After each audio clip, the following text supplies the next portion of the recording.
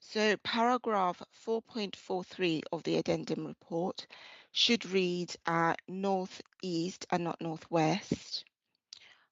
Paragraph 6.1 of reason 3, so excuse me, line 1 should say access, not assess. Within the same reason, the areas underlined are corrections to make the reason for refusal clearer. And with regards to updates,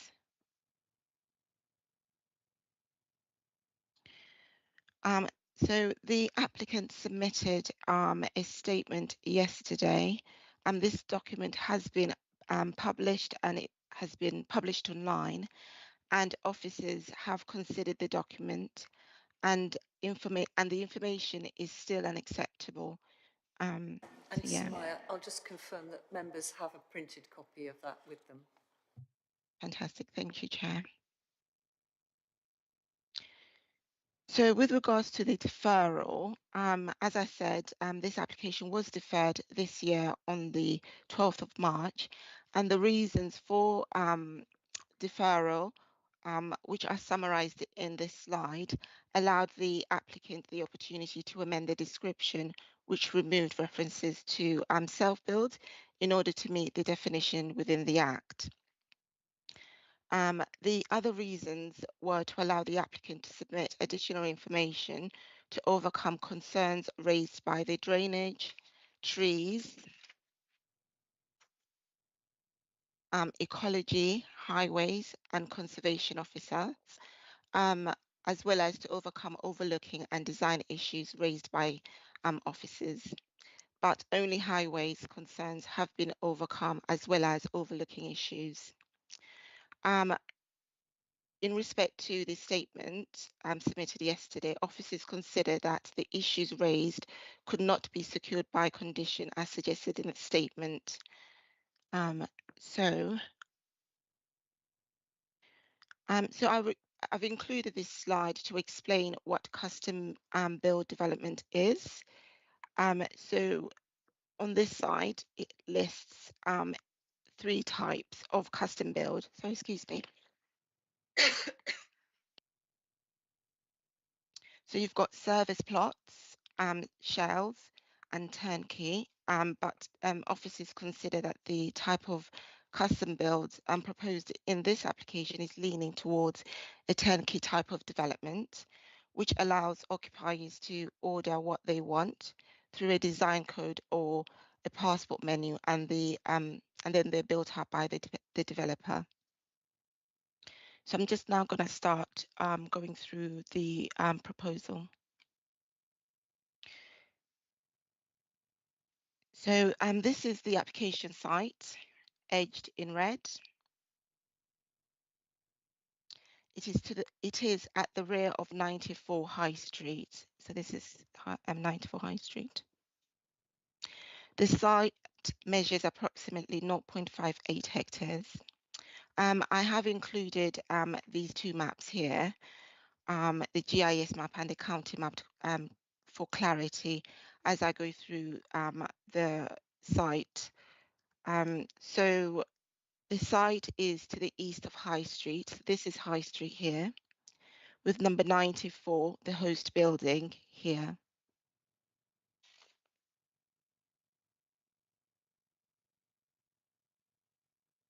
And here is the car parking area for the pub.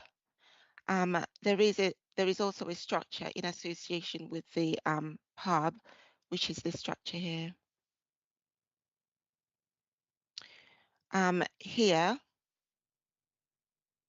is the croquet club fields, and the building for the club is this little one here, and it's more clearer in this map here.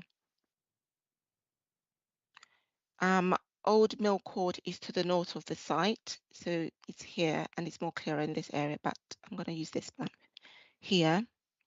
And then you've got Wool Park Way to the far south of the site, which is down here. Towards the east of the site, you've got the River Mell, which is this blue line here. And so the site is largely residential with some commercial units close by. So it's these ones here. On the location plan, this here, the applicant has included this commercial building here, but this hasn't been built.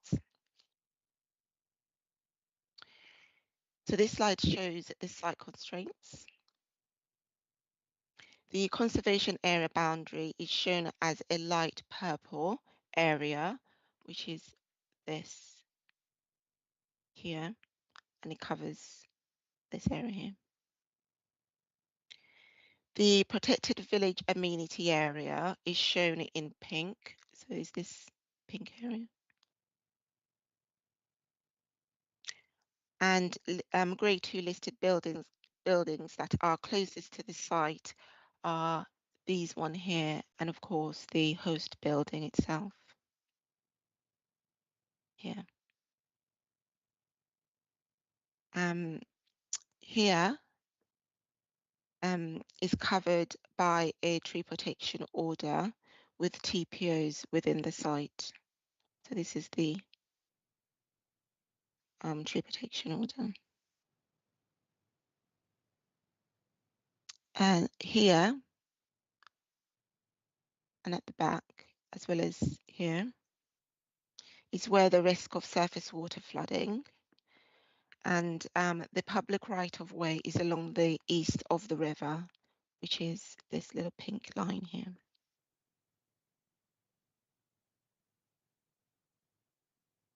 So for more context, here is an aerial view of the wider area. You've got towards the south of the site is a bus stop. So this is the bus stop here. A convenience store, which is here, and a school, which is down here. And to the far south of the site is the station, and this is off the page. So this is the proposed site plan. The access will be off High Street, yeah, along the northern boundary of the site.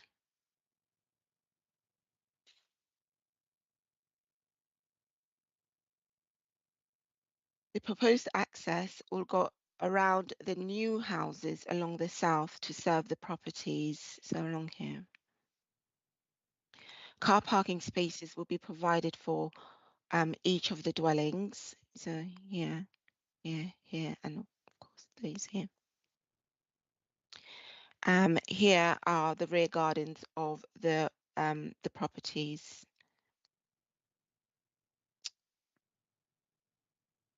So this is the proposed floor plans and elevations for plots 1 and 2. The semi-detached houses will be 1.5 stories with 3 bedrooms in the roof area. So these are the bedrooms within the roof area, and these are the roof lights to serve the bedrooms. This is the floor plan and elevations for plots 3 and 4. The semi-detached houses will be single stories with 2 bedrooms. So these are the bedrooms. This is the proposed floor plans and elevations for plots 5 to 8. The detached houses are identical and will be single stories with 2 bedrooms. So these are the bedrooms.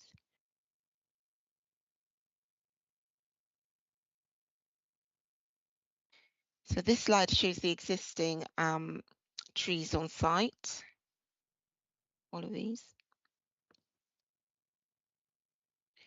And this slide shows the proposed plan for trees, ecological enhancement, and landscaping. Sorry. All the existing trees are proposed for retention. So this tree here, which is T7, it would be the most affected tree by the development.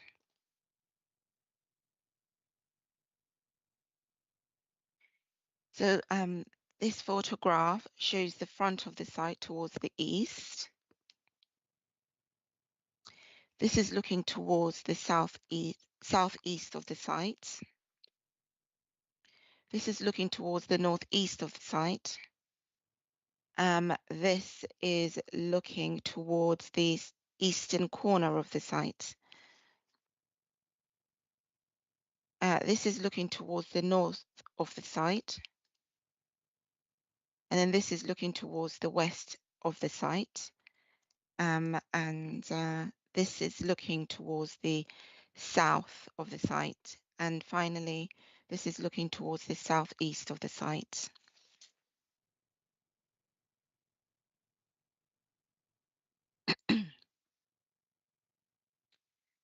So in terms of the planning balance, officers have identified that the development have a number of benefits which are listed in the approval section of this slide, this here.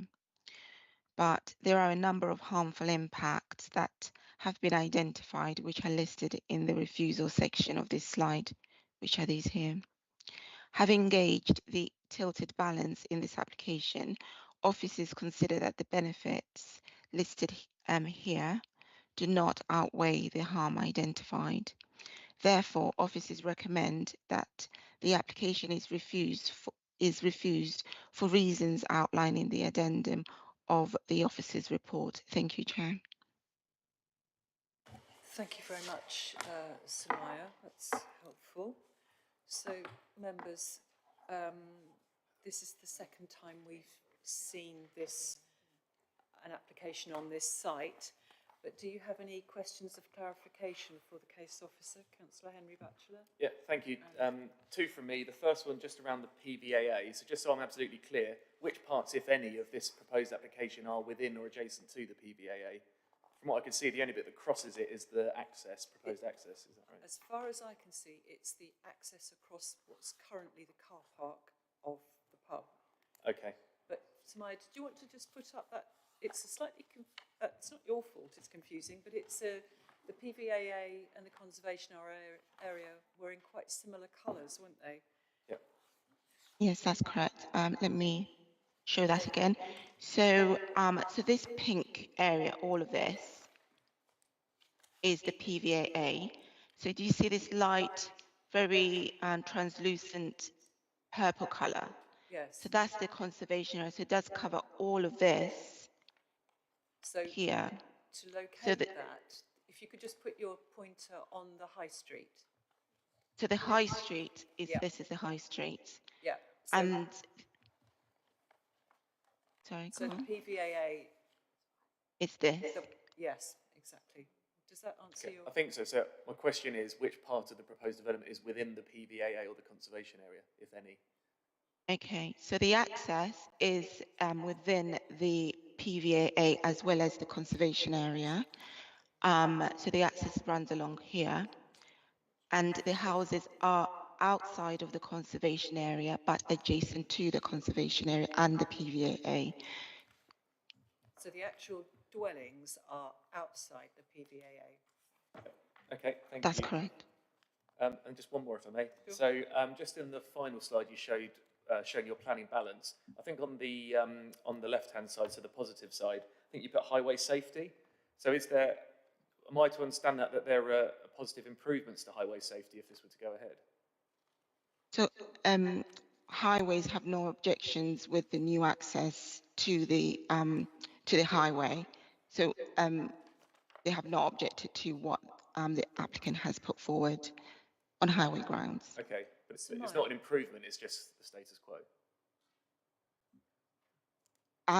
Yes, it's not an improvement, it's just it's not going to have any harm to the highway safety. Okay, fine. Understood. Samaya, could you return to your balance slide, Yes. please, the final, thank you. And I'll turn to Councillor Heather Williams. Thank you, Chair. I just want to settle something on the local land supply, because I found when I was reading the report, obviously we've got the situation as it was before April, we then get the trajectory. I completely understand that, but we do have a 5-year land supply for general purposes. But what I couldn't get to the grips of was sort of, as I read through it, it felt like there was a suggestion that we have a land supply for self-built and custom-built housing. And previously, as committee, we've been told that we don't. That's why we've had to approve applications in, I would say, very unsustainable places, because we didn't have enough self-build or custom-build. And from the report, I can see lots on the general housing land supply, but not in relation to that sort of that area. And I found it conflicting. Yeah. So I'd just like to understand exactly where we are at with the self and custom build land supply. I'm going to ask Jane Rodents to answer that, if that's okay, Samaya. Thank you. Thank you, Chair. So through you, so currently we do have an undersupply of self and custom build dwellings. I was just having a look to see if it was in the previous officer's report from March, so if you bear with me a second, I might be able to find you the numbers.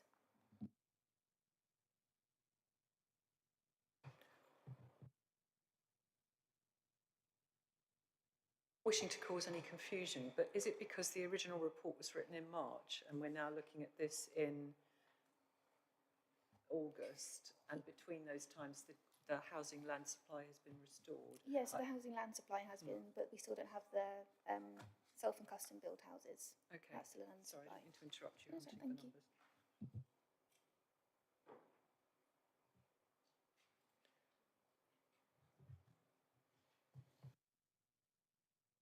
Thank you, Chair. I think I was just going to say exactly what Jane has said. We do have a 5-year housing land supply, but we Yes. have a shortage. I think it's about 400 odd for self and custom build. It's on our report, isn't it? Chair, if I can, my come question back. is on through the report, there's a lot of commentary to the land supply being in place, which we're all very relieved about. But how has when I look at that, how has this sort of custom build, self-build land supply element been taken into consideration, and has that tilted balance? Because that wasn't clear to me in the report. Yes, perhaps. Excuse me, can we just ask, was there a particular point in the report where you felt that was unclear, Councillor Williams? I felt through the report it contradicted itself in various places, in that perhaps it's because in some places it just says refers to land supply, then there is a little bit on the custom build, but it's what weight has I'm asking the officer. I'm just wondering where in the report, if you can find it, it would just be helpful so we can understand the wording that you're referring to. We've got 9.1 is the housing land supply section. Is it in there? It depends on page that's 37. That's the old report. Yes. So obviously none of that referred to any of the custom build situations. Okay, so Jane, have you got the? Sorry, Jane looks like she's wanting to speak. If I can help, so Yes, sure. I do apologise if the officer's report does get it a little bit muddled. So as it's probably trying to say is that we do have a 5-year housing land supply, however we don't have the the self-build houses. So this is probably being given some weight. Just trying to find where it says it, but in the balance of things compared to the impact of the conservation area, the flooding, and then the other issues that we have up there, it's probably given minimal weight. So as you can see there, you've got, as a part of the approval, one of the benefits are the provision of dwelling. So it's given some weight, but it's just outbalanced by the other reasons for refusal up on the screen there. Okay, it's just that's not explicit in the report. It's mainly about the fact we have a land supply in the report. If you look, it's the sort of custom self-build section is dealt with in paragraph starting number 4. Sorry.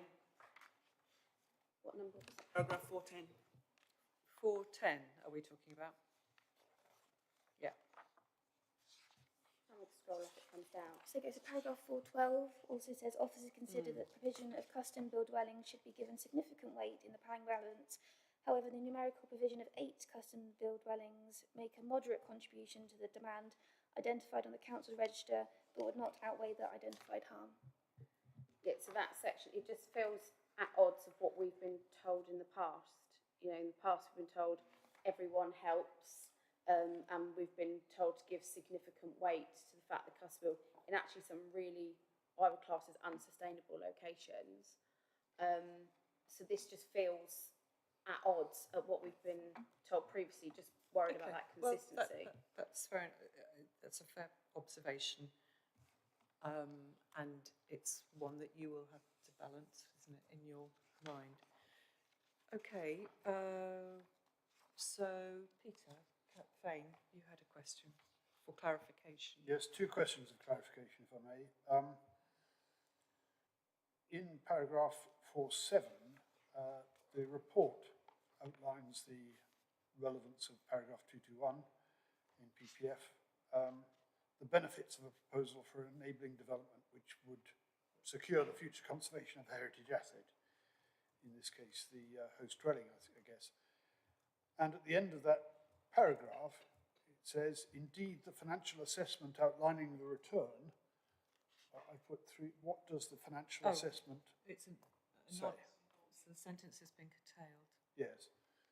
And then in relation to... So let's just check whether Samaya can clarify what that should have said. Samaya, do you have the original version of that paragraph? Because it says, as Councillor Fane has identified, 4.7 ends halfway through a sentence. So, Yes, just bear with me, please. Just to give you the background, the PPG paragraph 018 of 2019 states that for the purpose of plan making, an assumption of 15 to 20% of gross development value, GDV, may be considered a suitable return to the developer in order to establish the viability of the plan policies. Indeed, the financial assessment outlining the return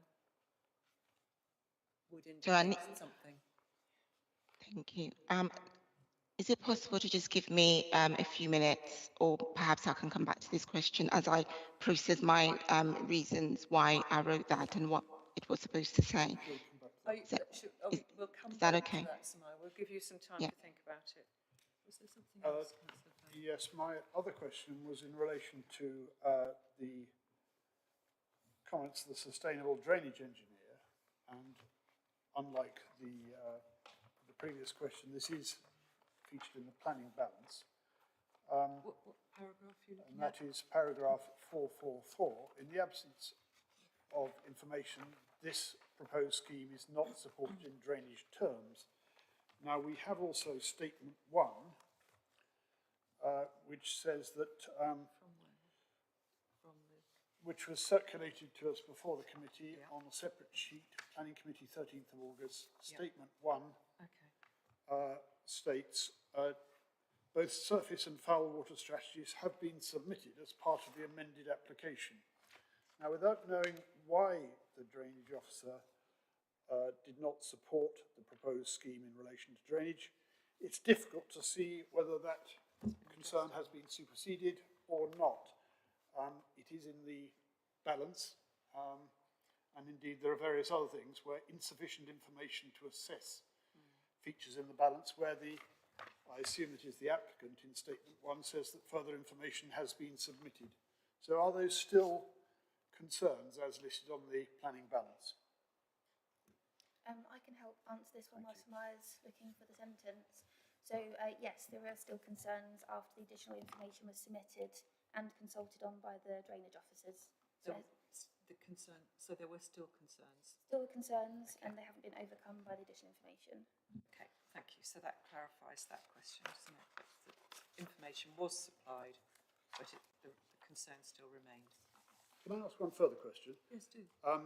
The plans, site plans, which were shown earlier, show a very substantial extension to the east end of Mill Court to the north. And I think that was referred to as a commercial building, which has not yet been constructed. I'm assuming that that has been planning consent for a commercial building extending well out towards the river immediately to the north of the site. Is that right?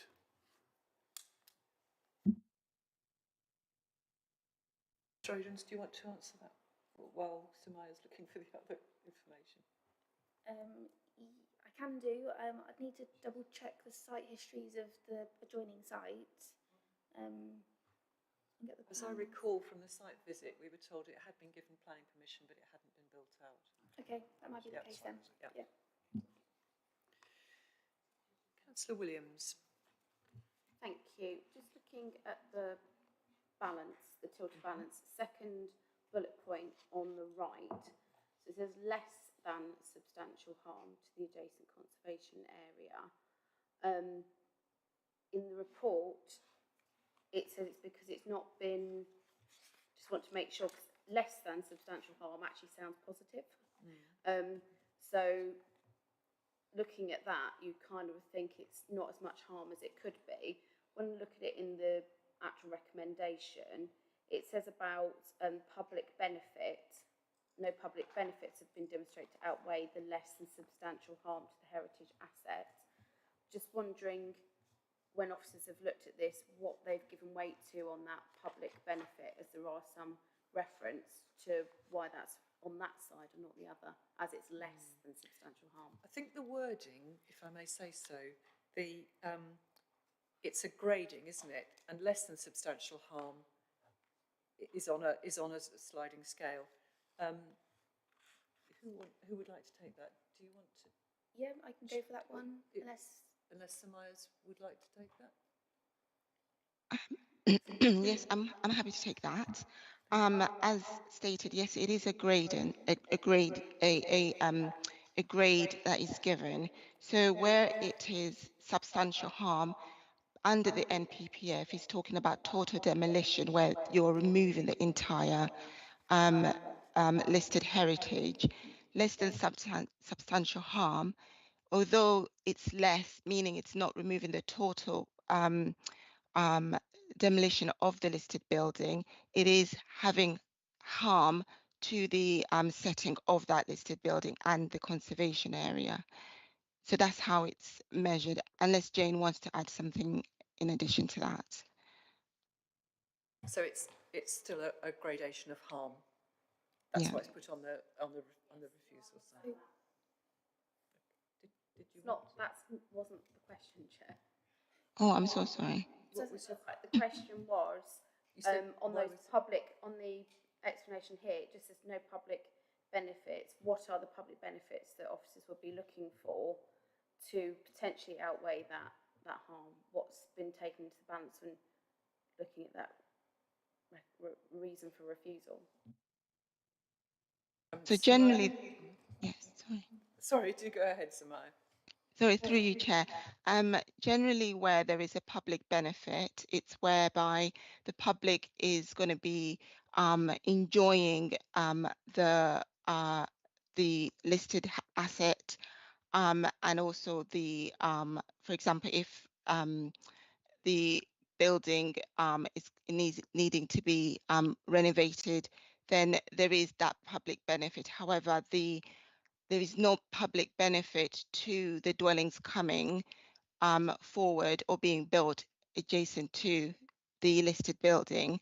In fact, there is more public harm, meaning that there is going to be an impact on the setting of the listed building. So if you look at the benefits, there isn't any benefits for the public should those development come forward.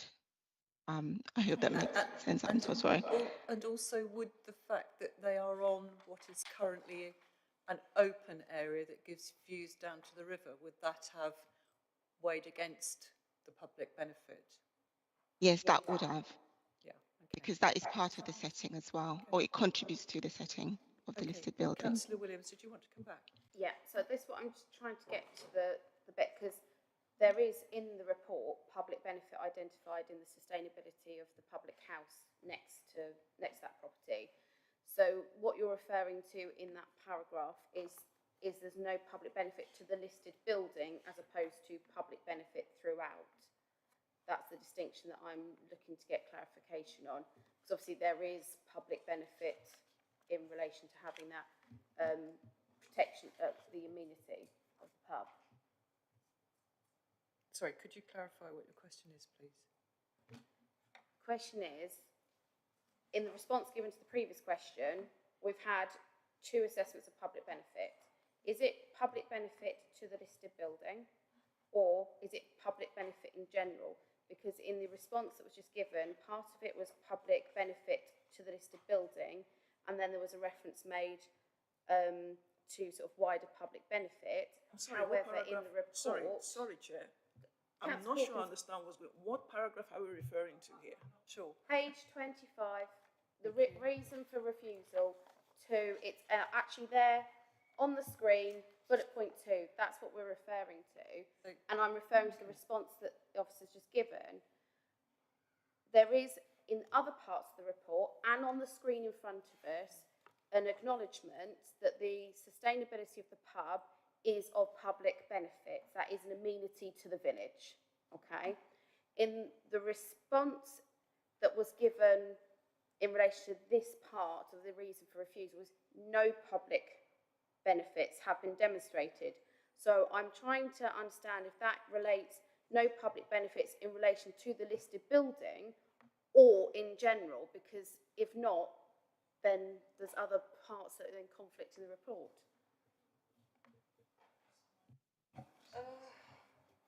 I might be able to, Jane. yeah, potentially help with this one. Samara, if you want to jump in, please do. So if I read part of the MPPF here, it says local planning authorities should assess whether the benefits of a proposal for an enabling development, which would otherwise conflict with planning policies, but would secure the future conservation of a heritage asset, outweigh the disbenefits of departing from those policies. So when we have a heritage asset, in this case it's a listed building and the conservation area, it's not just either or, we have 2 heritage assets here. We've considered that there will be harm to both of them through the setting of the conservation area through the building work and the setting and appearance of the listed building through the building of these dwellings.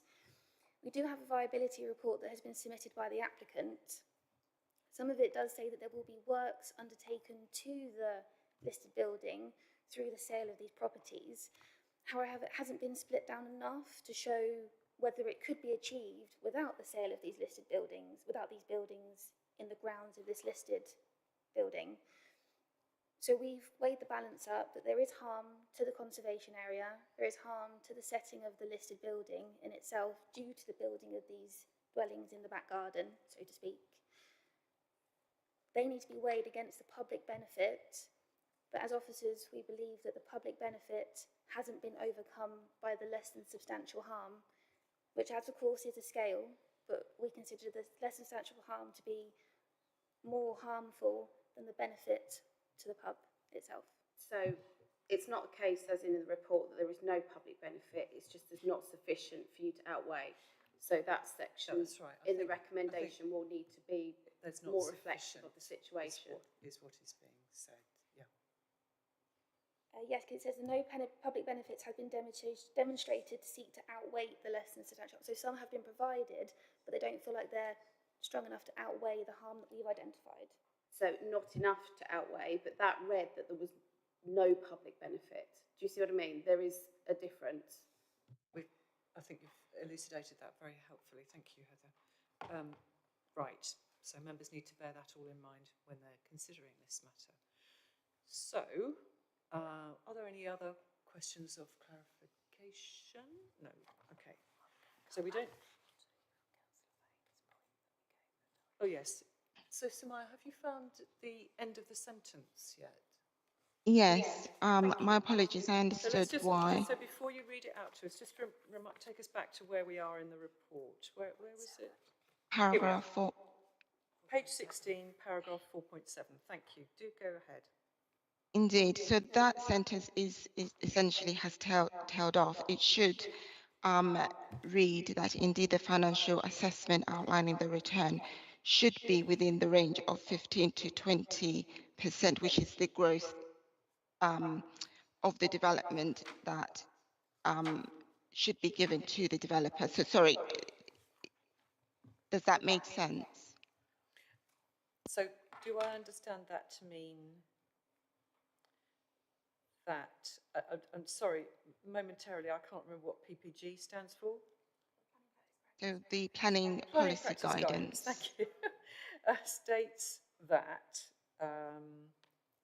for the purpose For, of plan making, an assumption of 15 to 20% of gross development value may be considered a suitable return to the developer in order to establish the viability of the plan policies. Indeed, the financial assessment outlining the return should be within the range 15 to 20%. that's correct. Okay, thank you. So that's what that sentence should say, Councillor Fane. Thank you. Right, so I now need to remind myself who speaks next. We don't have any public speakers. We've had the statement that we've received and read from the agent for this. So, are there any other questions that members wish to ask the case officer? Because then we'll come to debate. Sumaid, was there anything you wanted to add or that you felt we'd missed out? Or were you waiting? That's great.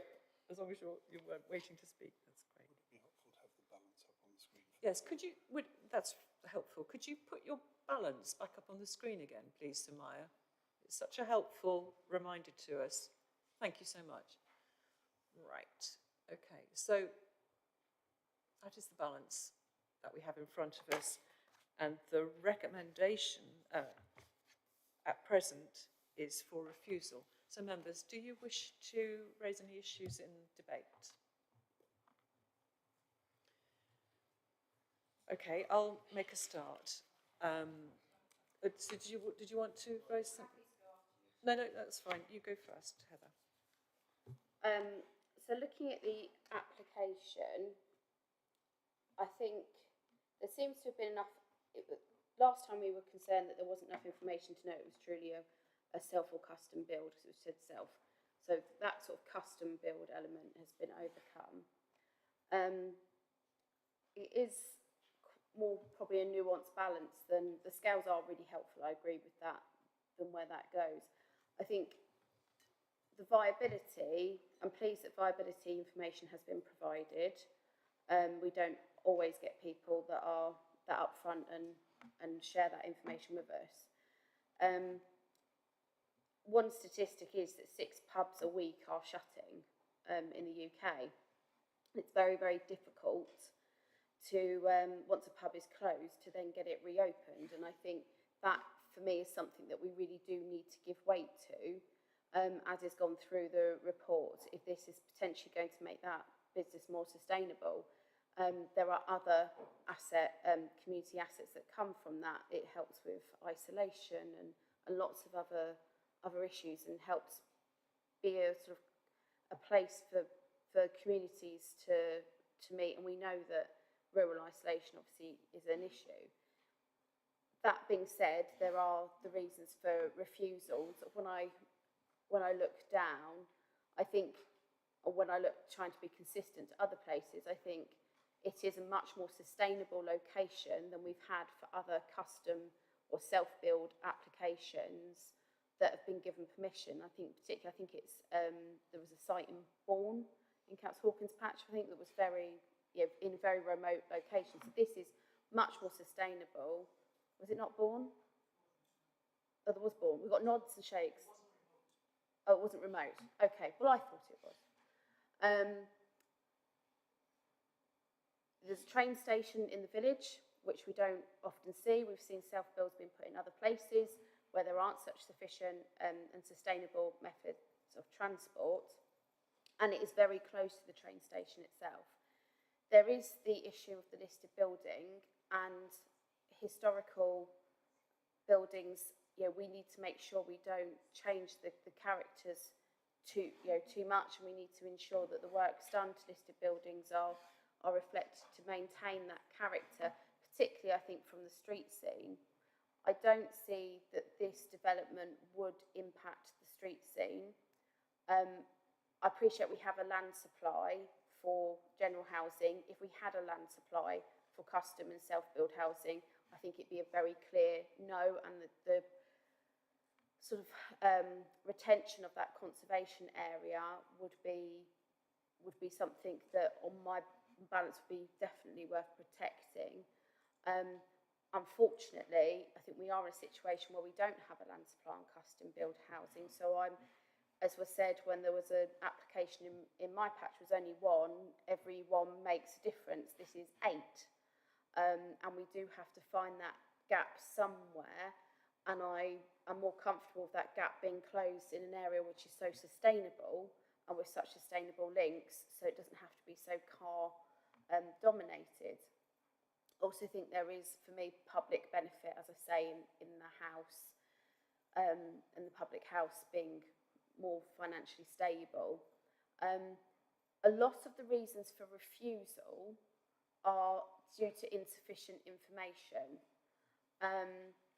So if we look at insufficient, do with BNG, insufficient information for waste collection, insufficient drainage information, which says to me that potentially those things, if they were conditioned, they could be, if we have strong conditions on those areas, they can be addressed later on. I do think there will be a drainage solution that's possible, and I think there will be a waste collection solution that's possible, and I'm sure BNG could be resolved, and I think they're things that could be dealt with at condition basis. So for me, it comes down to those sort of top 2, really. And it says about the poor quality of design, but obviously they are custom build, they'll be for people to look at. I think the fact that they're sort of single floor housing as well, we don't see a lot of that, and I think that potentially is a good additional mix. I wish we saw a bit more of that, to be honest. The trees, we have about the impact of the trees, but then there aren't any trees being sort of taken away. So I don't feel there's sufficient weight on that. For me, I'm putting more weight on the fact that we don't have that land supply on the 8 dwellings, and highway safety is on the approval side, and sustainable location, which are things that I would give more weight to. And I think some of the reasons for refusal could be dealt with at condition. So that's where I am at, Chair. Thank you very much. So, Councillor Fane, did you want to speak? Thank you, Chair. Yes, addressing the planning balance here, looking at the approval side, I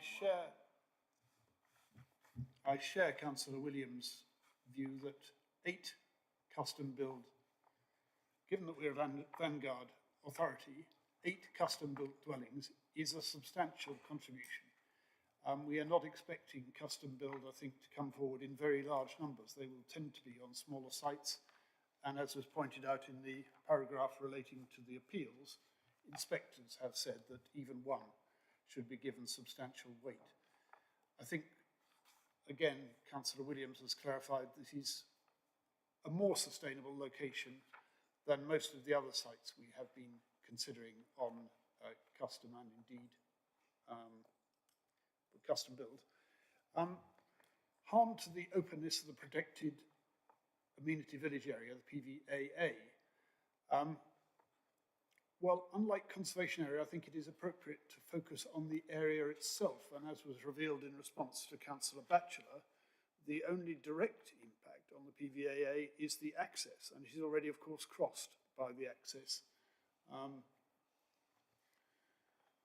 Then looking at the RPA of the TPO tree, T7, in statement 1, it is stated, and I don't know how much weight to put to this, the amendments substantially lessen the impact on the root protection areas of notable trees within the site. I don't know whether that is the case here.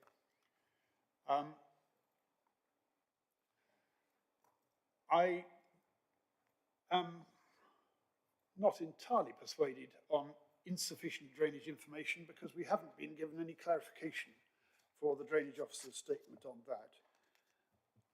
I think that we maybe need to give weight to paragraph 221 of the NPPF about proposals enabling development which would secure the future conservation of a heritage asset.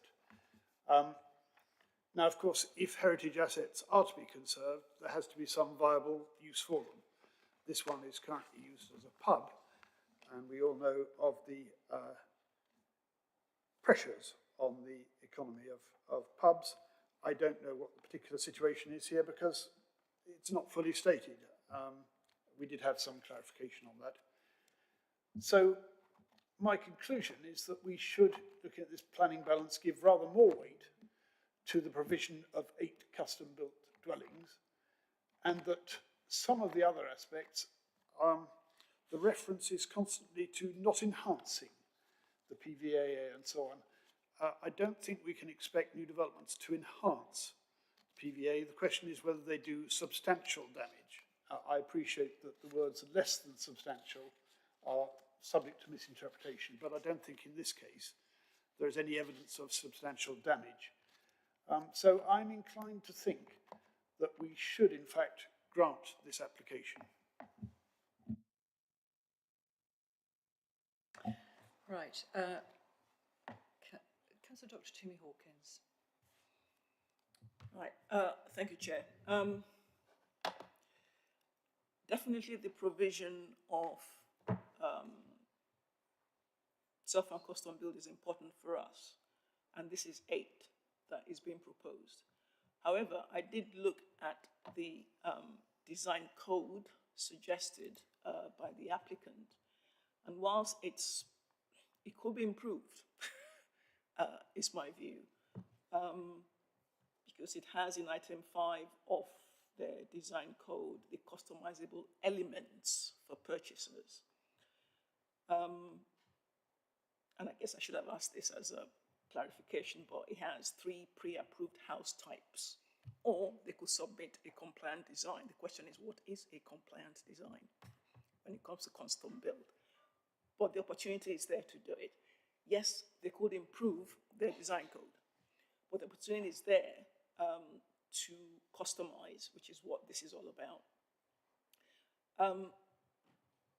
And I think that we could condition that, before they go, sort of pre-commencement condition, for example, come back with a proper customizable design code.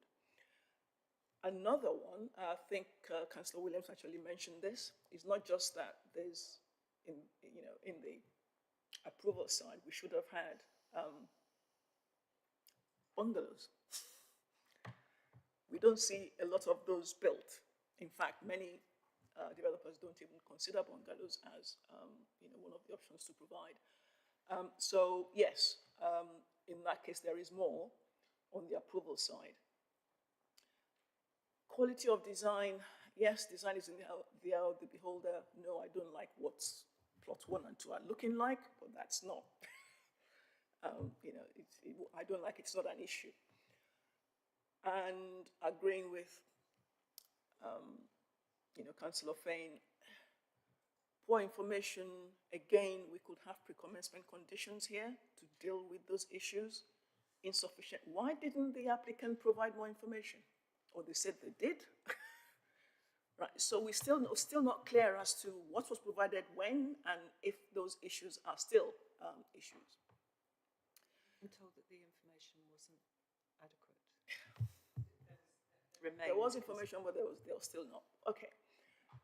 But yes, insufficient information, poor quality design, quality of design is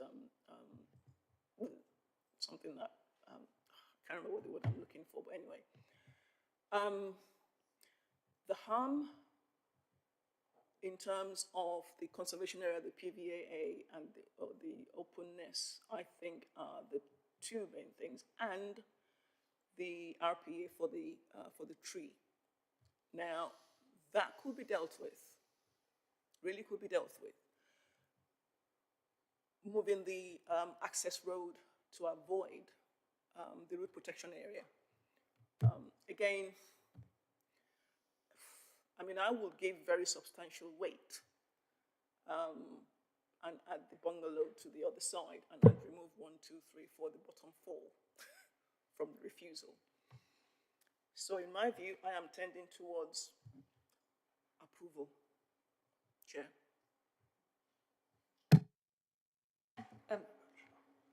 Councillor Batchelor, did you want to come in? I was going to give you my view, if that was okay. That's fine, that's fine. Yeah, so before we moved into the debate section, after we've read all the papers and listened to all the presentations, I was leaning more towards the refusal side in, agreeing with the officer's assessment. But, I mean, I'll be honest, having listened to some of the speakers, I've been convinced the other way now. So, I mean, I do agree that, I think more weight should be given to the fact that we need to, help, chew into our self-build offering in South Cambridgeshire. And I do believe that some of the reasons for refusal could be conditioned. So, planning, based on those conditions of providing sufficient information that is signed off by this authority before, building can take place. So, yeah, I mean, I think on the balance of things, I mean, I'd be more leaning towards approval as well. Yeah, I mean, I don't think there's much more I need to say on that. I think all the points have been made. I won't rehash them, Chair, but yeah, that's where I am. Thank you. Thank you. Councillor Fane, you wanted to come back with a... I just wanted to correct what I said earlier. I referred to us as being a vanguard authority. I've only just become aware that we are no longer a vanguard authority. It doesn't affect my conclusion as to whether we should approve this particular application.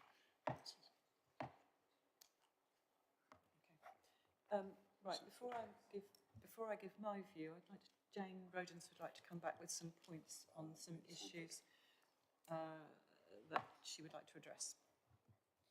Just to kind of cover through the few things that I've heard through the debate, which might have caused a few confusions through you, Chair. So we had additional information from the applicant after the last committee, and on the back of that, we had further consultation responses from, please bear with me a second, the drainage officer and the trees officers specifically, which said that the information didn't overcome their original concerns and they still upheld their objections. Along with the conservation officer as well, if that assists. And of course, this is a full application with all the information in front of us, and any conditions that you may request we can add in, but we can't change the design or the layout that's put in front of us. Thank you. Thank you very much for that clarification. Councillor Sandford. Thank you, Chair.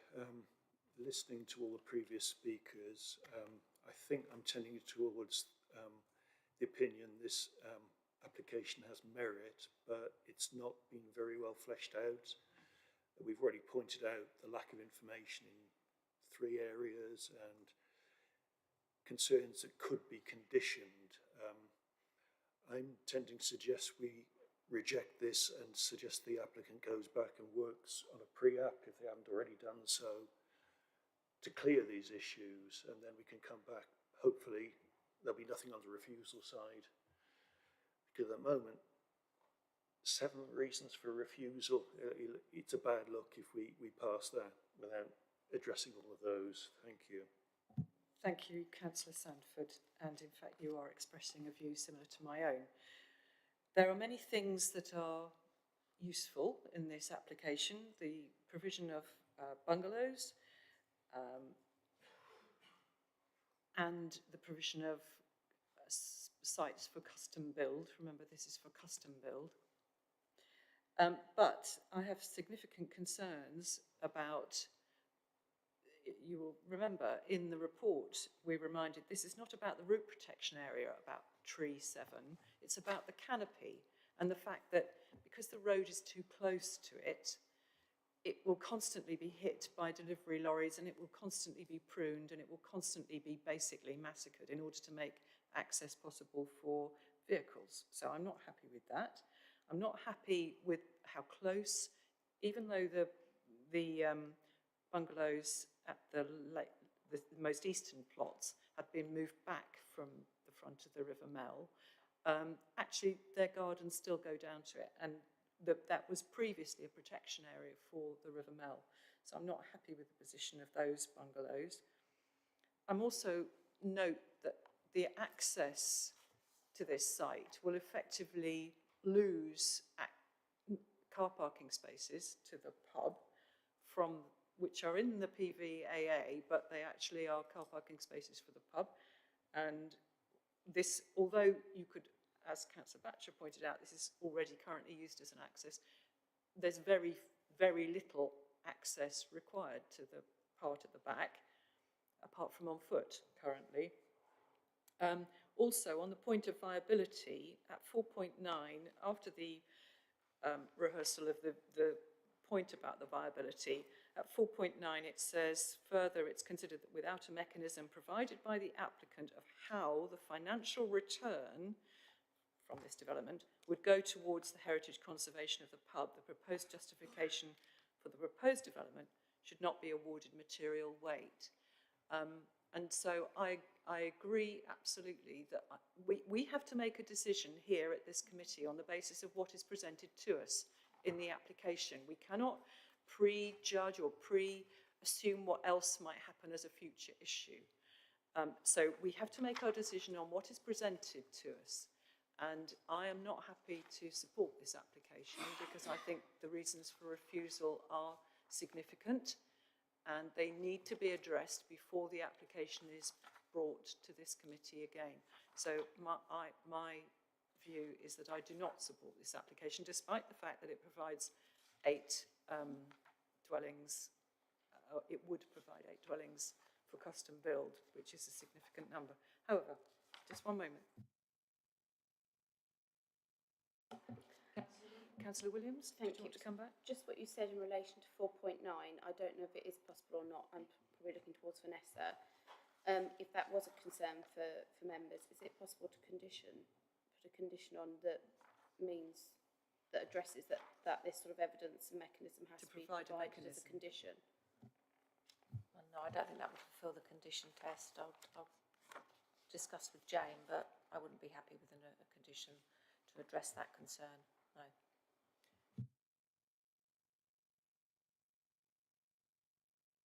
We've gone through debate, so I can't see anybody else wishing to speak. So I think we ought to come, there's obviously a variation of views and people might have ruminated. Councillor Timmy Hawkins, you're looking as if you might want to speak again.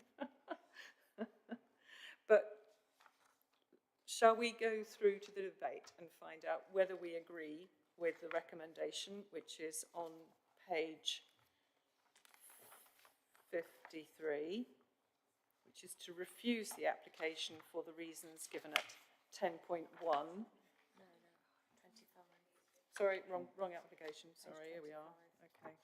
Sorry, thank you. Page 25. I thought that looked wrong. 25, sorry. So, but before we come to that, we need to have a summary from Mr. Adams. Okay, right. So we've got an amendment to the wording of the recommendation. So,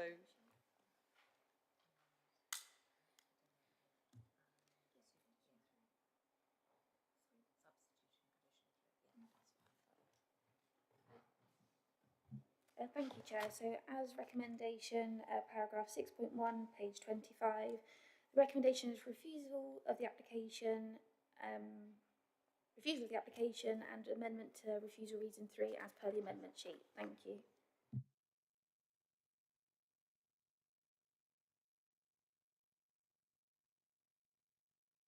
Is it updated refusal reason 3? okay, so that's... It's on page 4 of the amendment sheet that was sent out. So can we just clarify? So the refuse reason 3 of the addendum report should read, and I'm going to read it out so we're all clear. The design and layout of the proposed access demonstrates that the proposal has taken into account the importance of all moderate to high quality trees within the site. However, the proposed design layout of the access is unacceptable as it would be within the canopy area and the root protection area of tree 7, which is a high value category A tree, which has a tree protection order on it. Therefore, the proposal is contrary to policies NH2, NH4 and HQ1 of the South Cambridgeshire Local Plan. So that would be reason 3 revised. Okay. Happy with voting? £10 to the Chair's charity, Councillor Handley?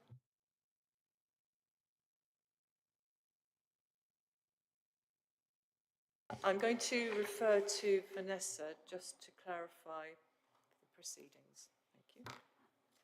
Thank you, members. So if, oh, I'm sorry. So once you've voted, if the officer recommendation falls, we will call for an alternative proposal. And once that's in, we'll need seconding. You may want to just halt before we take that proposal, because I want to check the wording that I would suggest to you with the Chair and Ms Rodens. And Vanessa, if I may clarify, if it goes to that stage, we might want to clarify some conditions that we might want to apply. And that's the bit I'd want clarification on with the planning officer on conditions, because you may wish to discuss conditions. Okay. Right. So, members, can we go to the vote? No, Sorry. Okay. we need a proposer and seconder for the recommendation currently before you. So, the recommendation from the case officer is for refusal. I am happy to propose that, if anybody would like to second. Councillor Sandford, thank you. So, let us take a vote on that. So, Simon, if you could provide us with the voting mechanism. So, if you support the refusal, press green. If you do not support it, press red. Sorry, can I just check? I think I might have hit the wrong one. Oh.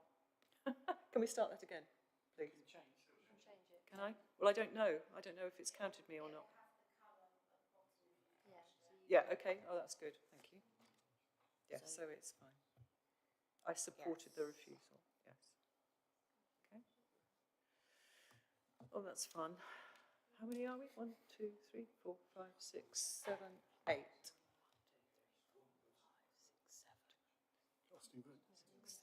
8.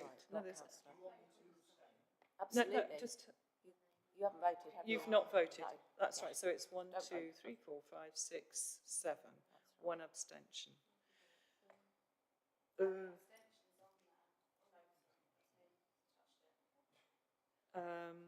So that's the abstention is Councillor Handley.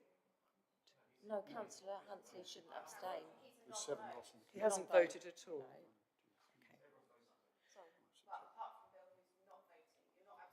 No, he's just not voting. That's right. Right. Well, I'm going to vote with a case officer on this one. I can't do it again, so I'm voting for refusal.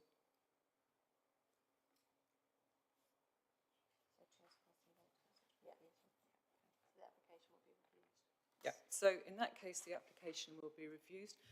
Thank you very much for the debate, members.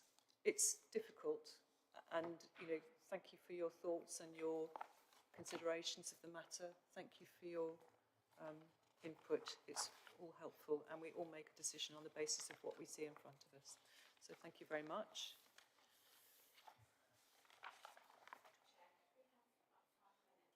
Yes, we can. We could do. It's 12:18. Shall we?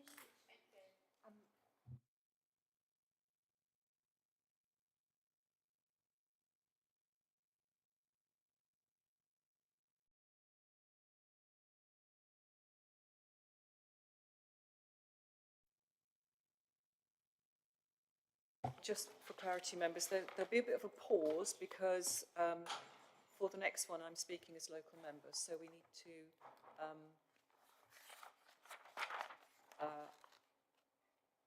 sort out chairs and where we're sitting. Thank you.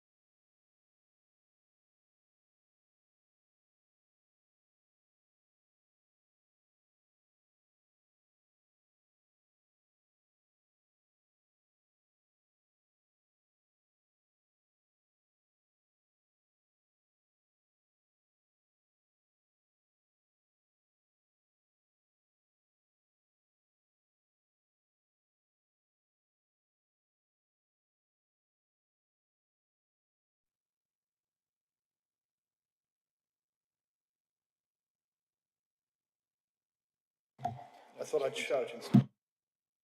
Members, it's 12:30, so we'll resume. As you will all be aware, Councillor Bradnam has withdrawn for this item, so I'm taking the chair. We ought probably to appoint a vice chair, and I'm proposing that we ask Councillor Peter Sanford to stand in as vice chair of the committee, that is, for this item. Is that acceptable to everyone? Thank you, all agreed. Right, so we move to agenda item 7, application number 25/01633 full in relation to 3 Ely Road, Milton.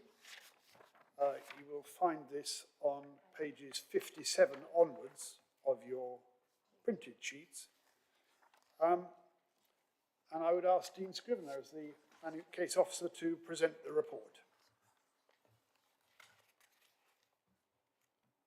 Thank you, Chair. Just before I start my presentation, there are a few updates regarding a couple of typos in my report, which I do apologise for. So the last sentence of paragraph 3.1, it should read the proposal would not involve any other works. There's a not missing in there. And paragraph 20.7, the first sentence, it should read that no overlooking impact is considered to arise. So no is missing in there. And I also noticed that condition 10, which secures tree protection measures, the tree protection plan is not actually listed in the condition, so that needs to be added in there as well. So I do apologise for those, but hopefully that will all make sense.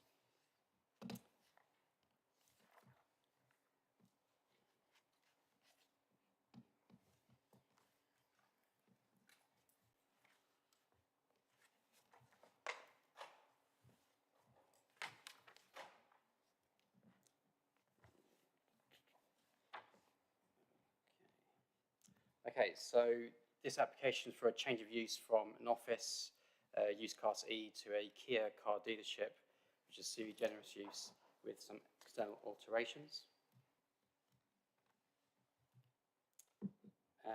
So just a bit of site context and site constraints. We are on the edge of Milton Village, to the northeast of the village, and the site is technically just outside the village development framework. As you can see, the framework boundary runs along here. The site is within the green belt and the designated conservation area as well. It is also adjacent to a Grade 2 listed building, Milton Hall, which is just to the southwest of the site. And there is also a Grade 2 star church, All Saints Church, located further to the southwest here.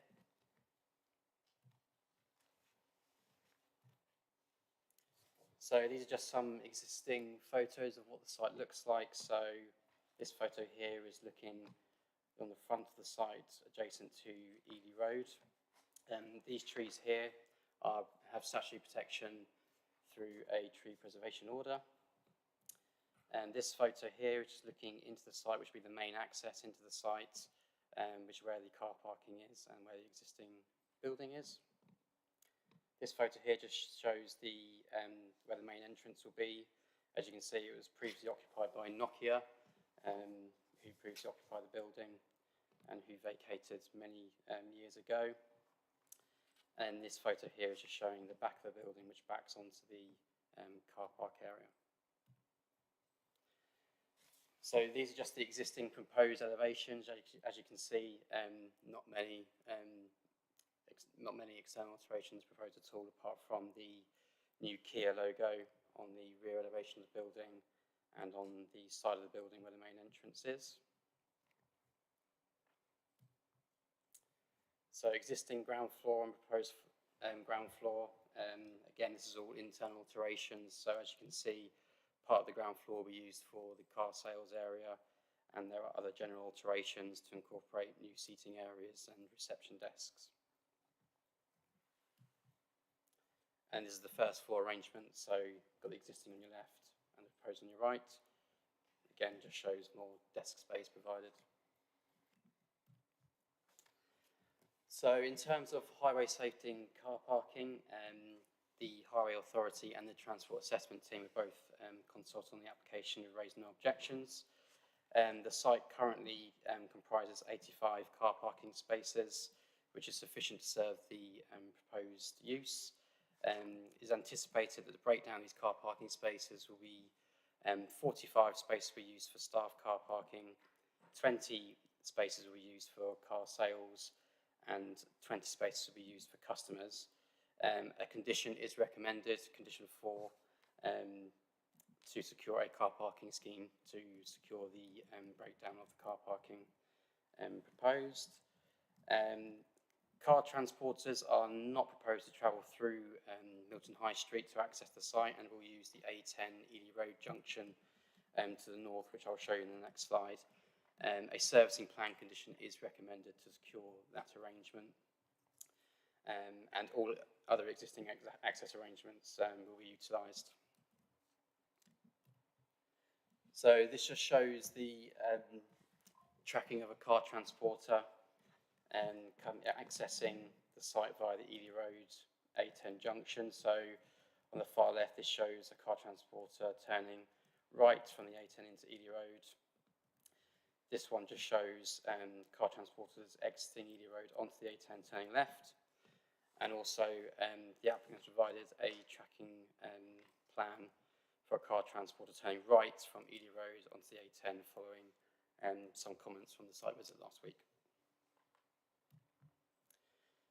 There is also a tracking plan as part of the transport statement submitted, which shows tracking of a car transporter accessing the site, turning around and leaving the site in forward gear, which I know was a concern raised by members last week. And again, Highways have been consulted on this and have raised no objections.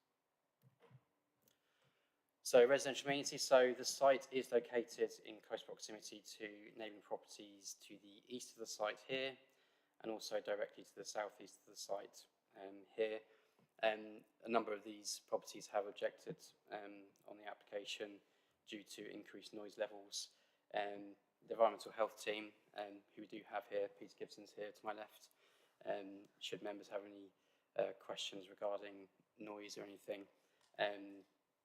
The environmental health raised no objections, subject to a condition restricting operation hours, which are 8:30 to 6:30 Monday to Friday, 8 a.m. to 5:30 on Saturdays, and 11 a.m. to 4 p.m. on Sundays. It should be noted that no workshop or servicing yard is proposed on the site, meaning that less noise will be generated when compared to other car dealerships. I think it will also be useful to point out to members that given the previous use under use class E, an operator could move onto the site and operate within a commercial use basis under class E without requiring planning permission. So uses such as R&D uses, industrial processes and fitness centres as examples could operate on this site without requiring planning permission. And therefore that has been taken into account as consideration of the application in terms of noise impact upon the neighbouring properties. So tree impact, so as I mentioned before, the trees have statutory protection along the frontage of Ely Road, which are TPOs, and the trees around the site have statutory protection through the designation of the conservation area. The proposal does not intend to remove any of these trees, but some pruning and general works is proposed to use some of the trees to allow for better access around the building. And I've highlighted the trees which are to be pruned and have minor works done to them. A tree survey, arboricultural method statement and impact assessment and tree protection plan have all been submitted with the application, which has been reviewed by the tree officer, who's raised no objections. A condition to ensure the development is carried out in accordance with these documents and tree protection measures is recommended. So in terms of summary, so officer recommendation is to approve subject to conditions. The site is grey belt land by definition, and therefore the proposal is not inappropriate development in the green belt. so the principal development is acceptable in accordance with the NPPF. Sufficient car parking is provided within the site to serve the proposed use and to accommodate car transport and movements. Car parking plan and servicing plan conditions are recommended. Environmental health have raised no objections in terms of noise impact, subject conditions to restrict operational hours. Again, no vehicle servicing or workshop is proposed. No trees are to be removed and only some minor works are proposed to some of the trees. No objections raised by the tree officer, and the condition is recommended to secure the tree protection measures submitted. And the minimal external alterations to the building would not result in significant visual impact upon the conservation area or the street scene. Thank you. Thank you. Thank you, Dean. We have an opportunity now for questions of clarification to and I think we start with Councillor Bill Handley, please. Thank you, Chair. Simple question. You showed the route for car transporters to gain access to the A10 and vice versa. Can you confirm it's not a traffic control junction, or is it? I can't remember. I'm not sure, but we do have a County Highways officer on the call, Nigel, who might be able to answer that question. Before we do that, I wonder if there are any other questions relating to highways, which might be no. Just a quick question from me.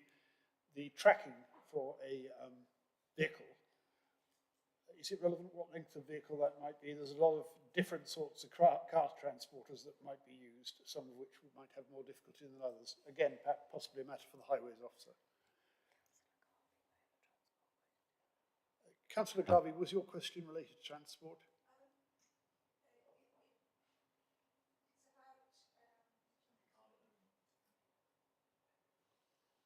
No rush. It's about the car transporters on the site and whether they can turn round on the site or it'll have to be on the road. We have got a highways officer online. Is that who? Oh, we have. Welcome, yep. Hello there, councillors. Hello, everybody. Would you like to address those points? Absolutely. Primarily, the junction with Cambridge Road of Ely Road is a simple priority junction. It's not signalised. To answer the first question, and the question regarding the transport, the car transporter, very valid. There are all manner of sizes of these vehicles, and I personally would have been slightly alarmed if this vehicle had been what you would take as, I don't know if you're familiar with sort of Ely, it has a massive car depot where you have sort of 18.5 metre long articulated car transporters. This site would have really struggled to accommodate that sort of vehicle through a sort of a domestic estate road and junction layout. But what they are proposing is an 11 metre long rigid car transporter only capable of accommodating 5 vehicles. It's very similar in size to a refuse freighter. In fact, it's almost identical to a refuse freighter, which you'd expect in a residential environment. And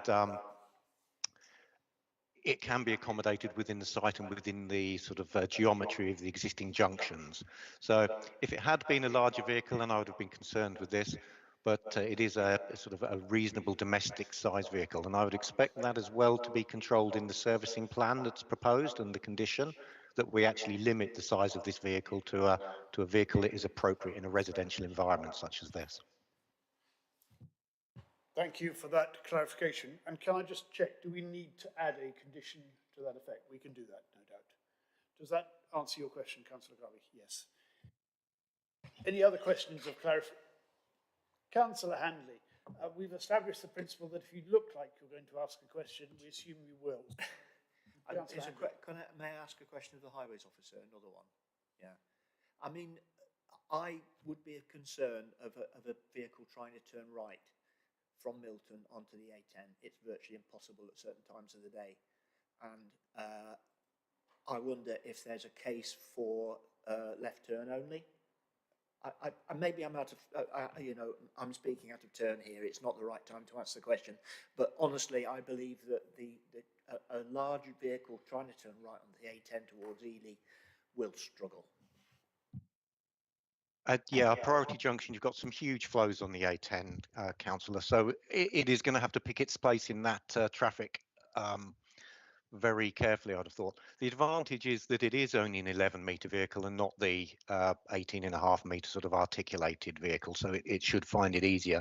But we do have an established junction there. It takes an awful lot of traffic on a daily basis. It isn't ideal at the moment. Hopefully the GCP schemes, if it ever comes through to look at the A10 corridor, will alleviate that. But we should be talking extremely small numbers. And in transport assessment terms and the NPPF, we need to be able to demonstrate that a development would have an unacceptable impact on highway safety or a severe impact on capacity. And the small numbers that we would be looking at for this sort of use, I don't think we could do that. It's not an ideal junction, largely, I say, because of the flows on the A10, which inhibit your ability to turn. So it has to be done very, very carefully by professional drivers. In the case of a vehicle like this. But could we object to it on this basis? I think we would struggle, councillor. Thank you for that clarification. Further questions of clarification, Councillor Henry Batchelor. Yeah, thank you. On a similar vein, I know we talked about potentially limiting the access to the site for these large vehicles from only the A10, i.e. not coming through the village.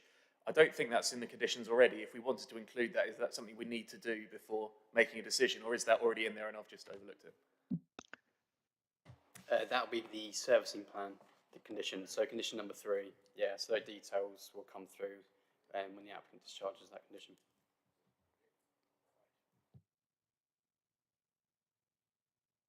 Next we have Councillor Peter Sanford. I'm sorry, I have a habit of keeping the microphone off when I'm speaking and turning it on when I'm not, but I'll try and cure myself. Councillor Sanford.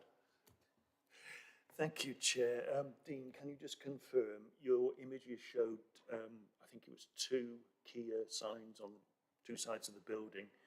Any signage on the building would be the subject of a separate consent application.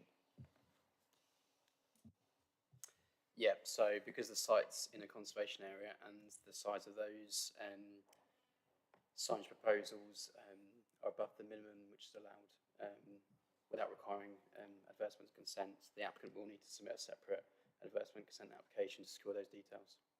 Thank you. Councillor Heather Williams. Thank you, Chair. I've got a question in relation to noise. So it says on paragraph 20.6, it's noted during the week, the majority of the week, the vehicle trips generated would be less than those of the previous office use. And so the noise levels from that. But I'm just wondering, in the general practice in this classification that it's currently got, not so much the vehicle noise, but just the general, is there sort of a context where this is be substantially different or not? Because I can really be clear about the vehicle trips, but not the sort of general noise of an office.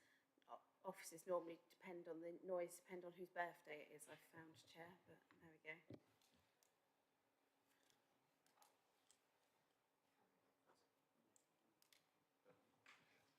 Just introduce yourself and then speak if you would. Yes. Certainly, well, thank you, Chair. I'm Peter Gibson, I'm from Environmental Health. To answer Councillor Williams' question, essentially the context, I guess, is you're sort of talking about the sort of people noise, people being outside in a car park effectively. It's very difficult really to quantify that type of noise. I mean, personally, if I was going to a car dealer, I'd probably want to whisper because I try and work out how I can haggle some money off without the car dealer sort of telling me. So I don't think the particularly noisy sort of areas where there's that sort of hustle and bustle and people tend to talk, people in an office arguably, and again I think you could argue one way or another, is that people in the car park, they meet together and the colleagues, they might talk about the TV match or something that they watch, you know, the football game or whatever sport it is that they want to talk about.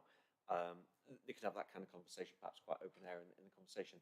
I think it's very difficult, unfortunately, for me to robustly say one way or another as to what it is. I can only give you my sort of impression effectively on a car dealership, but I think all members will be entitled to make their own decision on something along those lines.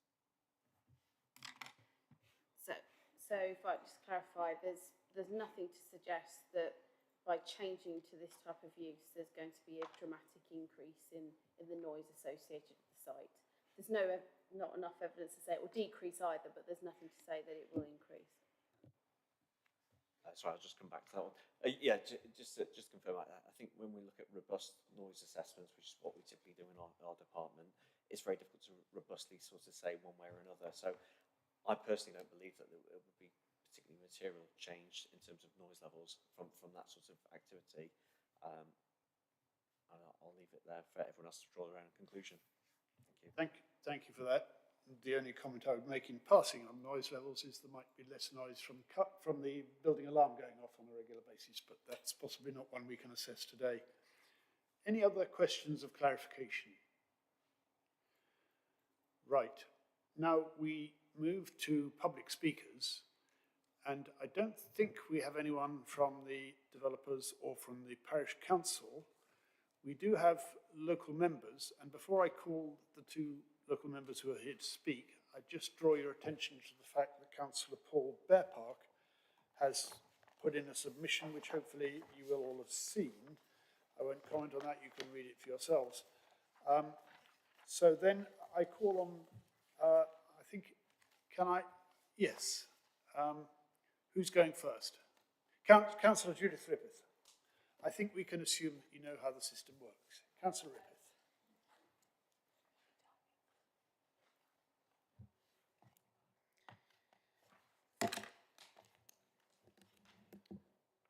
We moved as a family to Cambridgeshire in 2014, and the first property we lived in was in One Lodge Close, which is directly next door to the Nokia offices, and hence this planning site application. At the time, the offices were really unobtrusive, and there was no conflict. The car parking space was sufficient, and that all felt absolutely fine in a residential area. One of the reasons we chose there to rent was because it was residential and it was good for young families. A car sales garage, however, is a completely different proposition, and I would not be happy with this. The large increase in vehicle movements from the car transporters delivering cars to the test drives taking place on narrow local village roads, also customer visits and the employees themselves, because it's their job to move cars around. I think that would really impact and conflict with the area this is proposed in. It's just not appropriate.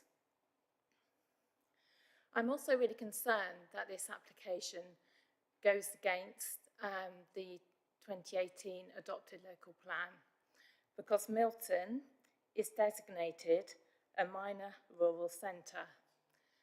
So this is not an appropriate business for this location. A minor rural centre, you'd expect a few shops, a few facilities, but not a large-scale car business. I really just implore you to reject this application because it is in the wrong location. Thank you. Thank you, Councillor Rippeth. I think, members, we can ask questions of clarification of Councillor Rippeth. No. We're not going to ask questions of clarification anymore, so I'm sorry. If, in the unlikely event that Councillor Rippeth has not been entirely clear, that will have to remain the case. Councillor, thank you very much. I'll then call on Councillor Anna Bradnam. Can I just clarify that I no longer live in that particular property, but the reason we moved to it was the residential young family, Thank you for that clarification. Councillor Bradnam.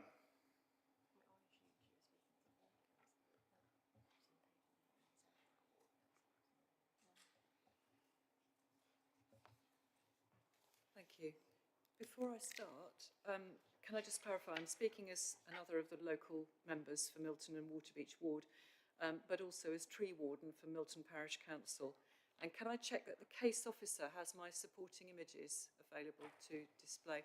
I have to say, we'll go through them scamper through them quite quickly, but as long as you've got them there, that's handy. Thank you.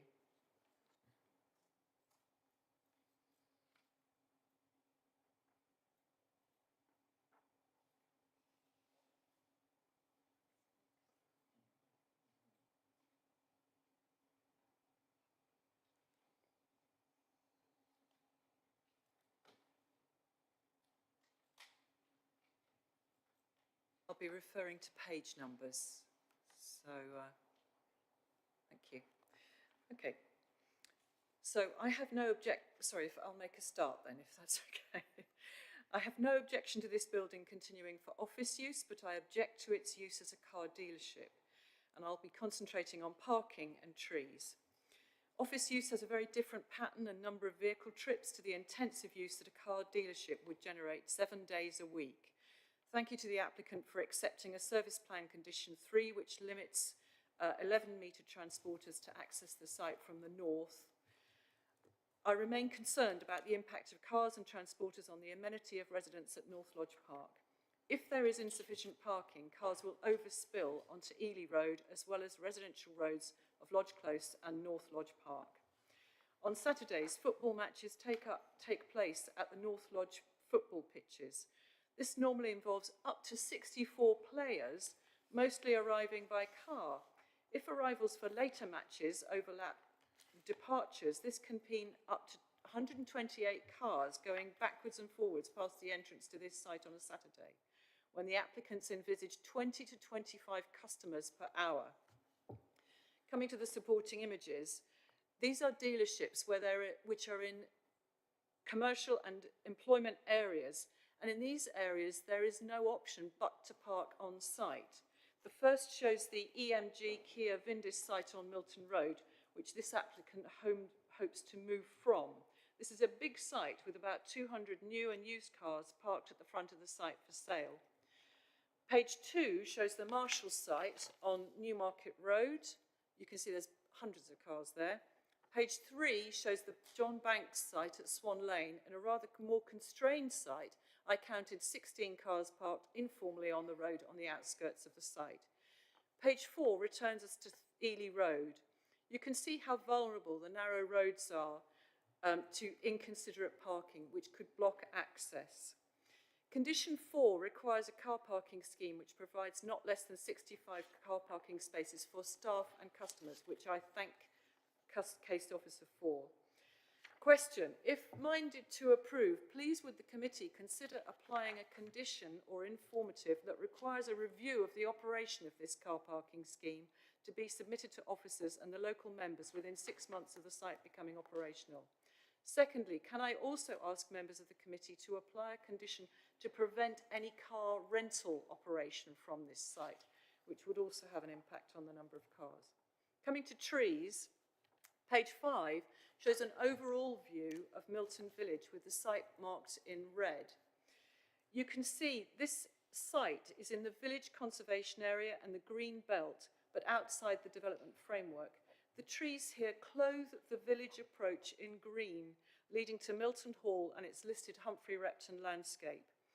Question: see paragraph 19.5 in your agenda. Please would members ask the officers how the applicant will get vehicles into and out of the building.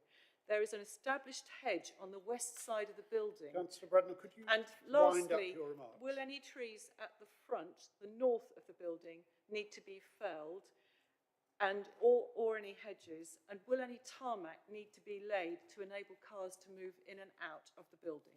Thank you, Chair, for your indulgence. Thank you, Councillor Bradnor. We can't ask you questions or indeed necessarily ask the questions you might seek to have answered. With your permission, what we questions can be asked of the case officer. Councillor Bradnor, what we can perhaps do is, if members would like to, Councillor Bradnor has suggested a couple of additional conditions. We would need to have a proposal to that effect. So if anyone wants to do that, we will come to that in debate. Councillor Bradnor, you wanted to clarify something? I believe members are entitled to ask questions on the basis of what either I or Councillor Rippeth have said, but they address them to the case officer. Right, thank you, Councillor Bradnor. So I think we then come to the debate, and if any members want to address any questions to the case officer for clarification, we can do that during the debate. Who would like to start off the debate? Councillor Heather Williams. I don't mind. I have to say, I know it's a new arrangement, but I missed something that Councillor Bradman was saying, and I've been trying to make notes as go along. As time went on, it got quicker. And the fact that I can't ask to clarify exactly what was said, I don't find sufficient in our processes. And we've been promised that this will be reviewed, how we're doing these changes, and I'd like this as an example of how I feel I'm now missing a bit of information because of our processes as a council. I think the two things I'd like to clarify with officers, and then I do have a view on the development. There was reference to car rental. As this is sui generis, I probably pronounced that wrong, but you know what I mean. Sui generis. As a car dealership, does that mean that, because when it's that classification, it's very specific to that. So would car rental be included as car dealership? It doesn't in my mind, but if officers can clarify. I think whether there's tarmac up to the sort of driving in or out, it doesn't really matter. It can be grass grids, it can be all sorts of things. But the monitor and manage for parking, we have put monitor and manage conditions in previously. Do you feel that the conditions that we currently have are sufficient to cover that, or would we need to make an additional wording to that? Because I do think on lots of sites like these, a monitor and manage approach is the most sensible, because things do change, you know, commercial viabilities change, etc. If I could have responses to those questions, Chair, and then I'm happy to give my views on the application. Dean, are you able to answer that, or does Jane want to? Dean. Yep, so my understanding is that car rental would not be included within this specific use applied for. That's my understanding. In terms of the amending condition, we can amend condition number 3, which is the car parking scheme, to allow for monitoring and review if members want to approve that through you, Chair. So we could amend condition 3 in relation to monitor and manage condition. There is no case for amending condition 3 in relation to car rental, because that is not included in this application anyway.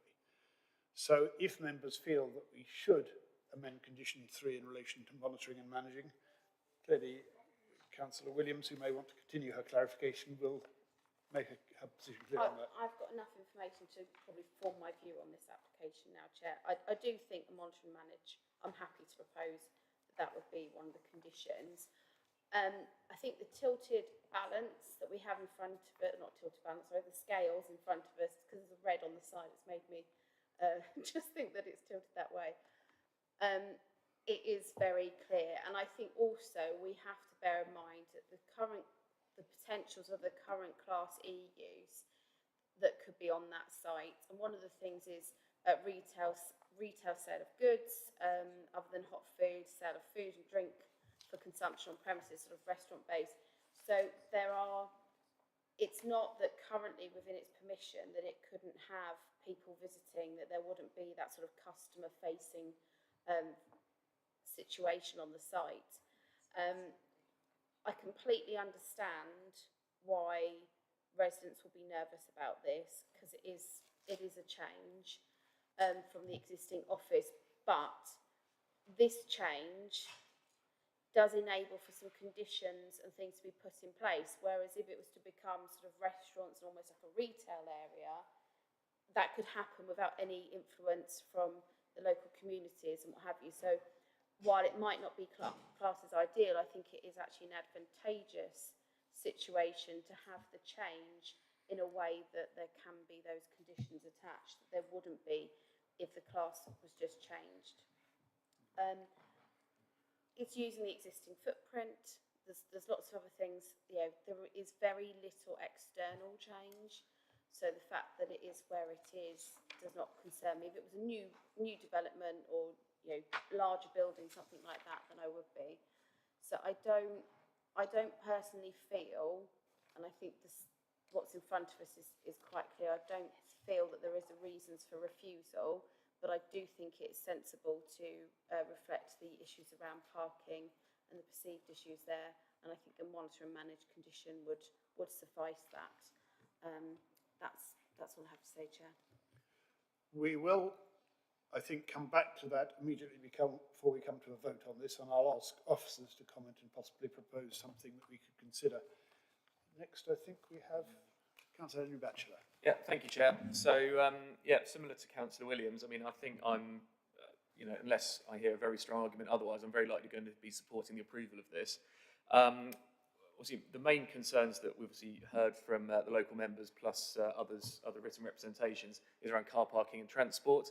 For me, the main concerns would be the heavy goods vehicles driving through the village of Milton, which I believe is covered in condition 3, which the officers confirmed. Access will be limited to the Ely Road entrance and exit, which satisfies me. In terms of the number of cars parked, again, the fact we have a condition around a car parking or I don't know what the term is, a car parking transport plan that will need to be submitted as a condition, again, satisfies me with that. I mean, I think we do need to remember as well that this site does currently have permission for office use and the car can be filled. It just happens it isn't at the moment because the office isn't in use. So I think we do need to remember that there isn't going to be an enormous number of change in the numbers of personal cars being parked there. So yeah, I would also support the addition or amendment of the condition around monitoring of this in case the situation does worsen. So I'd be happy to propose or second that if someone was to back me up on that.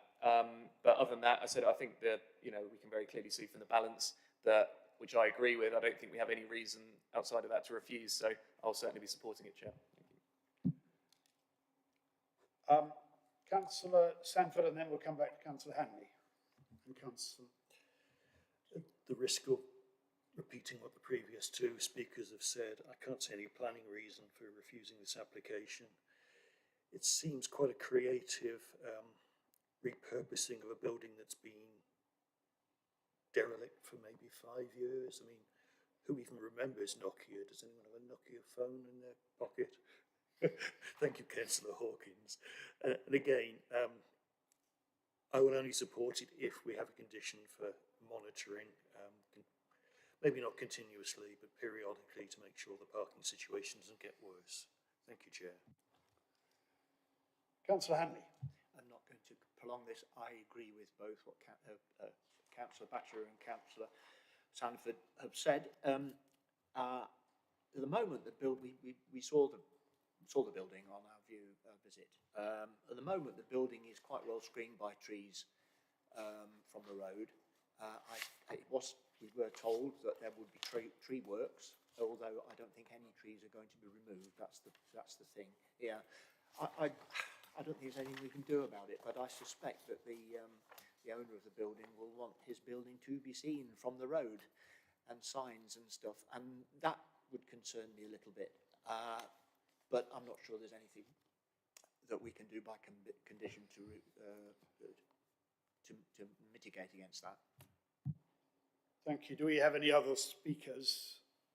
Councillor Toomey Hawkins.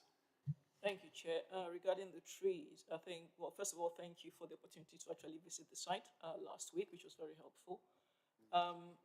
Yes, you know, there's lots of trees there and there's issues being raised, but I think it's in the conservation area as well as the green belt, so that's protected anyway. There's not going to be any trees being felled, is my understanding.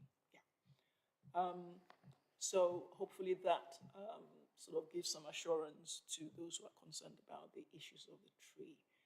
Other than that, all I can say is, you know, those who came to live in the area, I know it's hard, but it's already an existing use for office space. It's commercial. It can still go to commercial without this, you know, proposal. So yeah, I'll be supporting it. Thank you. Thank you, members. I'll just say a few words myself before we move to the next stage. Before we move to a vote, I want to ask officers about the condition conditions, for which there seems to be a certain amount of support, and I think we may have some wording suggested for that. I think, as Councillor Sanford was pointed out in response to a question from Councillor Sanford earlier on, if there is to be any advertising or other changes, that would be a separate application. And as stated at paragraph 3, and I think it's important that we get this right, I can just find my... The proposed use would utilise the existing car parking on the site. The proposal would involve no other works. And similarly, in relation to landscape, the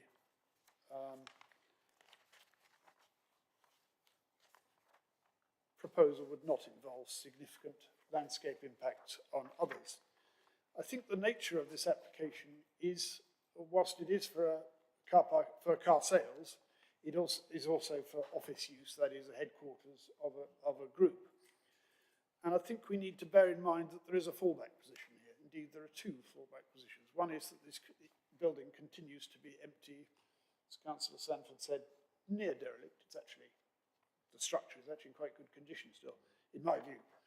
The second, of course, is that under Class E, it would be perfectly possible, for instance, to have industrial processes on this site, and industrial processes with 85 car parking spaces in a building of that size could also have significant implications for the immediate area.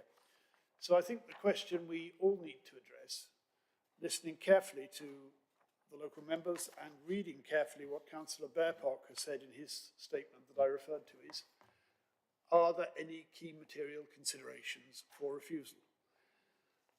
I find it very difficult to find any convincing key material considerations for refusal, and therefore my inclination is to accept the officer's recommendation.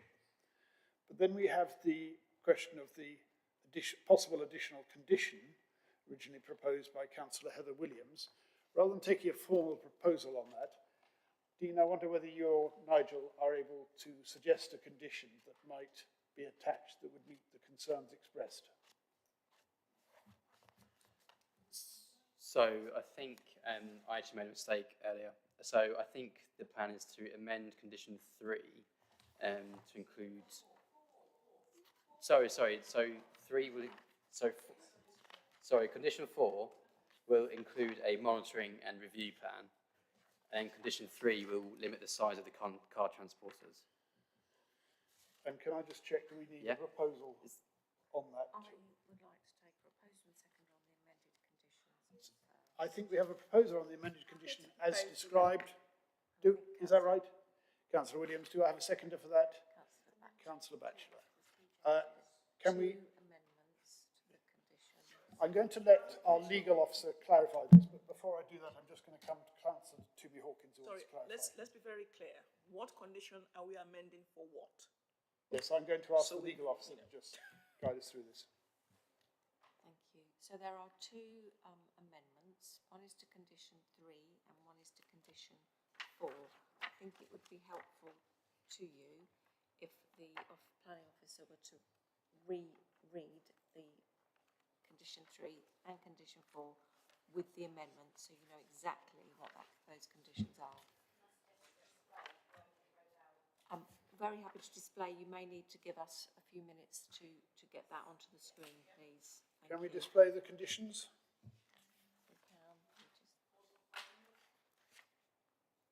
We will need a 5-minute pause to allow officers to get that wording onto the screen. Thank you. I think actually we have the wording in front of us. So if we turn to page... no, not as amended. I'm happy to take a verbal amendment. Sorry, but I am going to take a verbal amendment on this. Can we just find the condition, which is on page 77? Chair. Councillor Toomey Hawkins. I'm sorry, so we can be safe rather than sorry. Can we have the amendments amended on screen so we can all see it rather than verbal? Is that going to be... Easily done. We're nearly there. can give them 5 minutes. Members, I'm not going to adjourn proceedings. We're just going to pause for a moment. Thank you.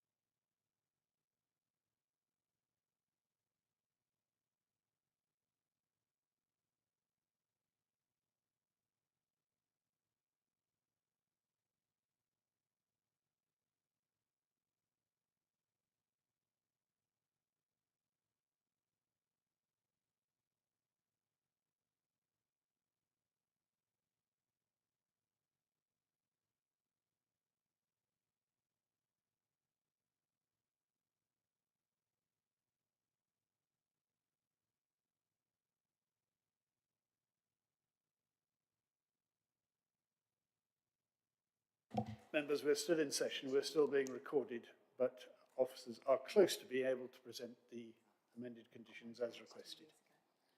And I am reluctant to adjourn proceedings and have a pause at this stage. I intend that we should break for lunch immediately after this item, but not before. The chair is incapable of giving a tune at any time. This has been well established over the years. Yes.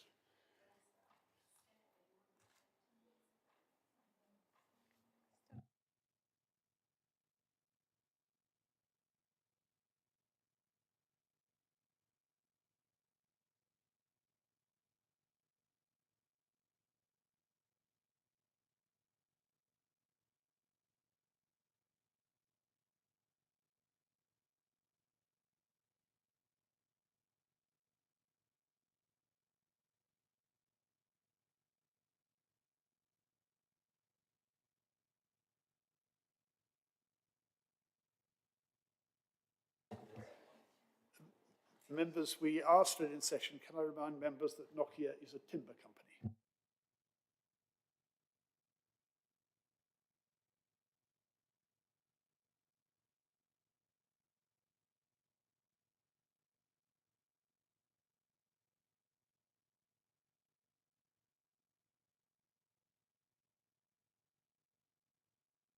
We are still in session.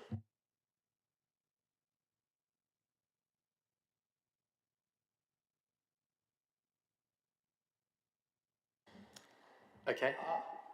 Yes, sorry. So condition 3, which is the first condition, as you can see up there, will now read as, prior to the use of the development hereby approved, a servicing plan shall be submitted to and approved in writing by the local planning authority. The plan shall include a limit on the size of the car transporters. The development shall operate in accordance with the approved details unless otherwise agreed in writing by the local planning authority. And then condition 4, which is the one below, will now read as, prior to the use of the development hereby approved, a car parking scheme along with a monitoring and management plan for the proposed car parking, indicating not less than 65 parking spaces available for staff and customers, shall be submitted to and approved in writing by the local planning authority. The development shall operate in accordance with the approved details. Thank you. Councillor Heather Williams. Yes, I've seen. Councillor Heather Williams, is that what you're prepared to propose? Councillor Hawkins has a potential addition in there. No, I don't know. You're the proposer, I think, in this case. Do you want to propose? Was it review you wanted?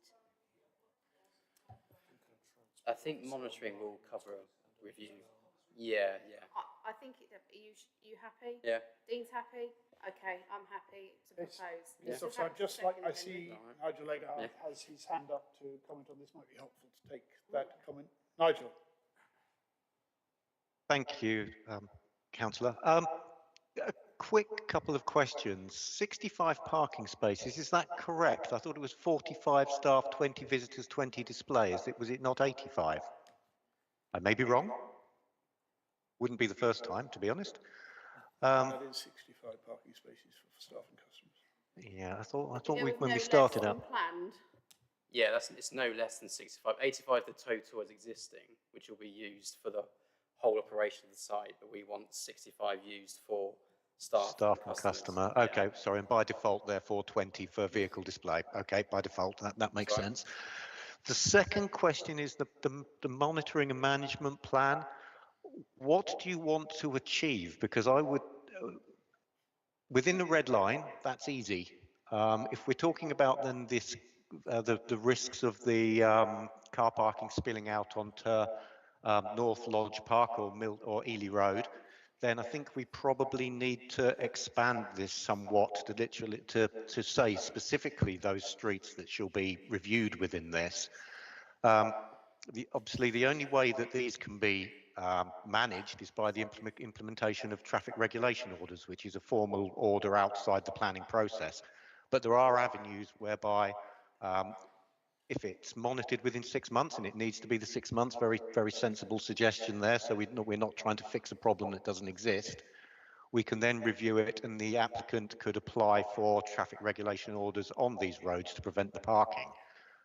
They are subject to separate consultation and statutory consultation, and those consultations may fail. But at least then we've secured the ability to expand this outside the red line, to my mind.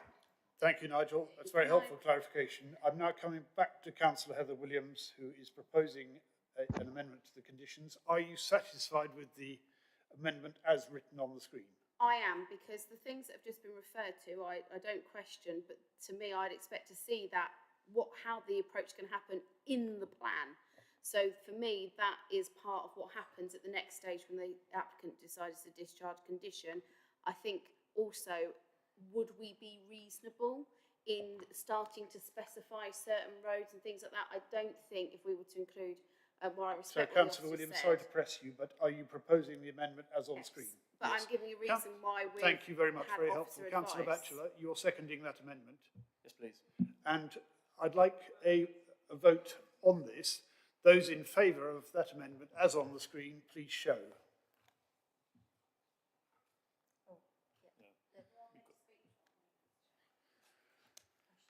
You have already spoken to the amendment. Councillor Hawkins, you're voting. So, okay, I think. Are we doing a hand vote? Yes, we have hand vote. I'm sorry, I'll ask you to vote again. We have the amendment, has been proposed. The proposer has spoken to it. The seconder has supported it. So we have now moved to the vote. And I'm asking members to show by raising their hands if they support the amendment as on the screen. 1, 2.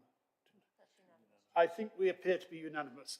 I'm not proposing to take any further discussion on that particular point. I think that probably concludes the debate on this proposal.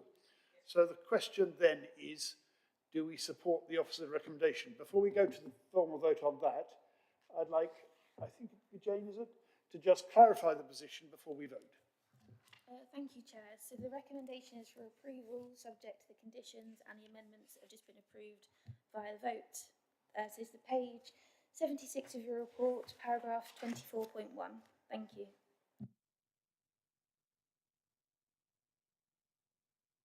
Yes. So we now come to a vote on the proposal as amended, and we'll do this electronically if we could set that up. And obviously, members will be aware of the procedure. You'll vote green if you're in favour of the officer's recommendation, and red if you're opposed, and you can abstain by pressing yellow. The vote is open.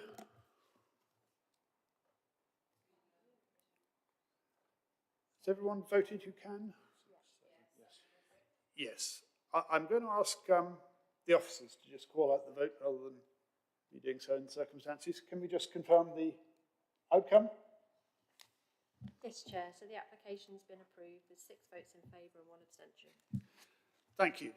Members, that concludes that item. I suggest we now adjourn for lunch. Can we be back here? I'm looking to the back of the room on this. Can we be back here for 2 o'clock? Can we be back here for 2 o'clock? Just a nod will do. Chair, sorry. Yes, so we'll be back here for 2 o'clock. Sorry, Chair.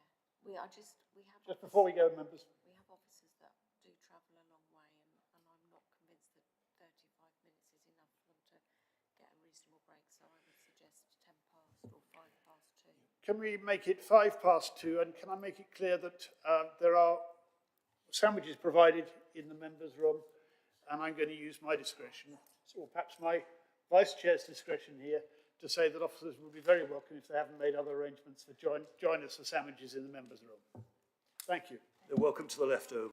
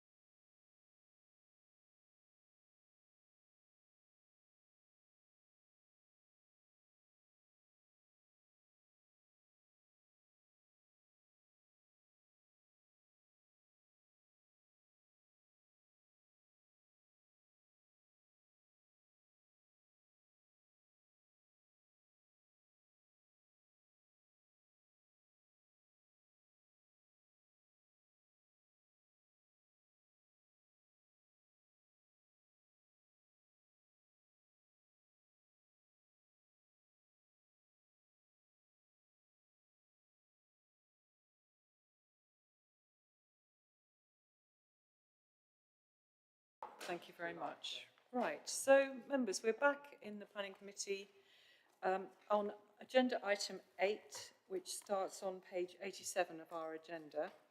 And this is 24-04284 out, land west of Whitecroft Road, Meldreth. And it is an outline application for the erection of 4 self-build or custom-built dwellings and associated development with all matters reserved except for access. And we have Mary Collins, the senior planner, with us to present the report. Thank you, Mary. Thank you, Chair.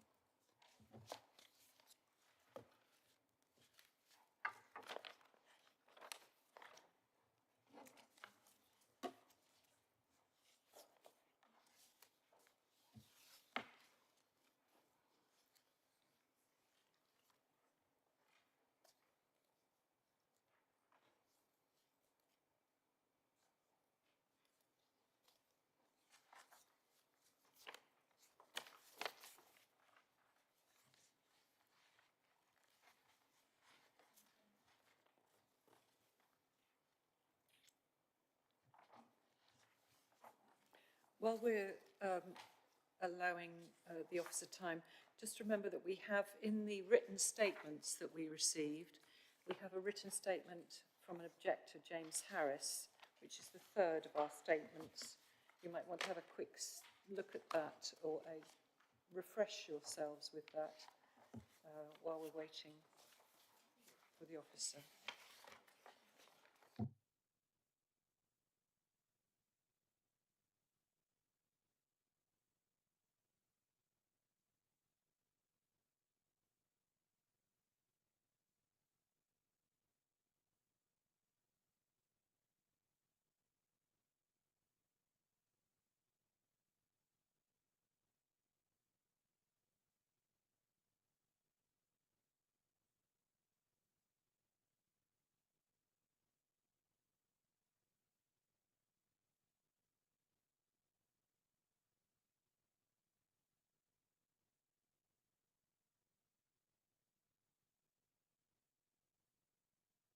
We all set?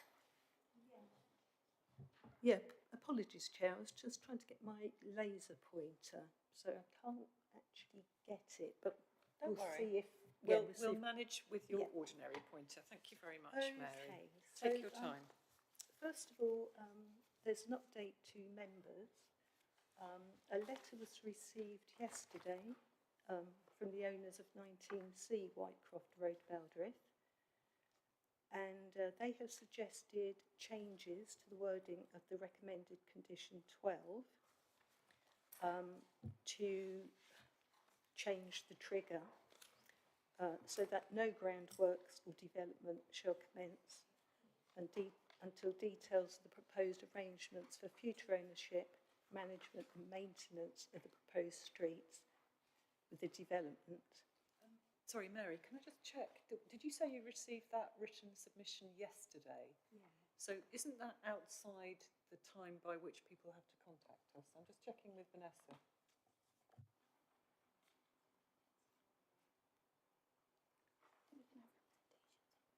Yeah. Thank you, Chair. Normally, third-party reps received this late in the day would be referred to in the update. I don't know how. Have you accepted it as a late representation? Sorry, Mary started to say that they were suggesting alterations to some of the... That's whether we can accept their letter or not. Can you accept their letter? Well, what we'd normally do is the contents of that letter would be summarised and as part of the update. Yeah, so I only actually received it this morning. We received it yesterday, so it's been uploaded to our website. But so I just thought I would update. Sorry, Mary, carry on. And I think when you get to the end of what they've said in this update, can we just pause and then ask Vanessa whether we can take any of that into account? Thank you. Do carry on with your update. So basically, the owners of 19C Whitecroft Road have suggested that a condition could be amended. And so this condition is to do with future ownership and the maintenance and management of the proposed streets. And it's one that's usually recommended by the highways section. So the occupier, the owner of this property, is just suggesting that rather than at the moment the condition reads prior to the first occupation of the development, details of the proposed arrangements for future ownership of the streets. The suggested amendment is that no groundworks or development shall commence until details of the proposed arrangements for future ownership, management and maintenance of the proposed streets within the development are submitted to and approved in writing by the local planning authority. So is that an amendment to condition 6 or is it a new condition No, proposed? it's a proposed one to condition 12. Oh. But that's from the neighbour. Yeah. It's not an officer recommendation. No. No, okay. But, yeah. Right, okay, so the application site... So, sorry, can we just check with legal whether we can take this request for an alteration to a condition 12 can be taken on board or not? It's not an alteration to the condition. This was a neighbour representation that we received this morning on the application. So can we lend any weight to that, Vanessa? Well, the officer's summarised it. Yeah. So within her summary, you can give whichever weight, consider it how you wish. But yes, it can be taken into account. Thank you very much, Vanessa. That's helpful. Sorry, Mary. Thank you so much for being patient with me. Thank you. Do carry on. Okay, thank you, Chair. Right, so yeah, the application site is land west of Whitecroft Road, Meldrith. So this is the location. The proposal is for is an outline application with all matters reserved except means of access. So change to vehicular access for the junction there. But for the siting of 4 self/custom build dwellings.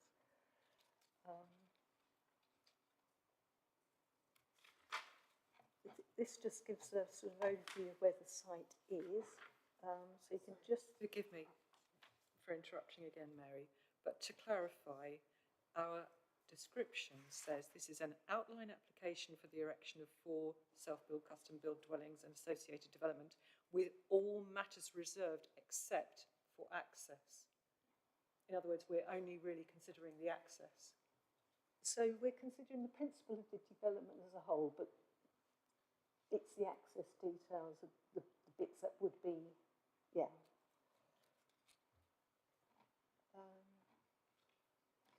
So you can see the access, existing access to the site comes here, and then the proposed site of the dwellings is pretty much contained within a tree-lined field to the rear. To the rear of the site here is a public footpath, but the views are fairly obscured looking back into the site. This is just an idea of where the access is at the moment. So the proposal would entail...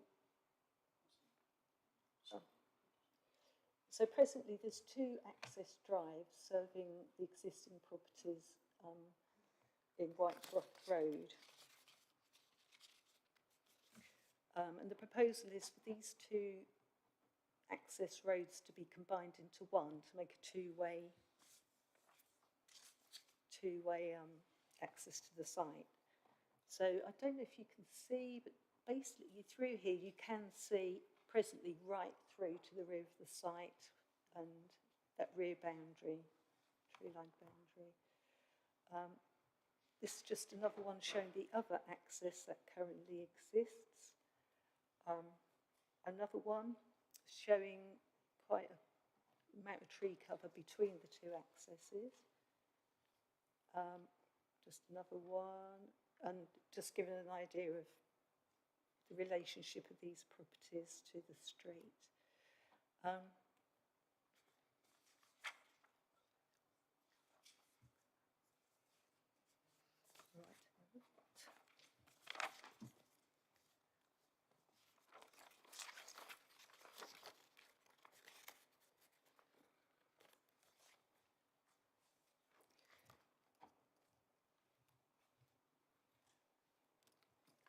This slide here just shows the development framework boundary, and the site is here. So you can see where that the majority of the site is outside of the development framework.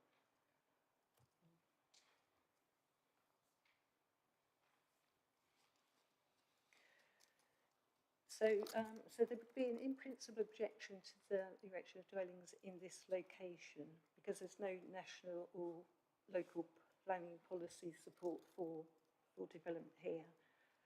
But there is a material consideration that would perhaps warrant a departure from the development plan, and that's that the local planning authority has a statutory duty under Section 2A of the Self-Build and Custom House Building Act 2015 as amended. And this duty is to give suitable development permission in respect of enough service plots of land to meet the demand for self-build and custom-build housing in the authority's area. So, as you're aware, the authority does have a shortfall in self-build, meeting the self and custom-build need. Officers acknowledge the need for self-build houses within the district, and due to the conclusions of previous appeal decisions and the addition of paragraph 73B of the NPPF, we can give substantial weight to self-build dwellings.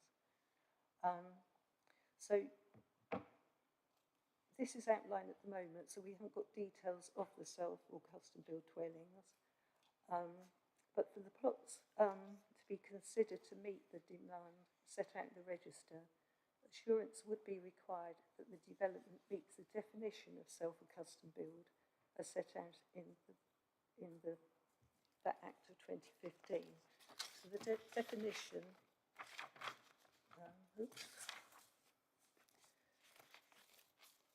means the building or completion by individuals, associations of individuals, or persons working with or for individuals or association of individuals of houses to be occupied as homes by those individuals.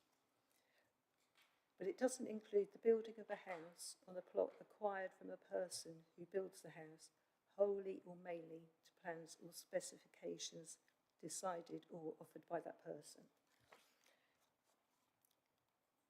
So in this case, we haven't got any details of what would be on site in terms of the dwellings. That's a matter for the reserved matters. What we do have is details of the access, which is to be agreed sort of today.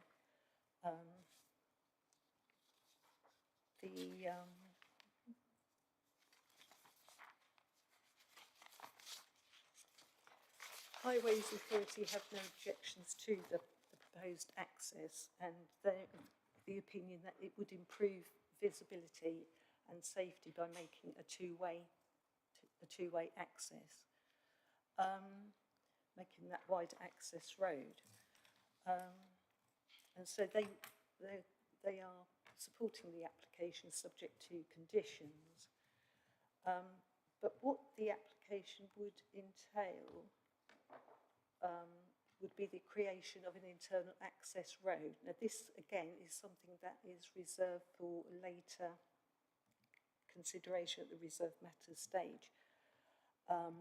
and concern has been raised by the parish and highways about the straightness of the access road.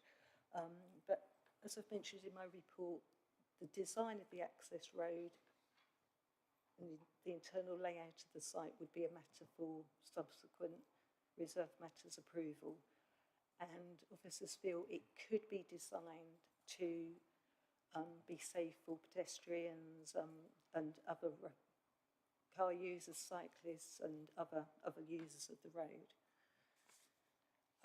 So from this indicative site plan, it shows that 4 plots could be laid out to quite good size that could accommodate a dwelling as well as meet the garden sizes for plots.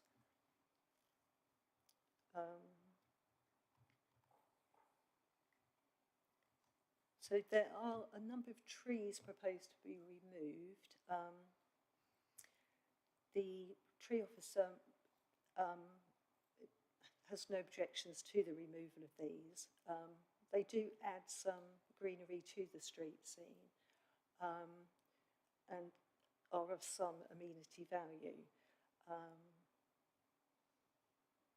But any sort of application for later reserve matters would involve landscaping, and so the design of the new internal access road could accommodate some trees and perhaps some landscaping.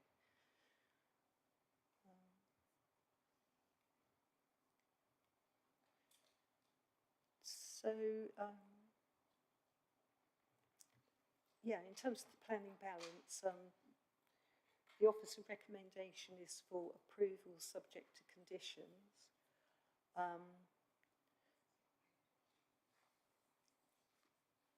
We consider that the siting of the proposal is in a sustainable location, and given the existing screening to the rear, there wouldn't be any harm to, or necessarily encroachment into the countryside. The location of Whitecroft Road is sustainable and it's close to bus stops, other facilities in Meldriff as well as the station.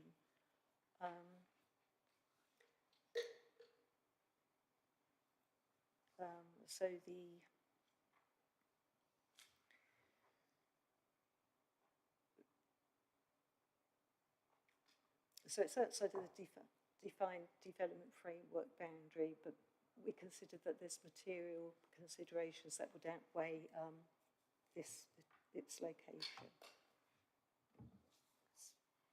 Yeah, so that's the so it's an officer recommendation subject to conditions. Thank you, Chair.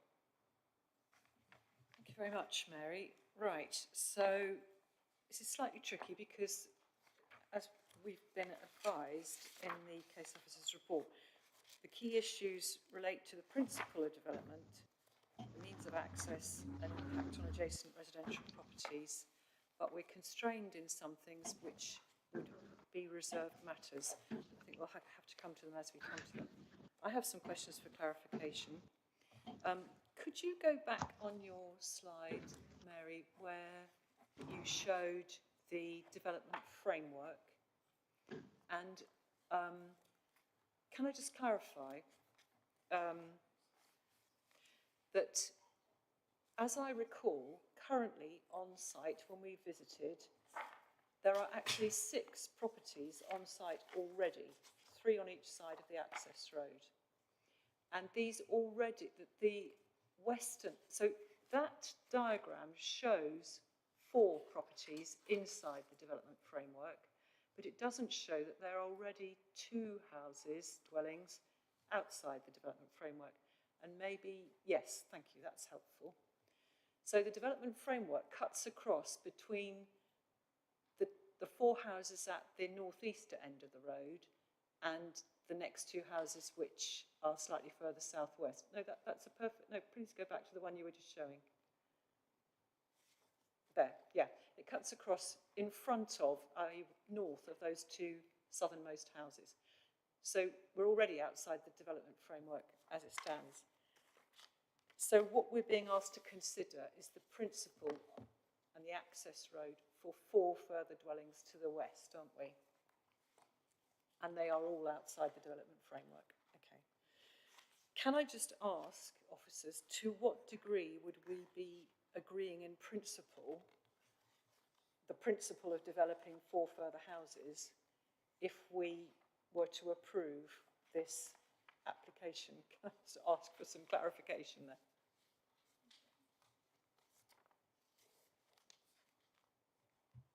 So if the committee was minded to go along with the recommendation, you would be agreeing to an outline application for 4 self or custom built dwellings. And the details that come forward for those dwellings would need to meet that, the definition of those dwellings. So it isn't for market housing, it is for specifically for self-build, okay, or custom build, which are the same, have the same meaning, but just slightly. Yes. Yeah. And in addition, likewise, the creation and design of any internal access road would be a matter for the reserved matters. Yeah, so at the moment we have got an internal access road on the part internal access road, but the new vehicular access here and visibility displays and the widened access would then sort of be under our control, so then we would really be agreeing to the revised layout of that whole stretch of road under that. Okay, thank you very much. And the tree officer was happy with the removal of trees T1 to T7. So, yes. Good. Thank you for that. Right, any other questions of clarification for the officer? Councillor Henry Batchelor. Yeah, thank you. This may well be a reserved matters question, but it is around the access, so I'll ask it now just in case it is relevant. The comments from the waste collection crew say that they've got no issues with the location, but they're saying either if the road isn't going to be upgraded enough that a lorry can drive up it, then the sort of the assumption is that the bins will be wheeled down from these new houses to the main road. So can we assume then that it's the latter then, that because the road isn't going to be upgraded enough to take a 32-ton truck, that the assumption is that the waste bins from these new four new houses would have to be wheeled down the entirety of that road? Yeah, so in terms of the waste provision, as you say, the weight of the vehicle would need to have a material that can carry the loading of the vehicle and also to enable it to be turned within the site. So maybe that certain like permeable paving would have more of an impact or could be impacted by a heavy vehicle turning on it. So these are also details kind of for the reserve matters stage. Okay, I'll withdraw then. We could perhaps, so once we know the alignment of the road, if a turning head could be provided, it may be that the turning head could be of a more durable material that could enable the vehicle to turn without ripping up the surface. But given that we are also wanting to design the access road so it isn't just a straight run, then it may potentially not be feasible for the refuse vehicle to access the site. I think, if I may add a question to Councillor Henry Batchelor's, the concern is this is currently a private road, or my observation, in addition to Councillor Batchelor's, this is currently a private road. Your paragraph 17, the paragraph 17.6 from Highways says that given that this proposed development is to increase the number of dwellings served by the existing vehicular access from 6 to 10, and that refuse vehicles are proposed to access and service the site, the effect of the proposed development on the public highway should be mitigated. Now, the question in my mind is the issue of any requirement to upgrade the road a matter for the reserved matters issue, because this is actually a civil matter in private ownership, isn't it? So do we have any responsibility?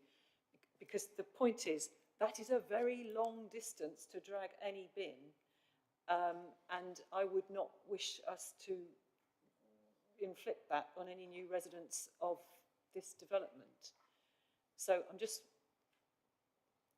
is the need to upgrade the road, if that's the case, you know, if I'll just make this personal, so I'm not, if I felt it was too far, and I felt that actually it was right and proper that the bin lorry really ought to reverse down there or drive down there and pick up those bins, do we have a responsibility to do that now or under the reserved matters? And do we have any responsibility to it because it's a private road? Okay, well, yeah, it would be something that would be under the reserved matters once we're designing the whole of the layout of that road. Ideally, we want refuse vehicles to be able to go and collect our residents' waste because, you know, but in some circumstances it's not always possible, and it may be at that stage an alternative means of private collection may be what's required, but we would consult with our waste officer further, and there's potential for there's certain distances that residents, you know, can walk to a bin and so on. So they could have a bin sited closer to the collection point, and so they wouldn't need to wheel it as far on collection days. But all of that would be considered reserved matters? Yeah, and then it may be a condition of the reserved matters that we have the finalised scheme, okay. because it's something that needs to be designed as part of, I think, that internal access road. Sorry, Councillor Batcher, did you want to come back on that? Yeah, it's just, I was just asking the question. So 32-ton lorries can't drive over gravel is the point. So the road is gravel. So if we needed to upgrade that to tarmac to allow the bin lorries to drive up it, do we do that now or at the reserve matter stage is what I'm asking. Yeah, so it would be the reserve matter. So at this stage, we're just really looking at the means of access. So that is the access, the widening of the access off of Whitecroft Road. Okay. So the internal layout that would all be part of the layout of the site. And as you say, we would then be able to look at the materials. Would the vehicle be able to go? Okay, so all of that comes under reserve matters. Councillor Handley. Well, kind of just it surprises me actually that we can't, because we're being asked to decide upon an outline proposal with access. It surprises me that we can't put a condition in saying that the roadway, the access to it should be suitable for, you know, in every way for the 4 houses that are proposed. It just seems very, very strange to me. Sorry. Anyway. Good point. When we talk about the access, the diagram that you've shown us is the access off the main highway. Whereas actually the point that we're making is, does this include the access to the back of the site?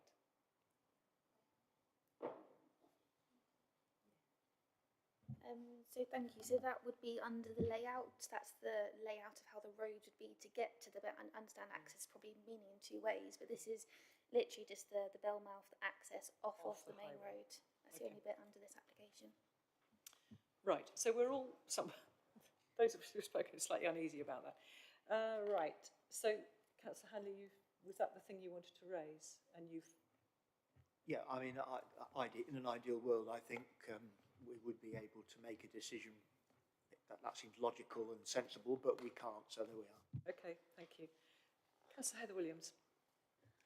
I was just going to sort of say, look, how far you want to drag a bin or not drag a bin is probably not for this point. So I think that's why I said it was a personal comment, Councillor Williams. Yes, but I'm saying the bins. I think we should try and stick to what's actually, which is the access. We're entitled to raise issues of concern, and we've addressed the fact that will come under reserve matters. Did you have a different point? So that was my point, that it will be covered in reserved matters, and we should go into more detail then. Rehearsed that access is actually only relating to the access off the main highway, and the rest of it comes under reserved matters, which is useful. Thank you. Okay, so any other further questions of clarification to the officer? Nope. Okay. So we have the agent to speak. If you remember, members, I reminded you that we have sorry, would Ed Durrant like to come and speak as agent, a public speaker? Thank you.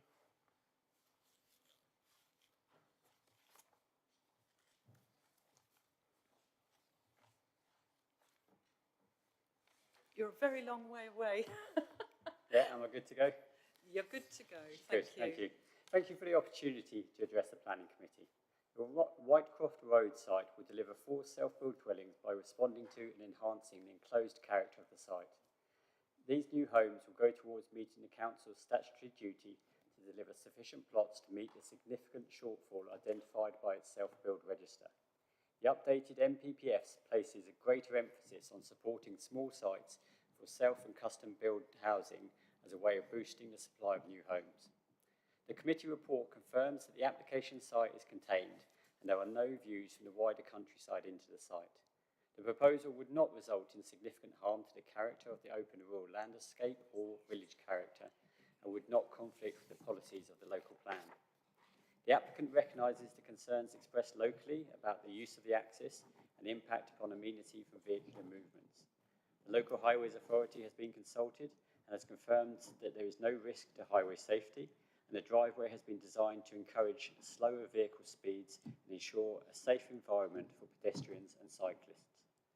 The comments in the committee report about breaking up the straight visual appearance of the shared surface and allowing further space for soft landscaping are noted. Further details will be submitted as part of the Reserved Matters application for the layout of the site, taking these comments into account. Similarly, at the Reserved Matters stage, details of dwellings will demonstrate how they will be designed not to have an impact upon existing properties by way of overlooking or being unduly overbearing.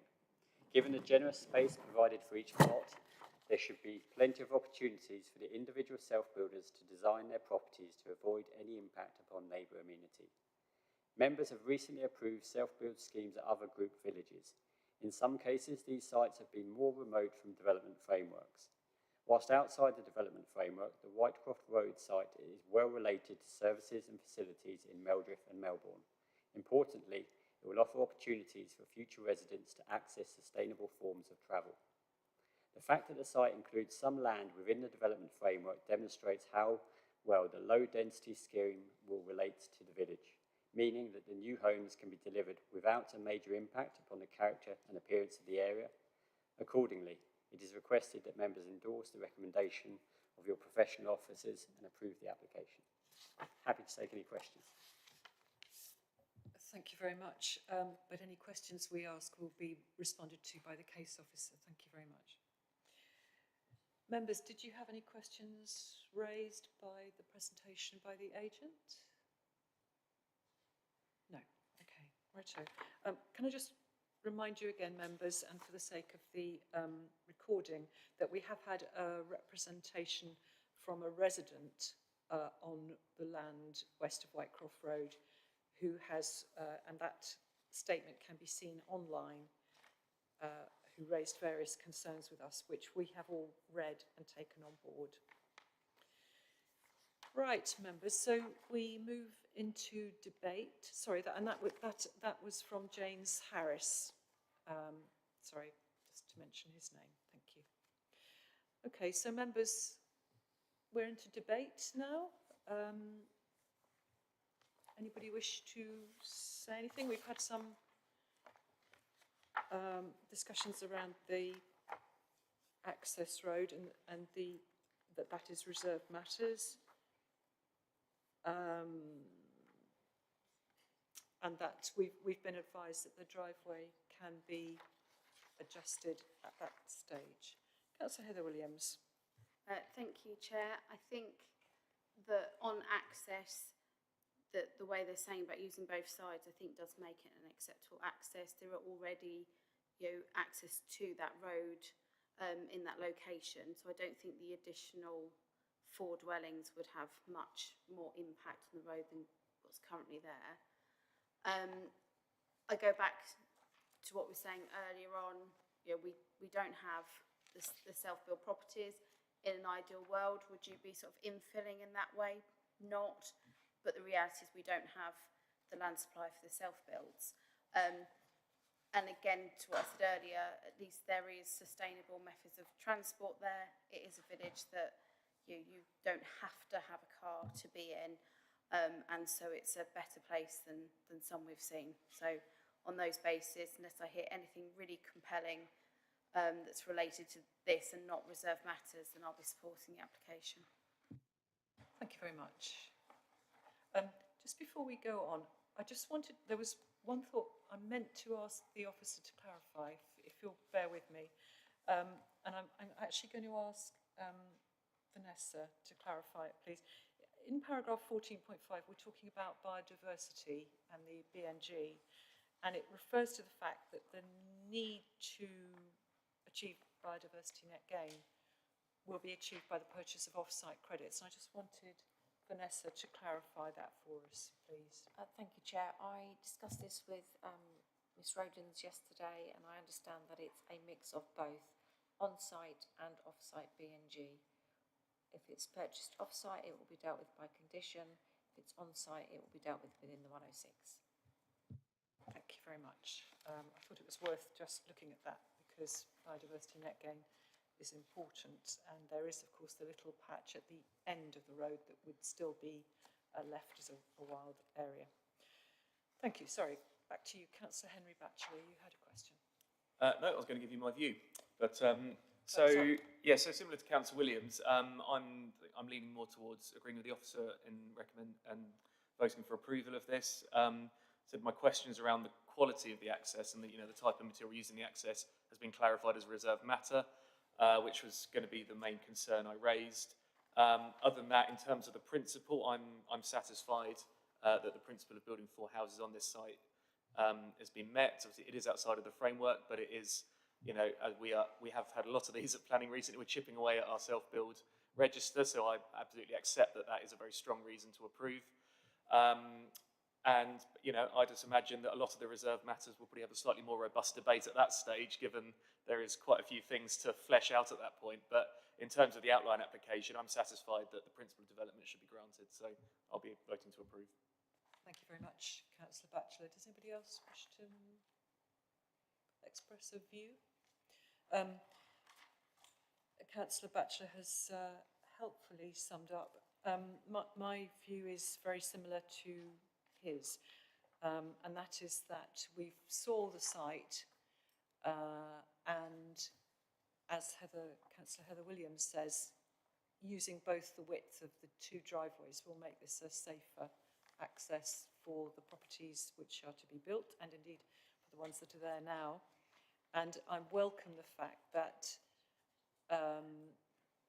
in the report there is an explanation of, in future, how the management of that, the design of that driveway can be handled to achieve, to stop people speeding down it, basically, because it would be very long and straight otherwise, and it will go straight between 2 existing houses which are very close to either side of the driveways. So much to be considered at reserved matters. I don't think these additional houses will they won't harm the character of the area, and it will add 4 more houses to our number that are available for custom build and self-build. So I'm minded to approve this. Jane, would you like to go through the matters for consideration? By the way, members, the recommendation is on page 110, if you want to just look at that while Jane is summing up. Sorry.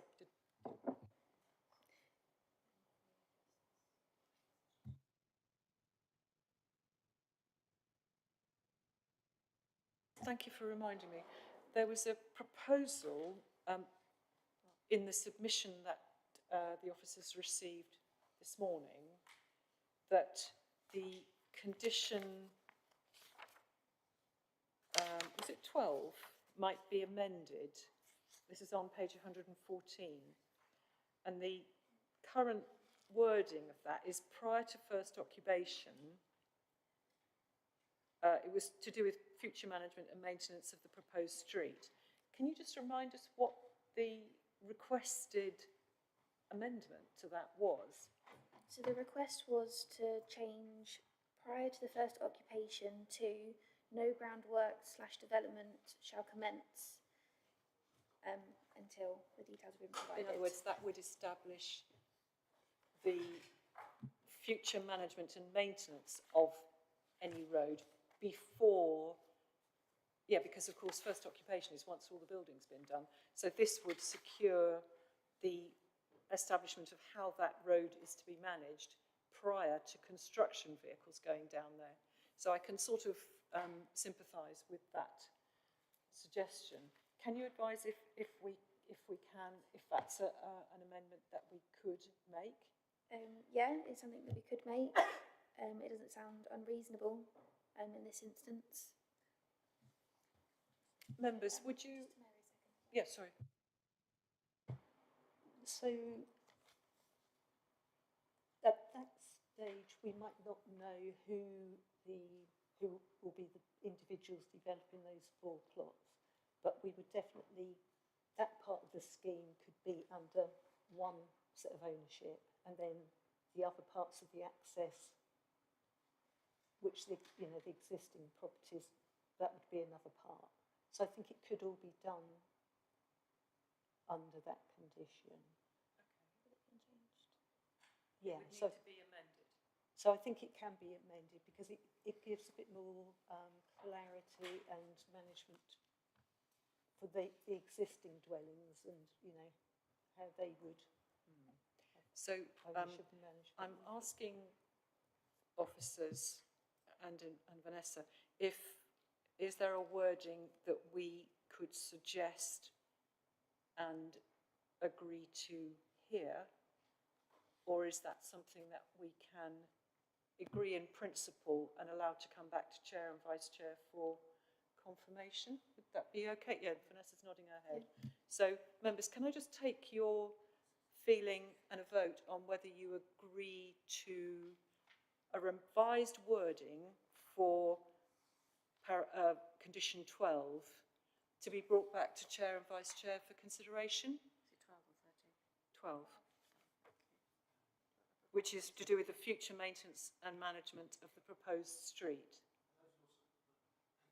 Oh, sorry, it's page 14. It's in the recommendation after the 12. Condition 12. It's page 114. There are no page numbers on the... It's condition 12, Councillor Handley. So instead of saying prior to first occupation, it's prior to construction, basically.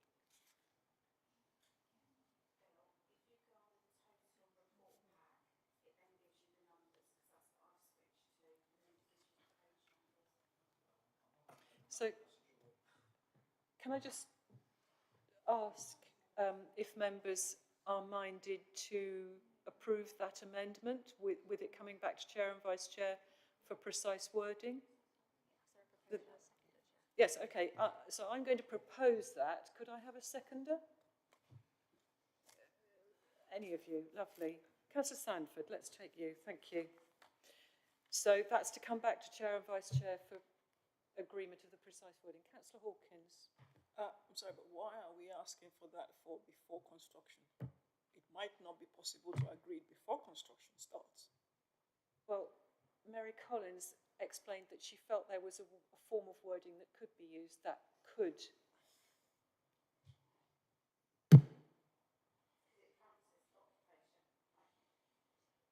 Been very limiting there, and that could affect the actual rollout of this site if you insist that it has to be done prior to construction beginning. That's my view. And that's a Sorry, practical I didn't, view. so, sorry, I didn't quite hear what you said, Councillor Hawkins. Did you say, because this says prior to first occupation, and we're simply... Yes, this is about management of the access site, right? Of the road? Of the road, yes. It's just to manage the road, right? But you are saying that that should It's be maintenance. done. That should be provided to us prior to construction beginning. Yes. Which is very limiting in practical terms. Okay. Right? So can we take... What's the point? It's to ensure that the road is made to a decent standard or designed to a decent standard so that it can take the weight of construction vehicles, I think.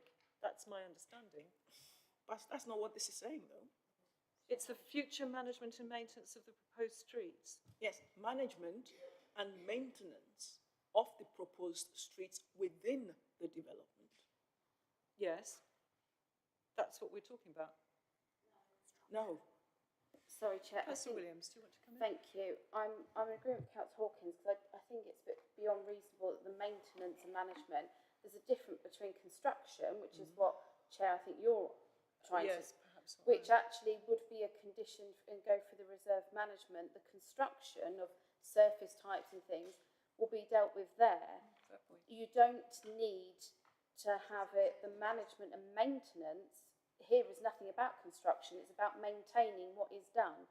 So the construction conditioning would be somewhere else. And I think to have, yes, and to have this, I do agree with Councillor Hawkins. I don't know if it was reasonable to say pre-commencement of works. I think it is a pre-occupation because we need to protect the future residents and existing residents.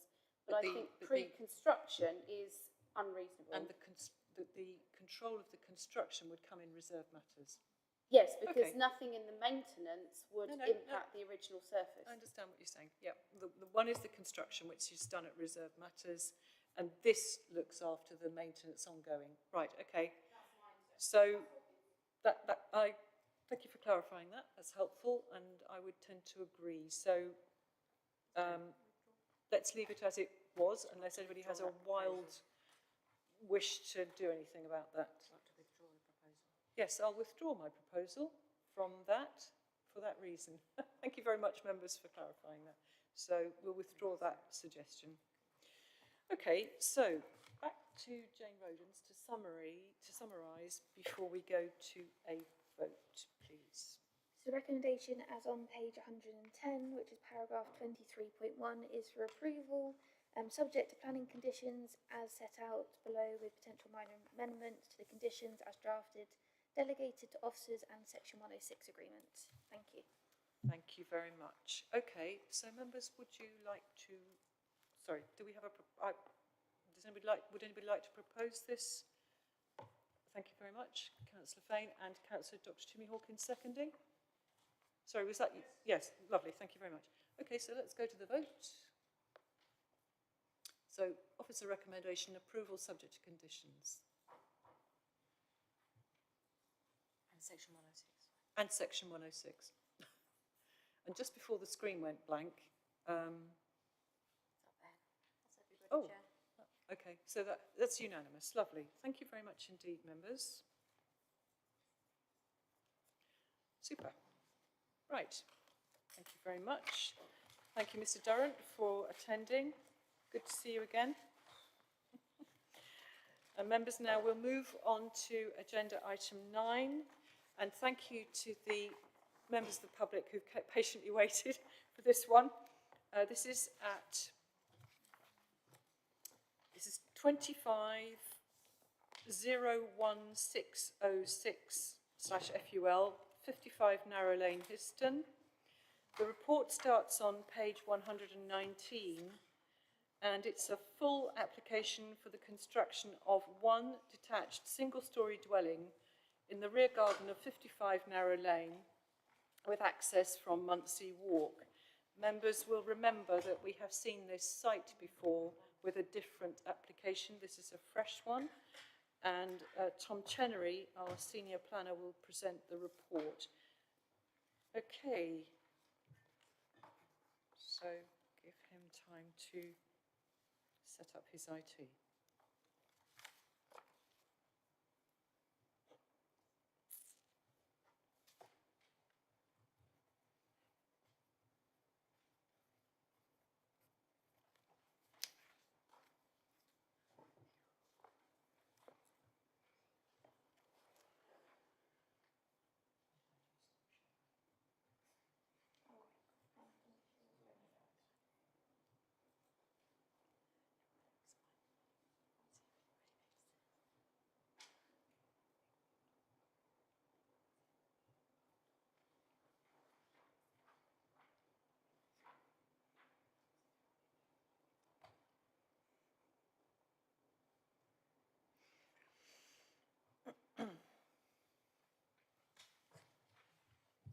Thank you, Chair. Sorry, I was just making sure everything was in order before I All right, started no, that's presenting. fine. It takes a while to sort out. I just want to double check that all members can see my presentation on the screen in front of them.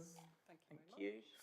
So the application before members today is 59 Narrow Lane in Histon, as Chair indicated. Tom, sorry, can I just slow down and take account of the echo? I don't know if I'm going Okay. deaf, but I find it quite hard to hear, so That's thank fine. you. I will slow down. Thank you very much. So the application is for the construction of one detached single-storey dwelling in the rear garden of 55 Narrow Lane with access from Munsey Walk. Officers are recommending approval. There's a few updates on the application, all of which are in the amendment sheet. So there has been a further representation received in objection. However, this does not include any other material considerations that have not already been assessed as part of this application. And in the officer's report, there's just a few updates in regards to the actual report itself. So the consultee table indicated that it was Waterbeach Parish Council. It should have read Histon and Impington. There's an amendment, paragraph 2.2. Since the report was published, it has been indicated that work has commenced on site for 2 additional dwellings, which are part of a previous application. In paragraph 2.3, it did read 2 dwellings. It should have read 1. Paragraph 8.59, it indicated that Munsey Walk was owned by the applicant. That's incorrect. It is not owned by the applicant. It is just owned by someone else entirely. In 8.68, details of cycle storage have been provided, and then that led to the removal of condition 13, which required cycle parking details.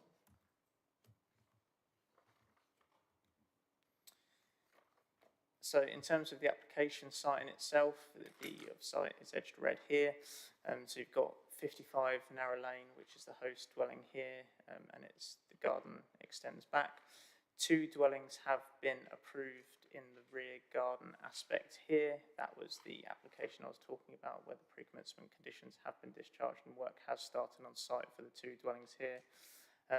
There's neighbouring properties around. Obviously, the density of development is quite high, and it is all residential property surrounding. This is just a map showing the site constraints, so the site isn't within a conservation area or green belt or any other constraints like that.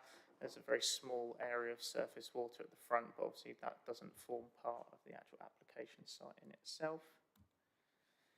And then this is just a Google Maps imagery just showing the access from Munsey Walk, which is down here. There's a hedgerow here, which is to be removed in order to create access.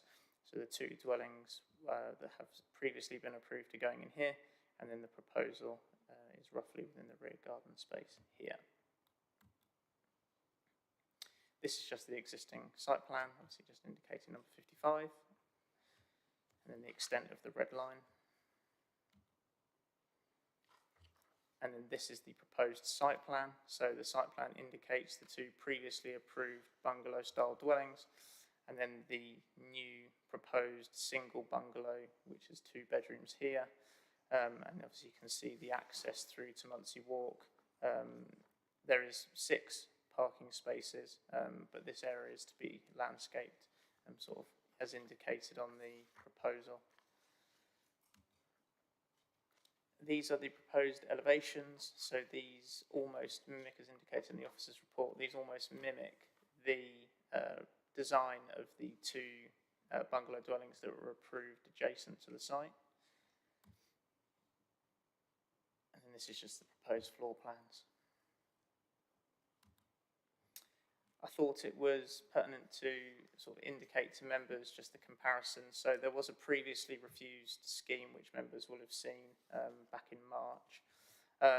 So that was for 2 bungalow style dwellings, but officers had concerns regarding overlooking from adjacent windows, and it significantly reduced the rear garden space of number 55, which was considered out of character. I sort of did a side-by-side comparison. So the proposal within this one, obviously the garden space, as you can see, is substantially longer than that which was refused. And obviously with that, the separation distances between the adjacent dwelling and then the new proposed dwelling is also obviously has increased.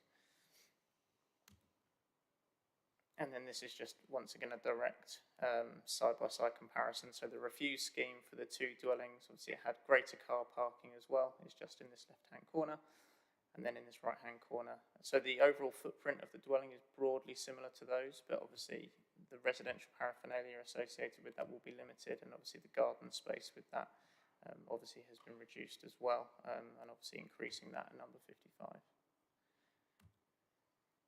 So just some photos of the site. As this is just down Muncie Walk with the properties of Muncie Walk down this road or track. And this is just the view of the site. So this is where the hedgerow would be removed in order to access, and obviously these are properties from Muncie Walk. Same again. This is the access leading on to Muncie Walk. So here, where my pointer is, this is the adopted public highway. And then from here on inwards it's a private road. This is just from the rear garden space looking at the host dwelling number 55. And then this is the rear garden space of the dwelling. I'll sort of flick through these because they're all quite similar. This is roughly where the entranceway will come in through. And this is just the adjacent impact on the adjacent properties and the close proximity. And this is just an indication that work has commenced on site. So in terms of third-party representations and consultee comments, there's been no objections from any consultees on the application.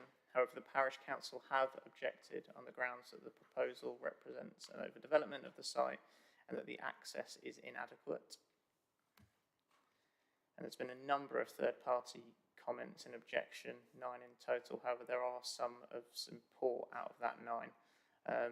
But I just thought I'd highlight those to members. I'm obviously not going to read them all out because they cover quite a few bases, some of which are not material planning considerations. But should members have any concerns, I'm obviously happy to answer those questions. So officers are recommending approval, so they consider that the proposal doesn't cause harm to the character and appearance of the area, and that there is no harm to the amenity and living conditions of neighbouring occupiers, and there's no highway safety implications, and officers do consider the proposal overcame the previous 2 reasons of refusal on the previous application that I've indicated to members. Thank you, Chair. Thank you very much. Sorry, can I just take you back before we go any further? There was a reference to the access being inadequate, and I didn't quite catch whether that was a neighbour or a stakeholder representation. It's from both, Chair. So neighbours and the parish council have raised concerns over that. Okay, thank you very much. Right, okay. So the first speaker we have, who's registered to speak, is Rosemary Smith, who's attending in person and is objecting to the application.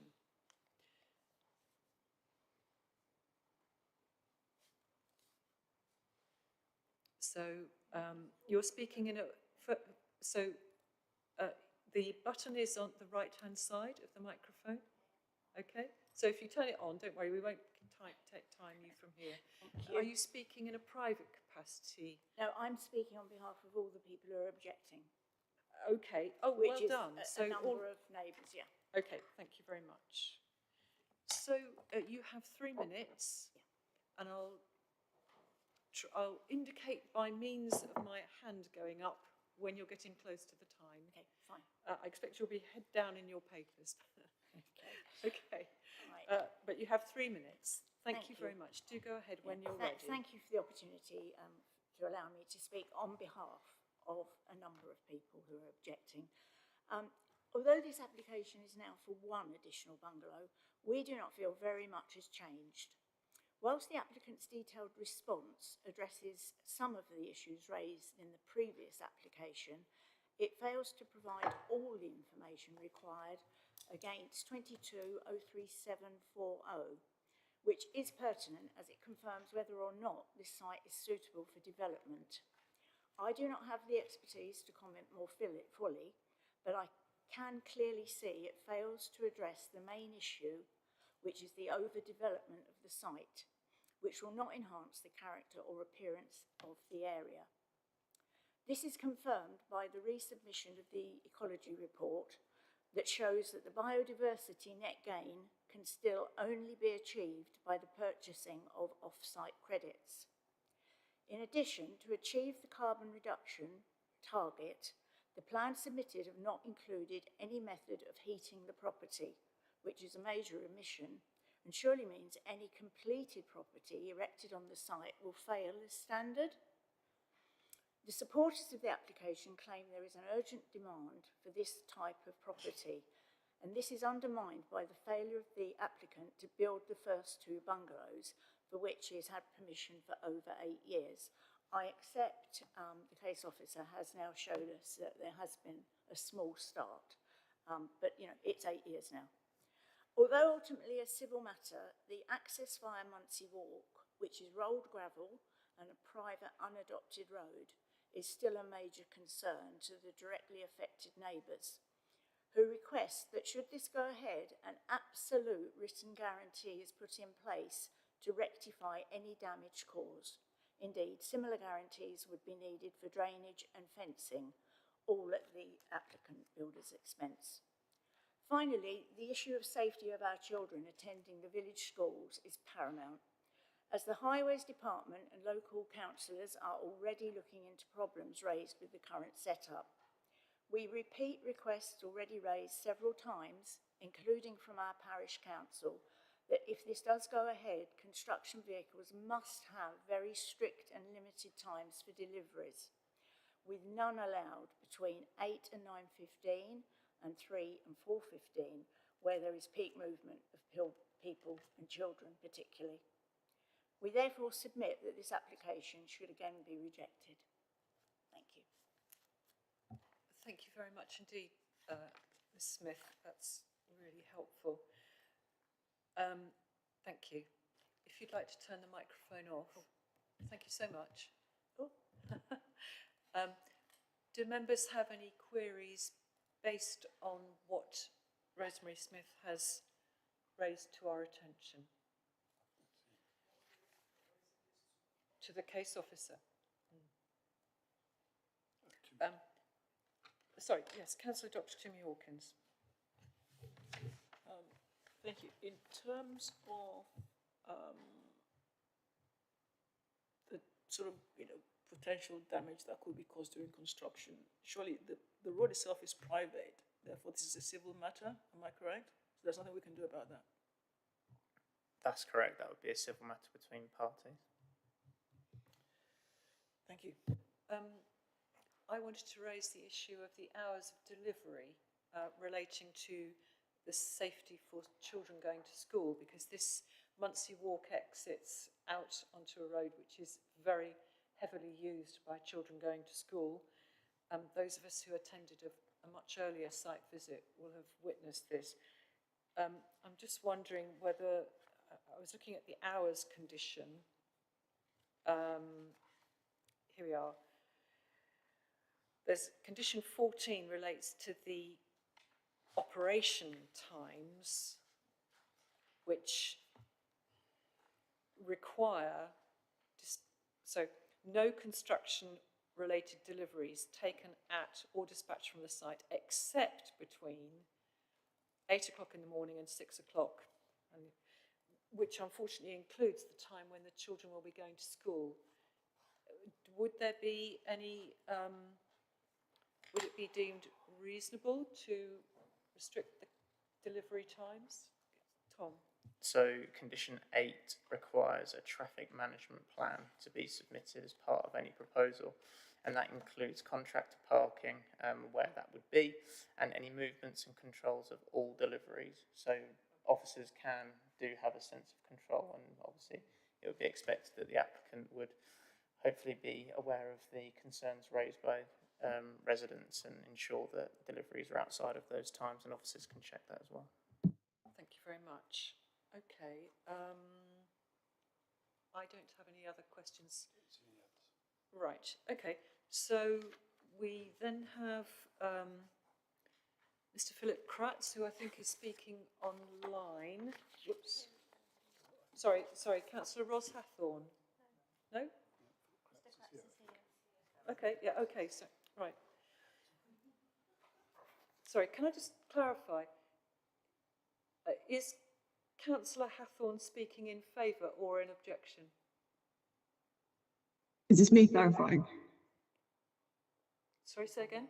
I've heard. Yeah. Well, there are details that I object to. Okay, righto, that's fine.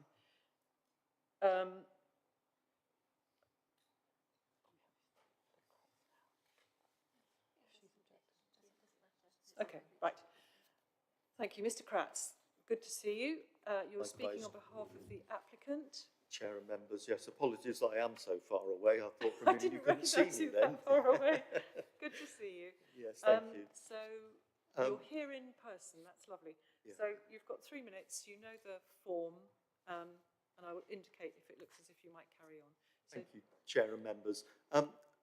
Context is everything, and for this case, the context includes the character and appearance of the area, which is obviously predominantly residential, overwhelmingly residential, with a mix of house types, styles and sizes, including the 2 that are now committed because they've been started. That's under a planning permission that's about 2.5 years old, which is why they've been started, to remove any anxiety about starting within the 3-year time limit. Secondly, the refused application for 2 very modest bungalows on the site, which the applicant chose not to appeal, but to come back with this, a proposal for 1 modest bungalow to complete the development. And the other context, obviously, is the 2 bungalows that have been started. They've been started and paused because although disturbance from the building operations is not a material planning consideration in its purest terms, nonetheless, it made more sense to do all 3 at one time because that will absolutely mitigate and minimise the disruption. And of course, it's all very well putting construction management obligations on this 1 bungalow. There are 2 on the other side, and it makes far more sense for it to be done as a one-er. Now, in that context, the proposal now, after constructive discussions and liaison with your officers, meets absolutely every single one of the council's own design guide requirements. So in terms of spatial requirements, distances, and everything else. And in terms of what used to be termed the requirements of good neighbourliness, there's no overlooking, no loss of privacy, no overshadowing, no dominating appearance. And of course, there is now a very adequate garden left for 55 Narrow Lane, the host dwelling, as well as having more than adequate garden under your own design standards for the proposed new dwelling. And the assessment is that the living conditions of the new dwelling will be very good, and the living conditions of the host dwelling will be completely unaffected, and that there will be no material impact on any neighbouring properties, apart from during the construction phase, obviously, but you can't make an omelette without breaking the eggs.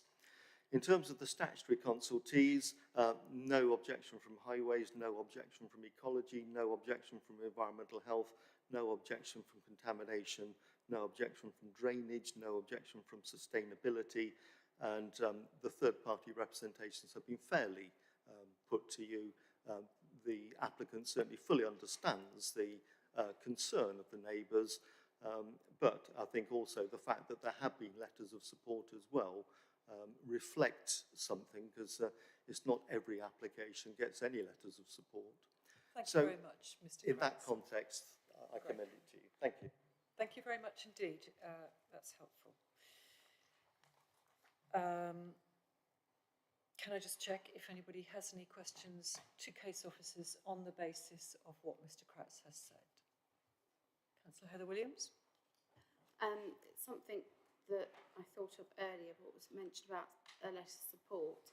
It says 9 in total, but I'm just wondering if officers can give us a sort of ratio of objection to support. Bear with me, it does indicate in the officer's report. I believe it was 2 in support, but I haven't actually indicated, but haven't actually indicated those in support the actual ratio, but from memory it was approximately 2 in support and then 7 in objection. Thank you. Okay. All right. So we'll move on to County Councillor Ros Hathorn, who's joined us online. So, Councillor Hathorn, you have, hello, good to see you. Hello. You have 3 minutes and we look forward to hearing what you say. Thank you. Thank you. So a good deal of what I was going to say has been referred to already, but I'll just go through what I'd pre-written. I think it is really important that the traffic management plan is really, really good, because although the Highways Authority may not have had any objections, that issue with school traffic is really, really pertinent. The construction traffic would be driving through the most densely used area of parking and of pedestrians of all ages, including preschool children, accessing the park school. So it's really important, I think, that construction traffic isn't allowed to either queue or access the site during those peak times of the day during the school term. I think it's I'm also concerned. So previously in Impington on Clay Close Lane, it was a public highway, and it was for a single property, and there wasn't a management plan, and significant damage was caused, including queuing and parking on verges, blocking access, mud spread everywhere, and reversing dangerously. Muncie Walk is a number of old people live there, and I think the traffic management plan has got to be incredibly careful to make sure that it doesn't, that damage is not caused, because although it may be a civil issue, in reality it is very difficult to challenge these things. So it requires a level of motivation to wish to take something through the civil process. So I don't think construction vehicles should be allowed to wait or queue anywhere in Muncie Lane, specifically the bit with access to the bungalows, because it is rolled gravel and it is really problematic for, it's unclear whether it will survive the construction process. I think it's difficult that until this morning, neighbours to the site had been told that the applicant owned Muncie Walk, and now they're being told that the applicant doesn't own Muncie Walk, and this does leave us with a problem. And if there are any conditions that can be made to address that, I think it is problematic. And there are always problems with private roads and unadopted roads. There are problems with bins, as raised earlier, bin trucks going over rolled gravel, and anything that can be done to address that through conditions, I would like to see done for this application, because I think there are a number of, there are concerns here which aren't addressed and maybe unable to be addressed, but will make the situation very difficult for neighbours of the new properties. And when the first 2 properties were granted planning, the school wasn't open, so it's a site that has evolved. The characteristics of the site have evolved over time. Thank you very much, Councillor Hathorn.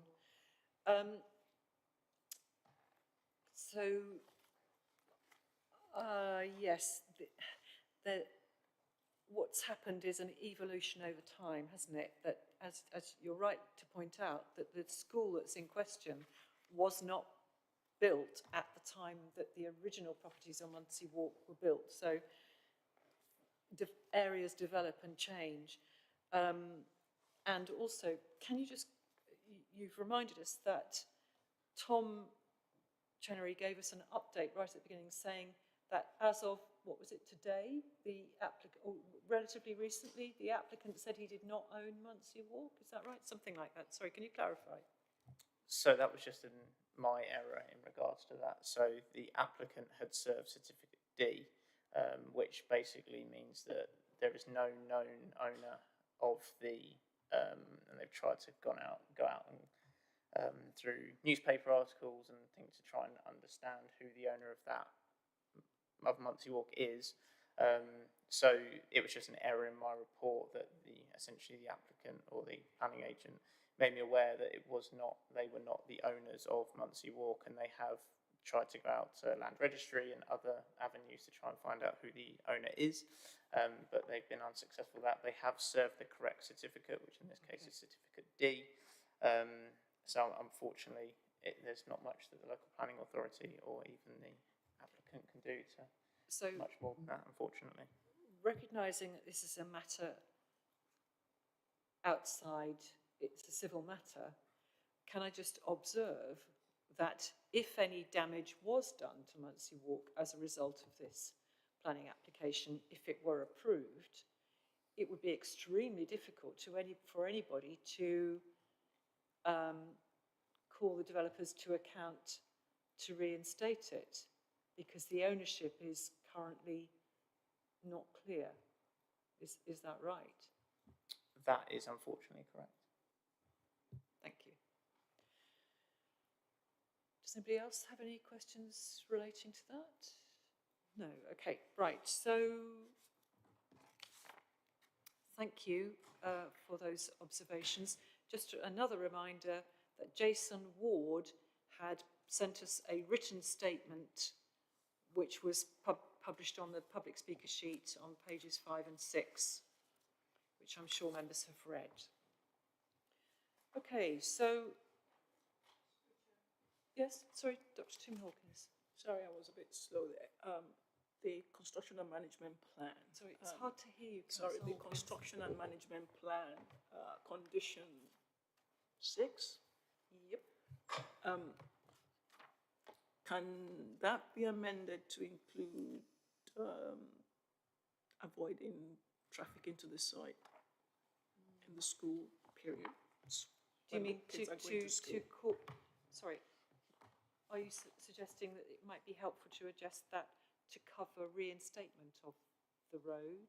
Well, that plus the times when construction traffic is accessing the site, as has been mentioned, to avoid the school. I think the timing was considered to be under number 8, under the traffic management plan. No, that's for operation of the site machinery or plant.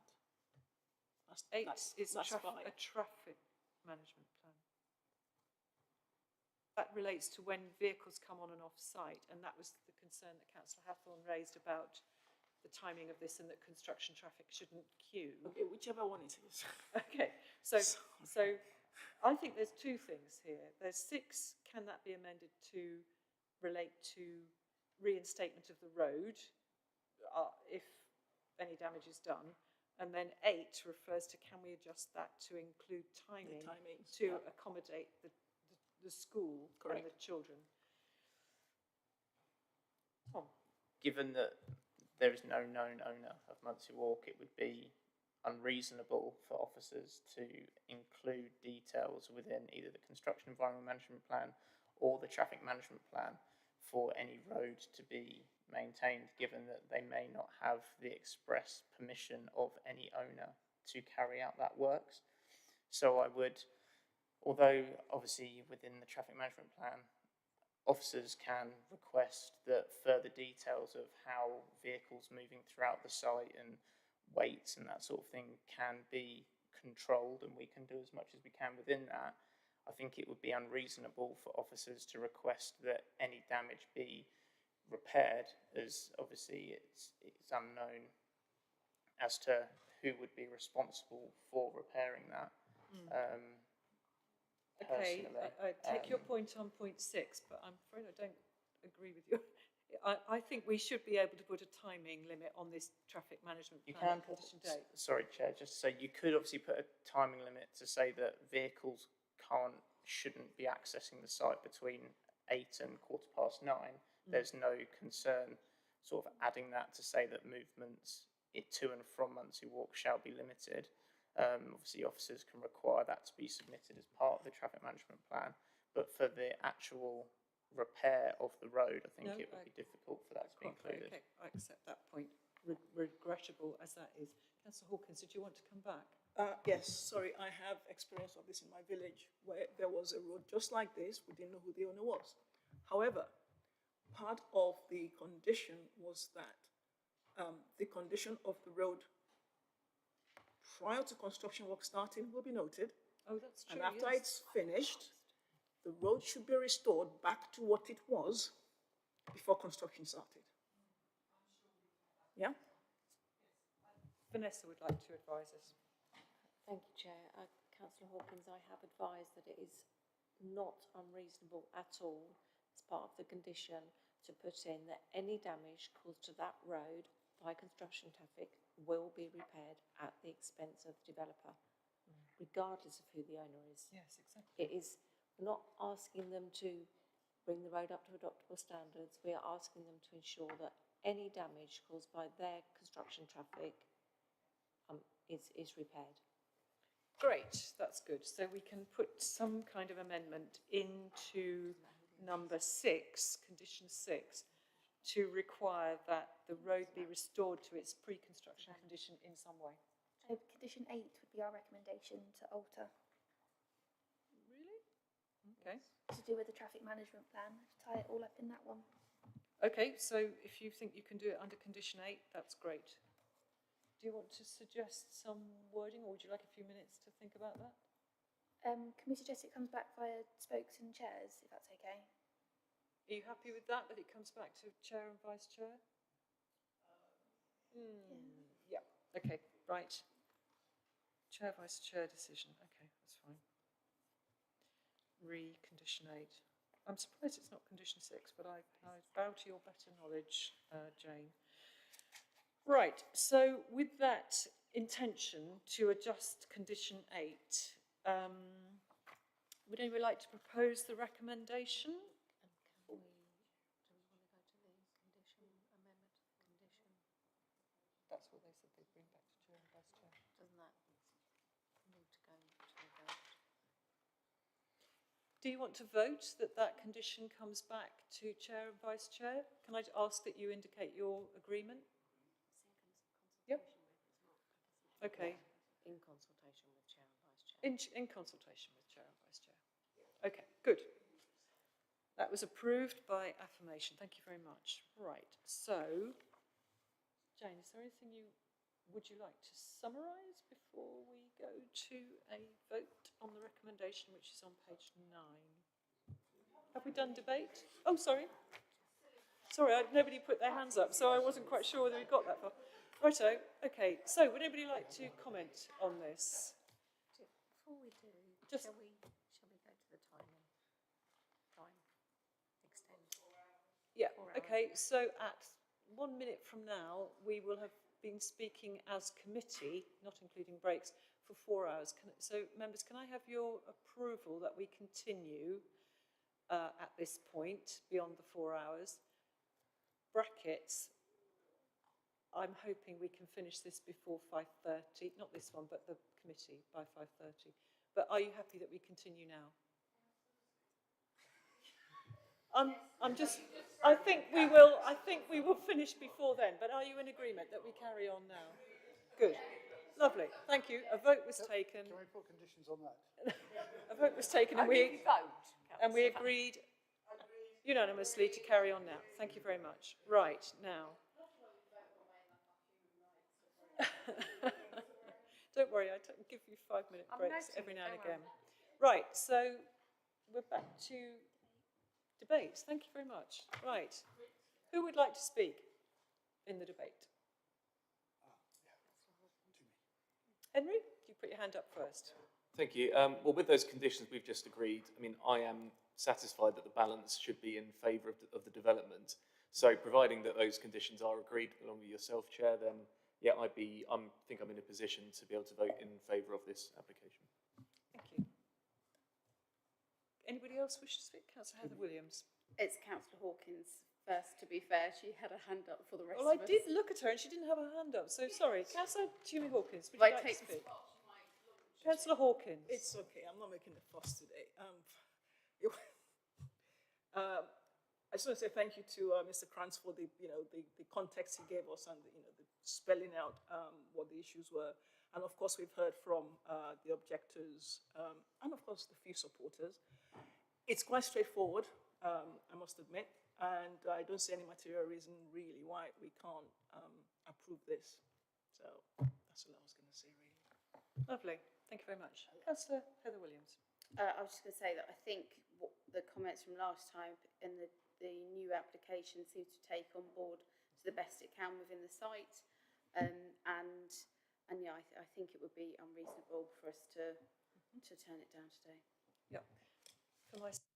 For myself, I'm glad to see that this development has been moved away from the original host house, which I think solves the problems of overlooking and gives both sets of properties better back garden space. I'm happy that we're going to amend the condition to make sure that we protect the safety of people, and I'm very glad that we can seek, and it's reasonable to expect the developer to restore the Munsey Walk to its condition prior to the development commencing. So I'm going to vote in favour of this, but would anybody else like to make any comments? No? So, Jane, would you like to summarise? So, as I said, the recommendation is on page 9 at page 137. So the application is recommended for approval, subject to conditions, also to remove condition 13 as per the amendment sheet, and alterations to condition 8 in consultation with Chair and Vice Chair. The recommendation of approval, paragraph 9.1 on page 137. Thank you. Gosh, that was quick. Right, okay. Thank you. Right, so let's go to the vote then. Oh, sorry, thank you. I'd like to propose this. Would you like to second? Henry, thank you very much. Right, so let's go to the vote.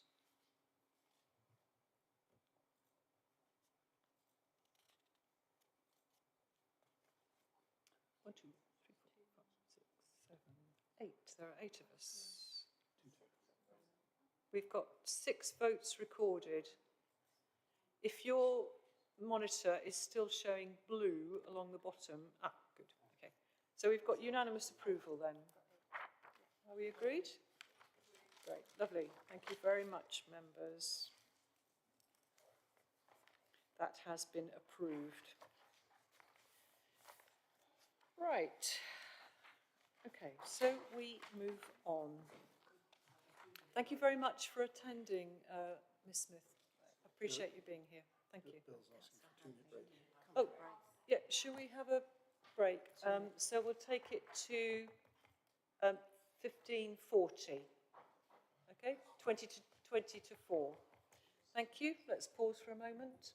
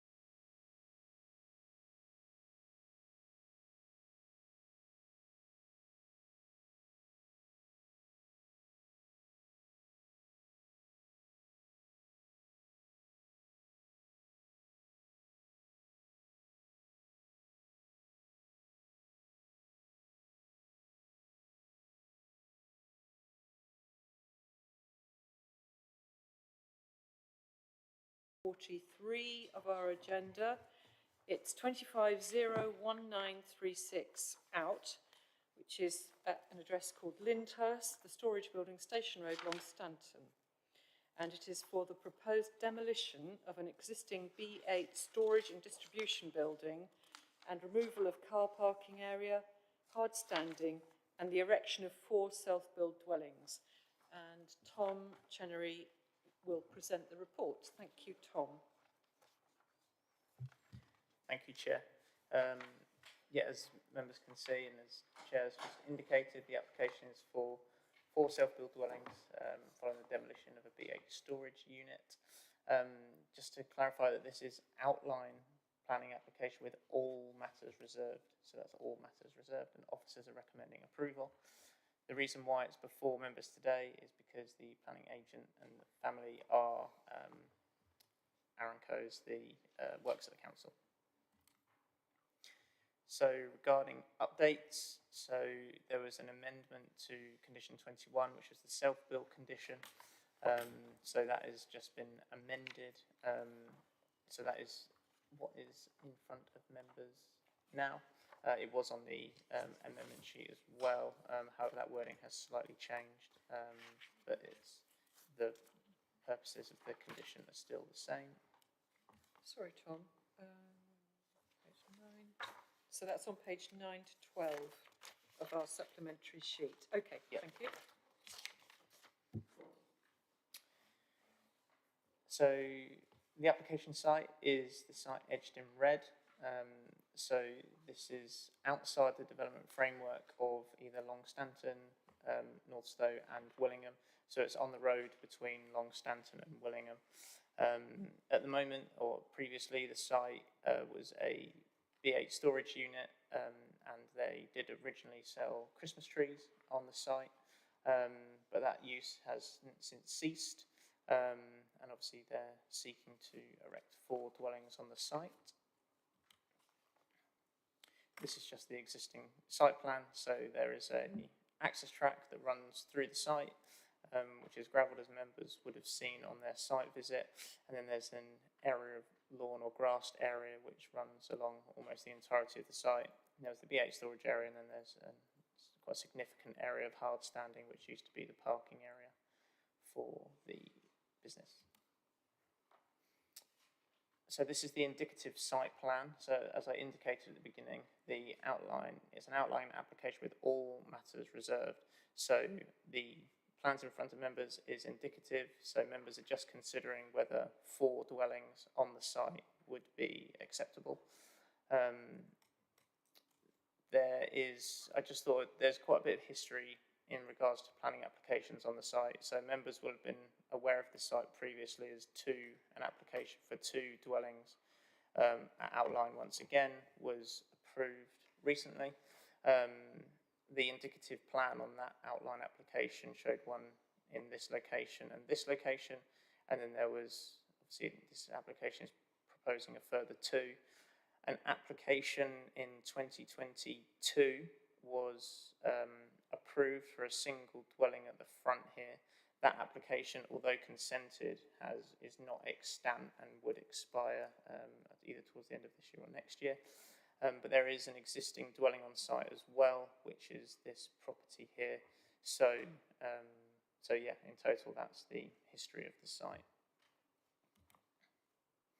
And this is just a indicative site plan of the previously approved outline application.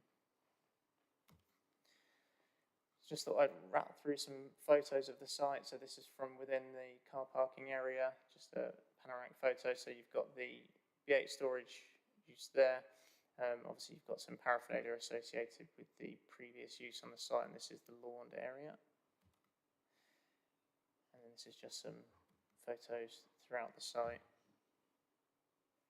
just indicating use. This is the boundary treatment between the site and the neighbouring property. And then this is the house that currently exists on the site. And then this is just the entrance. And then this is the site. So you can see this is where the location of that other dwelling that has previously been approved on the site. it has been granted permission for. So in terms of third-party representation and consultees, there have been no third-party comments. There's been no objections from any internal consultees or statutory consultees, although Willingham Parish Council have objected that the proposal would be tantamount to inappropriate backland development, would merge Willingham and Northstowe, and would set a precedent for other developments. However, officers and planning balance indicate that the application should be approved as it would provide 4 self-built dwellings. There's no harm to the character and appearance of the area. There's no harm to the amenity or living conditions of neighbouring occupiers. There's no highway safety implications. Obviously, the only other material consideration, obviously, the site is located outside of a defined development framework boundary, but as officers considered and within the officer's report, the site is considered to be in a relatively sustainable location because of its proximity to the guided busway, but further detail of that is within the officer's report. Officers are recommending approval subject to conditions. Thank you, Chair. Thank you, Tom. Can we just go to your either of the images which will show it might even be the overhead aerial imagery, because sometimes the development is described as outside the development framework because it's behind it, like the Whitecroft Road one was. But in this case, the development framework for Willingham is to the south of this screenshot. So it's right off to the south. Sorry, Chair, Willingham's to the north and Long Stanton is to the south. And Long Stanton's to the south, sorry. So what we're talking about is village frameworks that exist around a village to the south and to the north. We're not talking about a village development framework that is parallel to the road, because this is in the countryside. And so that is why the Parish Council are making the observation about backland development, even though in this location there are a number of houses along this road on both sides of the road. Have I described that correctly? That's correct, Chair, and there is a footpath that runs almost the entirety of the way back down to Long Stanton, and as I indicated, the guided busway. So there is a dedicated footpath that would link the site, and previous inspectors that have considered appeals within this locality, not on this site specifically, but have indicated that that helps the site be sustainable. Thank you very much for reassuring me on those points. Would you kindly go back to your planning balance briefly? Thank you.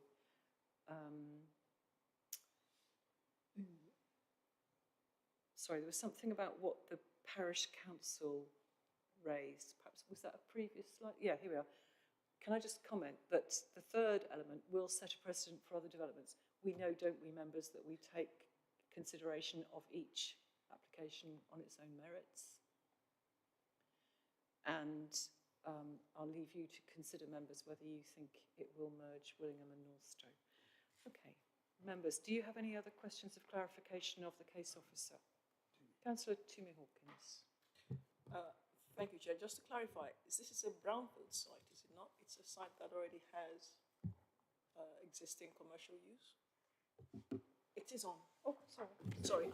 It is a brownfield site, yes? That's correct, Councillor. Yes. Thank you.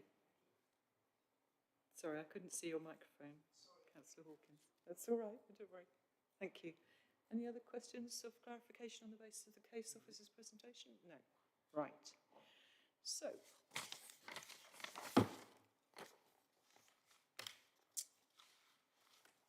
we have the agent, Aaron Coe, attending in person. Thank you very much. So you know the routine. You have 3 minutes. Do bring your microphone close. Speak clearly. You're a very long way away, so do speak clearly from the end of the room. And I'll try and alert you in a non-destructive way if you're getting too close to the 3 minutes. Thank you. Thank you, Chair, and good afternoon, members. I'd firstly like to thank the officers for their comprehensive committee report, presentation and thorough assessment of the proposals in front of us today. It is important to note that this planning application has not received any technical objections from specialist consultees, and nor has it received any objections from neighbouring properties. The only comment made against this application has been submitted by Willingham Parish Council. So I'd like to take this opportunity to respond to the concerns raised by the Parish Council. Firstly, they are correct in stating that the site is outside of the development framework. However, as set out in the officer's report at paragraph 10.13, the application site is located in a sustainable location, and the site does not have an open, undeveloped rural character, and therefore the proposals would result in minimal visual harm and would not result in any harm to the character and appearance of the site's surroundings. The Parish Council have also referenced that the site is a backland development. This is also correct. However, the application site is a brownfield site where existing built form is already located to the rear, and the proposal would involve the removal of the existing warehouse building to facilitate the proposed development. The additional dwellings are proposed to be located within the rear of the site where buildings and hard standing already exist, and as set out in the officer's report at paragraph 13.8, given the existing appearance of the site, the proposed development of residential dwellings in this area would respect the established built form and would not result in encroachment into the open countryside. The Parish Council have also raised concerns that the approval of this application would set a precedent for future residential development between Willingham and Northstowe, and as discussed by the Chair, this is not a material consideration as every application is assessed on their own merits. The National Planning Policy Framework clearly states that councils should be making as much use of previously developed brownfield land. This application proposal complies with this National Planning Policy requirement. In terms of who intends to design, build and occupy the proposed 4 self-built dwellings, 3 of the proposed plots are intended to be built and occupied by three children of the applicants. The first plot would be for my older sister, her husband and their young children. The second plot is intended to become my future home with my fiancée and our future family. And the third plot would be for my younger sister. We have all grown up in Willingham, we all work locally within the district and have all been registered on the council's self-build register since 2018. The fourth plot is intended to be sold to another aspiring self-builder who must also be registered on the council's self-build register in accordance with the South and Custom House Building Act. This is secured by condition 21 as set out on the officer's amendment sheet. So to conclude, the proposed development would make effective and efficient use of a brownfield site. It would be sustainably located, designed to minimise any visual impact on the countryside, deliver biodiversity net gain, result in a reduction of overall vehicle movements on the site, and contribute to an unmet demand for self-built dwellings in the district. The benefits of the proposed development are therefore considered to outweigh any harm, and planning permission should be granted as recommended by your officers. Thank you very much, Thank you, Chair. Mr. Coe. Thank you. Right. Has anything that Mr. Coe said raised a question that members would like to ask for clarification of with the case officer? Nope. Okay. Thank you very much, Aaron. Good to see you, and thank you very much for your presentation.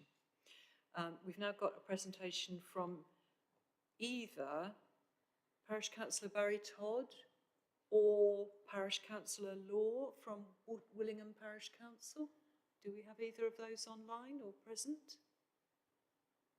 Doesn't look like it. No? Okay, not present. Thank you very much. Well, at least we gave them a chance. It said they would attend online. I wondered if we'd had any observation about that. That might have been who was on earlier with the, you queried the clock. Oh yes, but they're not here now. Okay, fair enough. Righto. So members, right, we move on then to, so no further questions of clarification to the case officer then.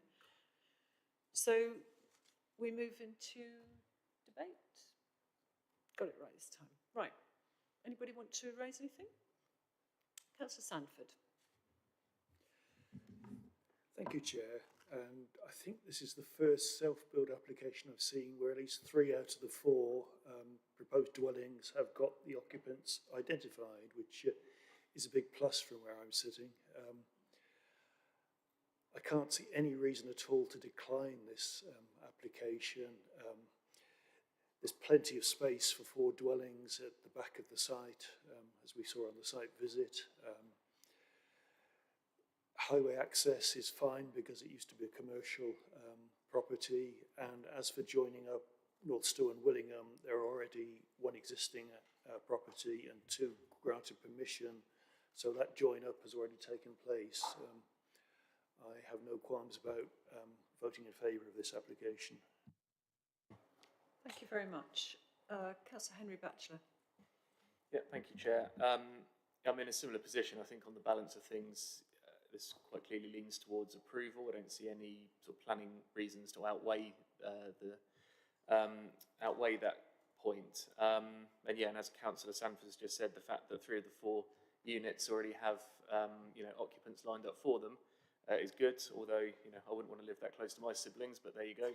So, exactly. but that's not my choice. But anyway, so yeah, in summary, yeah, I'll be voting to support this. Thank you. Thank you very much. And Councillor Heather Williams. I feel like I should be careful what I say. My mother and father-in-law are 200 metres up the road from me, so that's pretty. And I've got my mum in the annex, so yeah, it can work. But at least you've got separate buildings. That's comments. No offence to my mother. Get back to the application. I think she's going to have some crosswords for me when I get home. She's seen this. For me, this is what the self-build policy is meant for. It is meant to enable people, local people that are on the register, to be able to build in sustainable locations, which this is. I do take into consideration that it's outside the defined development framework boundary, but we don't have the land supply, and even if we did, I think where this is, and like I say, there are other surrounding houses, it's not like it's sort of in the middle of nowhere. So with that in mind, and a little bit of caution of living so close to family, I'm happy to support the recommendation, Chair. Thank you very much. I can't see anybody else indicating to speak. I'd just like to say that on the site visit, this seemed a very sensible use of the site. And as others have said, good to see named people or an indication of the people who are likely to take up residence in the properties if they're built. Also, the point about it being outside the development boundary, that is true, but actually in this location, as I said early on, there are a number of other dwellings that are on this road, so I don't think it would be reasonable, it would be completely unreasonable to single this out as causing more of a merge between the two villages. So I don't have any problem with that, and I can't see any reasons to refuse. So I'd like to recommend approval. Councillor Dr. Timmy Hawkins, what did you want to say?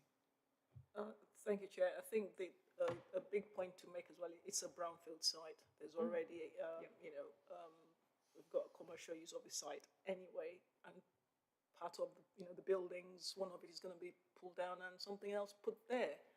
So materially, there's no reason to turn this one down. Indeed. And I think we've all come to that same conclusion. So I'd like to propose that we go to the recommendation. Thank you. So Councillor Hawkins has indicated to second it, but let's go to the recommendation first. So recommendation as of page 163 and 164, which is paragraph 22.1, is approval subject to the planning conditions set out below with minor amendments to conditions as drafted to delegated officers, and amendment to condition 21 as per the amendment sheet. Thank you. And the amendment to 21 was, just remind us, oh, that was the amendment, the whole amendment, the replacement. Yeah, okay. Right, I'd like to recommend approval of this, and I think Councillor Dr. Timmy Hawkins indicated a happiness to second that. Okay, so let's go to the vote.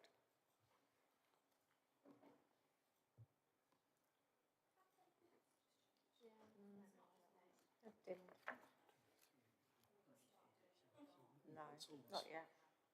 We're there, Chair. We're there. It's I'm looking at that screen stopping doing things. Bizarre. Okay. So unanimous approval. Thank you very much, members. Thank you, Mr. Coe, and the lady with you for coming. Good to see you. And we'll move on. So thank you very much indeed. That's approved. Thank you, Tom, for your presentation today and for answering our questions.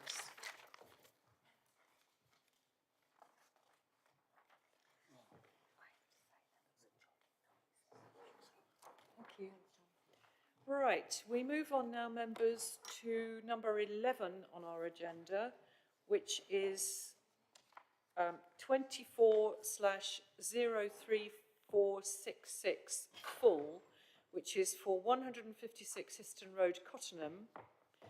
And this relates to demolition of existing stables, storage building and shed, renovations to existing dwelling to create access to the rear, construction of one self-built dwelling together with solar panels, air source heat pump, roof lights and a separate carport.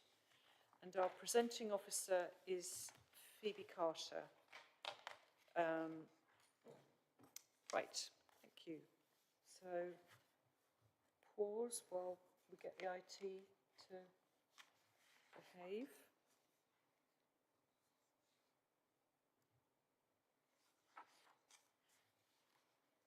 Sorry, did I say Phoebe Carter is going to present to us?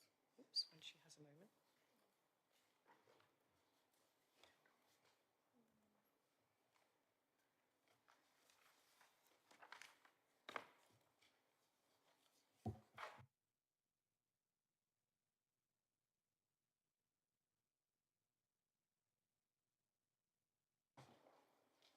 I'm sorry, I haven't asked this. I'm hoping that in your presentation, Phoebe, you give us a clarification of the wider location of this site so we understand where it is relative to the community of Cottenham and anywhere else. I've got a constraints map which shows where the development framework is in relation to the site. So great. I'll come to that shortly. Thank you very much indeed. I thought you would have. Good afternoon. As Chair set out, this is for the demolition of stables, storage building and shed, renovations of an existing dwelling to create access to the rear and construction of one self-built dwelling, together with solar panels, air source heat pump and a separate carport. So this is the dwelling outlined on here, 156 Histon Road, Cottenham. It's on the northwestern side of the road and it comprises a two-storey dwelling to the front of the site with a linear garden to the rear. The residential curtilage does not extend to the full depth of the site and I'll show you on later plans, but it stops approximately in this location here as shown on the plans. They're just actually, I'll show you on a different one. This is an aerial view of the site. You can see that here, behind number 146 to 148, there is also an outbuilding which has been converted into a dwelling, and to the rear of 160 is a converted building to a dwelling as well. This plot of land between 156 and 160 has never been developed. So this here is a photograph of the rear amenity area of the dwellings. These are the buildings in question. This is the detached larger storage building and this is a stable building. As you can see, the residential garden stopped shortly after. There are solar panels currently on the site relating to the dwelling house, but the rear of the site is paddock land. This is a dwelling that has been converted, and again, this is another dwelling here that has previously been converted. This is another view of the site. The access is proposed to come in via this location following the demolition of the garage up here. Here is a constraints map for you. This is where the development framework boundary of Cottenham finishes. It's approximately 250 metres to the site, which is located where this little black dot is. And all of the land outside of the development framework in this area falls within the green belt. And Histon is to the south, isn't it? Yes, Histon is to the south. So the site constraint is that it meets the grey belt definition set out within the National Planning Policy Framework 2024.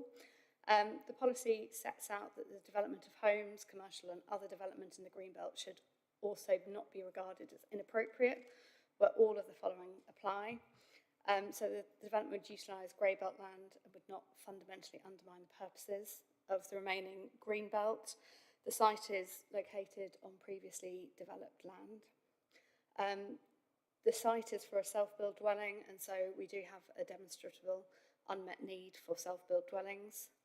The development is considered to be within a sustainable location. It's 250 metres from the framework.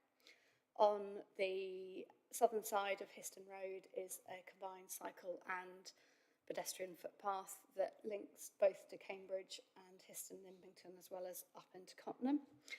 And there is also a bus stop located directly outside the dwelling house, which goes into Cambridge and Histon Limbington, as well as other surrounding villages. Part D is concerning where applicable the development meets the golden rules set out within paragraphs 156 and 157. These are relating to major developments and so not engaged for this proposal. So this is an existing site plan. This is the house to the front, and this is a single-storey garage to the side. This is the element that is proposed to be removed as part of the development to gain the access. A new access is proposed off Histon Road, and highways have raised no concerns subject to conditions which have been attached. And then here are the buildings to the rear which are proposed to be demolished. And this is the proposed site plan. This is the access as stated. A carport is proposed, and then a single-storey, 3-bed, 6-person dwelling. Conditions have been attached regarding the landscaping and the access way as requested. So these are the existing elevations of 156. Again, here's the garage to the front and to the side. And the proposal is removing this and building a single-storey extension, which would be in line with the existing 2-storey element of the dwelling. That's the house at the front? Yes, this is 156 to the front. These are the elevations of the existing larger shed and stable block. It's noted that the larger building has a ridge height of 4.5 metres and an existing eaves height of 2.7 metres. These are the proposed elevations of the bungalow and carport. The ridge height of the proposal is 4.8 metres, so it will be a 30 centimetre increase on the existing storage building. And the eaves height is actually a reduction by 50 centimetres, as the eaves height's going down to 2.25 metres. And these are the other elevations of the proposed building. And here is a proposed floor plan. Given the single-storey nature of the building and the separation to other dwellings, it's not considered to give rise to any amenity harm to adjacent neighbours, and it's noted that no third-party comments have been received by the local planning authority. The proposal, whilst located outside of the development framework of Cottenham, which is a rural centre, is on land which is considered to be green belt. The site is located within a reasonably sustainable location, and given the scale and massing of the building, replacing the existing buildings on site of a similar height would only result in minimal visual harm to its surroundings and would not be considered to fundamentally harm the green belt. Additionally, it would make a minor contribution towards the significant self-build, custom-build need in the district, and it does not result in any other harm and would otherwise comply with policies of the local plan, subject to conditions. Officers are recommending approval of the application, subject to the attached conditions. Thank you. Thank you very much, Ms. Carter. Right, we had, it's reported in the report that Cottenham Parish Council objected to the application, but they have not sent a representative. But I understand we have Councillor Eileen Wilson online. Thank you very much for coming. Questions? Oh, sorry. Before we come to Councillor Eileen Wilson, does anybody have any questions of the case officer? Councillor Fane. Yes, Chair. My question relates to the neighbourhood plan, which is on the basis of the parish council's objection. They cite the particular paragraphs. I couldn't personally see. Oh, your microphone. Start again. Yes, the question relates to the neighbourhood plan, which formed the basis, or part of the basis of the parish council's objection, and they referred to specific paragraphs. I couldn't personally see an obvious conflict with those paragraphs and the proposals here, and nor was it clear to me from the scale. I assume that when we're talking about this being outside the development framework, we're talking about, because of course the neighbourhood plan amended the development framework, extended it, but I think it's still outside the development framework, whether that is part of their objection or not.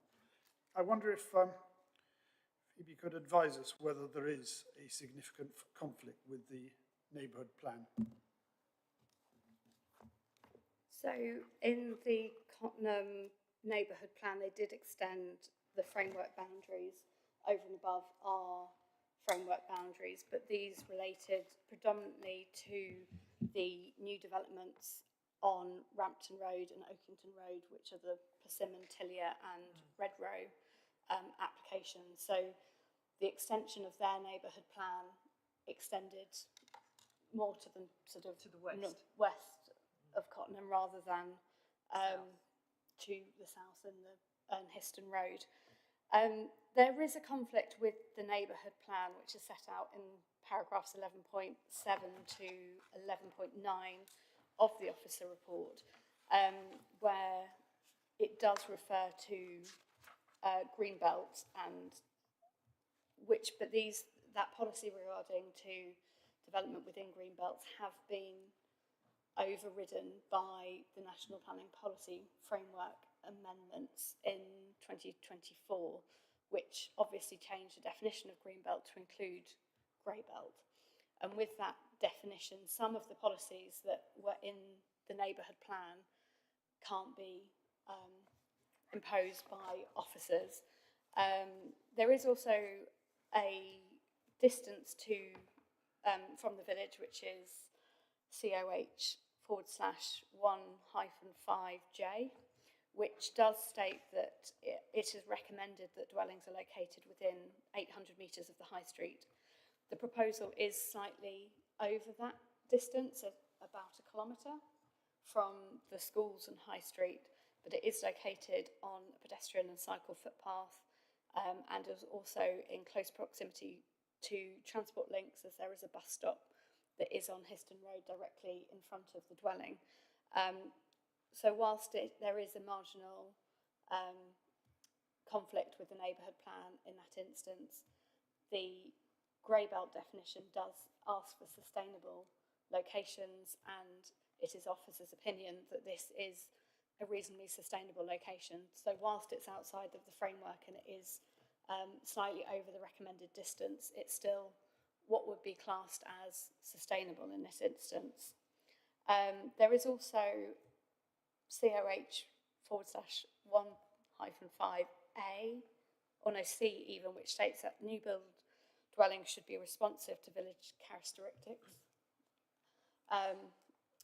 characteristics. The character of these group of houses in this instance has marginally been amended with other backland development, with the conversion and dwellings being sited to the rear. Whilst the house isn't maybe of the most sympathetic agricultural style, there will be very minimal visibility from the public highway, and it's not going to be significantly different from the existing building. So given that officers concluded that the scale and massing is going to be very similar, and we have conditioned materials to ensure that the proposal is responsive to the characteristics of the village. Thank you. Thank you very much. Right, did anybody else have any questions to the case officer? Okay.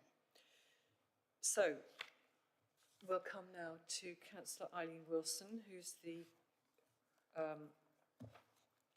District Council Ward Councillor. So, Eileen, you have. Thank you very much for attending. I'm sorry you're not well enough to join us today as planning committee, but thank you for supporting this application. So, can I just clarify? Are you speaking as ward councillor or in relation to the? No, you're not picking up the parish council comments per se, but you're speaking as ward councillor, aren't you? I'm speaking as ward councillor, yeah, thank you. Thank you. So when you're ready, do go ahead. Yeah, I just want to make a couple of points really. I do accept the need for self-built dwellings, so and I accept the grey belt argument. This particular house, 156 Histon Road, is on the side of a very busy road, which is the main road in and out of Cottenham, between Cottenham and Cambridge. It is sort of at the extremity of Histon Road. That side of Histon Road does not have a footpath. There is a shared cycle path and pedestrian footpath on the opposite side of the road, but there are no pedestrian crossings. So this already makes it quite an awkward place for people to walk. I've calculated that the walking distance from this particular site to the village facilities is 19 minutes, and on what is just a grass verge, not feasible. So I think it will give rise to vehicle movements rather than people walking, and access to schools. The characteristic of Cottenham is it's linear. It's a very long village, Cottenham. I think it might be one of the longest villages, and the characteristic is that houses are on the frontages of the roads with stables, outbuildings behind. This has been eroded over time with other dwellings being built on back gardens, but the actual characteristic of Cottenham is to have just the houses on the frontages. Then my argument is about the green belt as well, that it's built on the green belt, but it will be on the green belt. Sorry. It will, but I accept the grey belt argument. So these are just the things I really wanted to say, just in clarification, really, of the sustainability about the. I don't think people will be walking from this site into the village because it's not an easy walk. And that's all I had to say, really. Thank you very much, Councillor Wilson. Thank you. You have prompted a question from me to the case officer, which is that the clarification I'm seeking is that the footpath, the shared use footpath and cycleway is on the other side of Histon Road. So there is no pedestrian footway on the same side as this property. Is that right? On the same side as 156? That is correct, yes. Thank you very much. But people can cross the road and use the path on the other side, albeit bearing in mind the amount of traffic that goes on that road. Does anybody else have any questions raised by what Councillor Wilson has told us? No? Okay. Righto, thank you very much, Councillor Wilson. All good local important stuff. Thank you. Thank you. So we've got the planning balance up in front of us. So members, does anybody wish to debate any matters? Oh, Councillor Hawkins. Are we debating? Yes? Yes? Okay. I think I probably have said this before, but one thing we'll note is that a lot of the self-builds that come forward are outside the village framework, and they usually will be. This one just happens to be in the green belt, but again, it's in a place that already has something built anyway. Looking at what we've got before us and the fact that we've been able to actually deal with the issues raised by the parish council on the neighbourhood plan and the perceived conflicts, I really don't see any material reason why we can't approve this. But I think for me, it's the fact that, yes, there's been issues with the neighbourhood plan, but we've addressed that, quite well. So, thank you for that. Yeah, that's all I've got to say. Thank you very much. Councillor Batchelor? Yeah, thank you. So just to sort of follow on from Councillor Hawkins, I mean, I think today alone we've had 4 out of the 6 applications have been for self-build properties, every single one outside of the village framework. So, yeah, I mean, I think we are seeing a trend here, and, I know we don't compare applications, but, I think the principle of that is, for me, certainly clear. We need to give strong weight to this, to approving self-build planning applications. So for me, albeit just one in this case, I think that will have, for me, certainly a big impact in swaying this towards approval in the planning balance. Yeah, again, I do appreciate it's outside the village framework and within the green belt, but as we've seen, even today, that is quite common with these types of applications. And so for me, yeah, unless I hear something very persuasive the other way, I'll certainly be voting to approve this. Thank you. Thank you very much, Councillor Batchelor. Councillor Heather Williams? Yeah, I think it's been nice. I feel like all the bungalows have been saved up for us in this committee. So trying to see, that's a bonus. We often get frustrated we don't see many of those. As Councillor Batchelor said, and I think Councillor Hawkins said, yeah, the reality is we don't have enough self-builds in this pipeline. That means we can just provide them within village frameworks. That's the reality. And I think that's why we're going to see more and more of them. And it's a problem because then things like this could have been exception sites, and we could have secured more affordable housing potentially in some of the applications we see, if that wasn't the case. But we are where we are. I don't like the term grey belt, but I know why it has to be used. I have issue with the word grey belt for numerous reasons. I think the purpose of the green belt, and one that often, trying to be careful, but I can't say that it's missed by national government currently, is that protection of urban sprawl and in making sure it's not just about green spaces, it is about making sure that areas and villages are protected just from the city. I don't feel that that is jeopardised in this application. When it comes aesthetically, there is already buildings there, there's already hard standing there. If there wasn't, I might give more weight to the green belt principles, but the reality is there is already a construction and there's already development in that area. So I don't think that it's creating any additional harm to the setting of the green belt. In some respects, it may enhance it. So I'm minded to go with approval, except we have to use the term grey belt, but I don't like it. Thank you. Right, my observation about this application is that, yes, it's outside the development framework of Cottenham and also of Histon.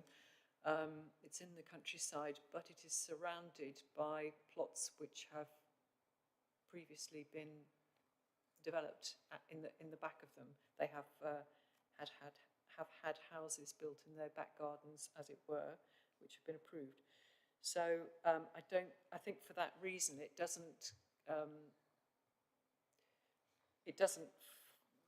Looking back at the report at 13.5, it says, although the site is classed as being within the open countryside, the surrounding area does not have an open, undeveloped rural character, and the proposal would therefore not result in any harm to the character and appearance of its surroundings. And I think that's correct. So my observation is that I can't see any reason to refuse this. It takes one, gives one extra self or custom build house from the register, which is a good thing. So that's my view. So Jane, would you like to come to I can't see anybody else indicating to speak, so I'm assuming nobody else wants to.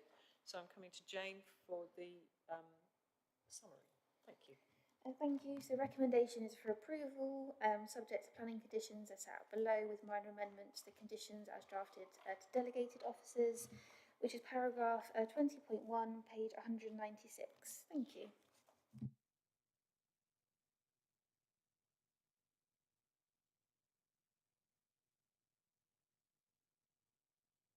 Would anybody like to propose this? Councillor Hawkins, and second, Henry Batchelor. Thank you very much. So we go with the recommendation as at paragraph 20.1, page 196. Shall we go to the vote, please?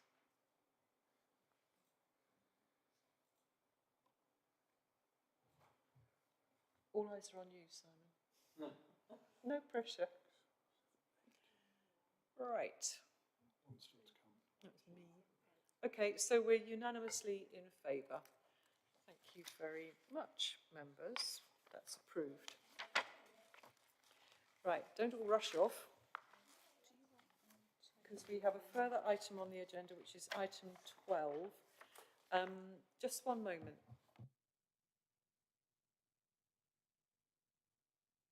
Before we come to item 12, I'd just like to ask Vanessa to update us on a legal matter. Thank you, Chair. Thank you, members. So just to let you know that,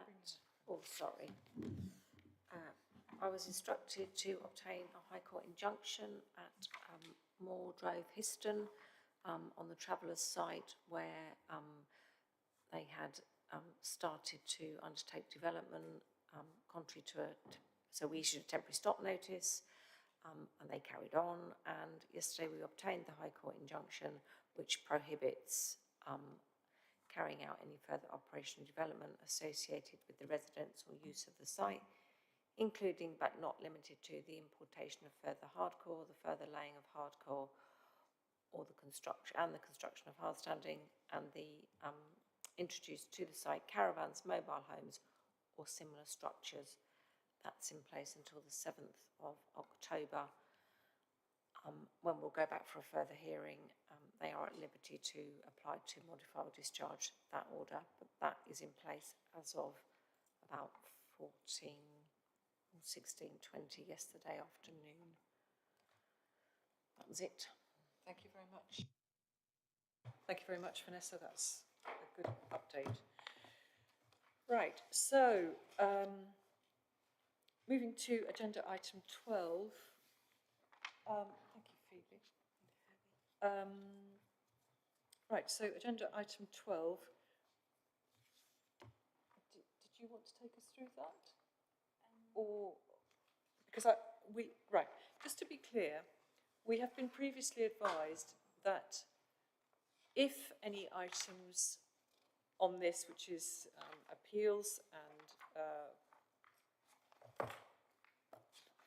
with the Secretary of State, we've been advised that given the nature of what is being investigated here, officers can't easily report back while the cases are ongoing. So I think really the point of this is to give us a description of things that are going on. If we have anything in particular that we wanted to raise, it's sensible to raise it with the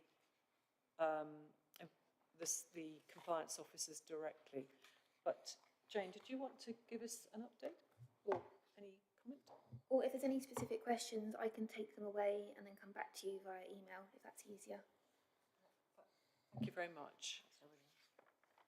Okay, so Councillor Williams. One of it, and I appreciate you might have to take these away, one of which is so it's the top of page 214, there was one appeal allowed on self-builds. So I'm just wondering whether that was the self-build and land supply, or whether there was other things going on that site. Which address are you referring to? This one. Land between Redlands and, I'm going to pronounce it wrong again. And Nissus, okay. Oakington Road, Cottenham. So is that one that's been allowed, just to understand what the reasoning behind that was? And then there is one that appears twice, it's actually in my ward, but they are active ones, so if perhaps I can borrow Vanessa or an officer after committee, that would be helpful. Yes, I think that's the best way to handle that. I can forward you the decision on Oakington Road if you want. Yeah, it's just one. Yeah, I'll do that now. And to me, please. Yes, Thank absolutely. And Councillor Fane has a question as well. Well, just a little comment under, are we on Appendix 4? Appeals. Appendix 12, agenda item 12, Appendix Appendix 4, appeals awaiting okay, decision. yeah. Just that in there, there is a repeat of an item relating to the Navigator 63 High Street. That was a pub that was run there until 2.5 years ago. It was then closed for a while. It was purchased and has been reinstated under a different name. And the extraction unit... Sorry, do you want to start I think most of that was caught because my light was showing. So the Navigator in High Street was closed 2.5 years ago. It was purchased by a new operator. It's been running for nearly a year now, and the extraction unit concerned was removed before it was reopened. But we, every time, we still get that particular item appearing twice. I just wondered if there's any way of taking it off. Taking it off, because it's not relevant anymore in my view. No answer needed. Perhaps we can respond to Councillor Fane by email, I think, and copy to me, please. Thank you. Right, elsewhere where things might appear to be duplicates, they often have a different appeal reference number. I just note, under Appendix 4, appeals awaiting decision from the inspector, we still have a long list all the way over page 216 and on to 17. And I guess that's still because they just have a long backlog of cases. Yes, we are still awaiting quite a few appeal decisions. They have caught up quite impressively with their backlog, but they still have quite a lot to cover still. Thank you very much. Okay, so no other questions? So in that case, thank you very much, members. 4:30, we'll call the meeting to a close, except that just before we stop, the date of the next meeting is September the... I think somewhere. it's the... Oh, 10th of September. 10th, yeah. 10th of September. I shan't be here. So we look forward to seeing everybody except Vanessa there on the 10th. I'm on holiday. Okay. Thank you very much indeed, members and substitutes for coming in. I'm Thank on you. holiday.